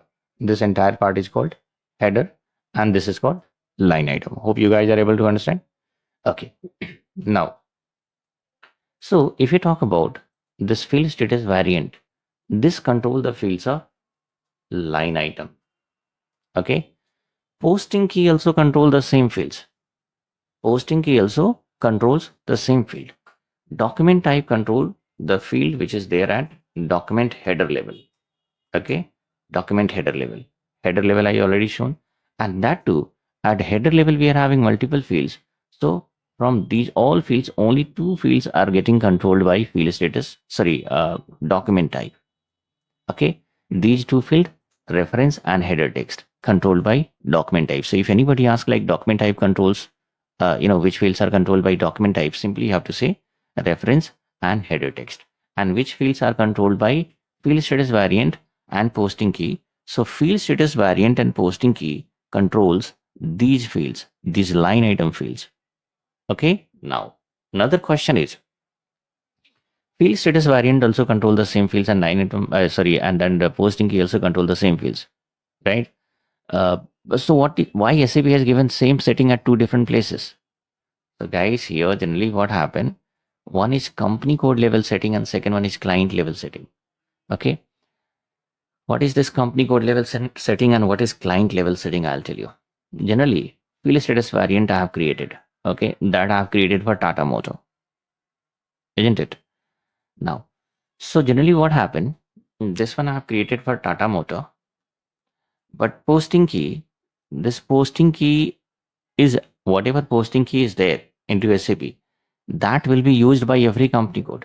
So here, if I made, let's suppose, a text field as a required entry in field status variant, if I make the changes, then what will happen, guys? The impact will be there at Tata Motor. Whereas the same change, if I made at posting key level, let's suppose text field, I'll make it required. So this will be applicable to every company code. I'll just, so here go to OB 41. And let's suppose here, any posting key, click on here, maintain fields, look at here. So multiple fields are there now. So whatever changes I make, whatever changes I make here at posting key level, this is applicable to every company code. Tata Motor, Tata Steel, Tata Chemical, because every company codes are using this posting key, right? Whereas field status variant that I have created and I have assigned to Tata Motor. So at field status variant level, if I make any changes, then what happened, guys? Then that is applicable to a single company code. Whereas if I made any changes at posting key level, that is applicable to every company code, right? And posting key level, there is one more thing, debit and credit wise, right? So debit and credit wise means if I make any changes here in this GL, right? Not this GL, this posting key. I'll just show you a different posting key, which is frequently being used. Okay. That is posting key 40. Okay. I'm showing here, but I recommend not to make any changes here, because once you guys make the change, then of course, like it will be having impact to other people. Yes. While posting the transactions, I'll show the difference practically here. At that point of time, if you guys want to test it, you can test it. And once again, I recommend everybody to restore the settings. Restoring in the sense, look at here. I just shown here that these are the setting here. I simply made it required. Okay. I did the testing. I shown guys the impact. After that, what will happen? I'll simply restore. So generally what happen, other people will not be having issues because in this server, multiple other candidates are also there.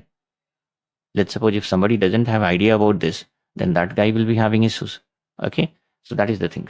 Don't make any changes right now, and practically I'll show this again at the time of transaction posting. So generally what happened, posting key. So hope you guys are able to understand. First of all, posting key decide the debit and credit side of transactions, and second thing is it also control the fields which appears during transaction posting. At the time of transaction posting, whatever fields are appearing, these fields are controlled by posting key as well, right? And same field controlled by field status variant also. And what is the difference? If we apply changes at field status variant level, then the impact will be for one or two company code. In the sense, whichever company codes are using that field status variant, so on those company code only impact will be there. But if you make any changes at posting key level, then impact will be there at every company code level, right? So I'll show this practically, guys. And here in posting key, nothing much to explore. No need to set up a new posting key because, as I said, like whatever posting key delivered by SAP, that is enough, and that is sufficient enough to meet our requirement.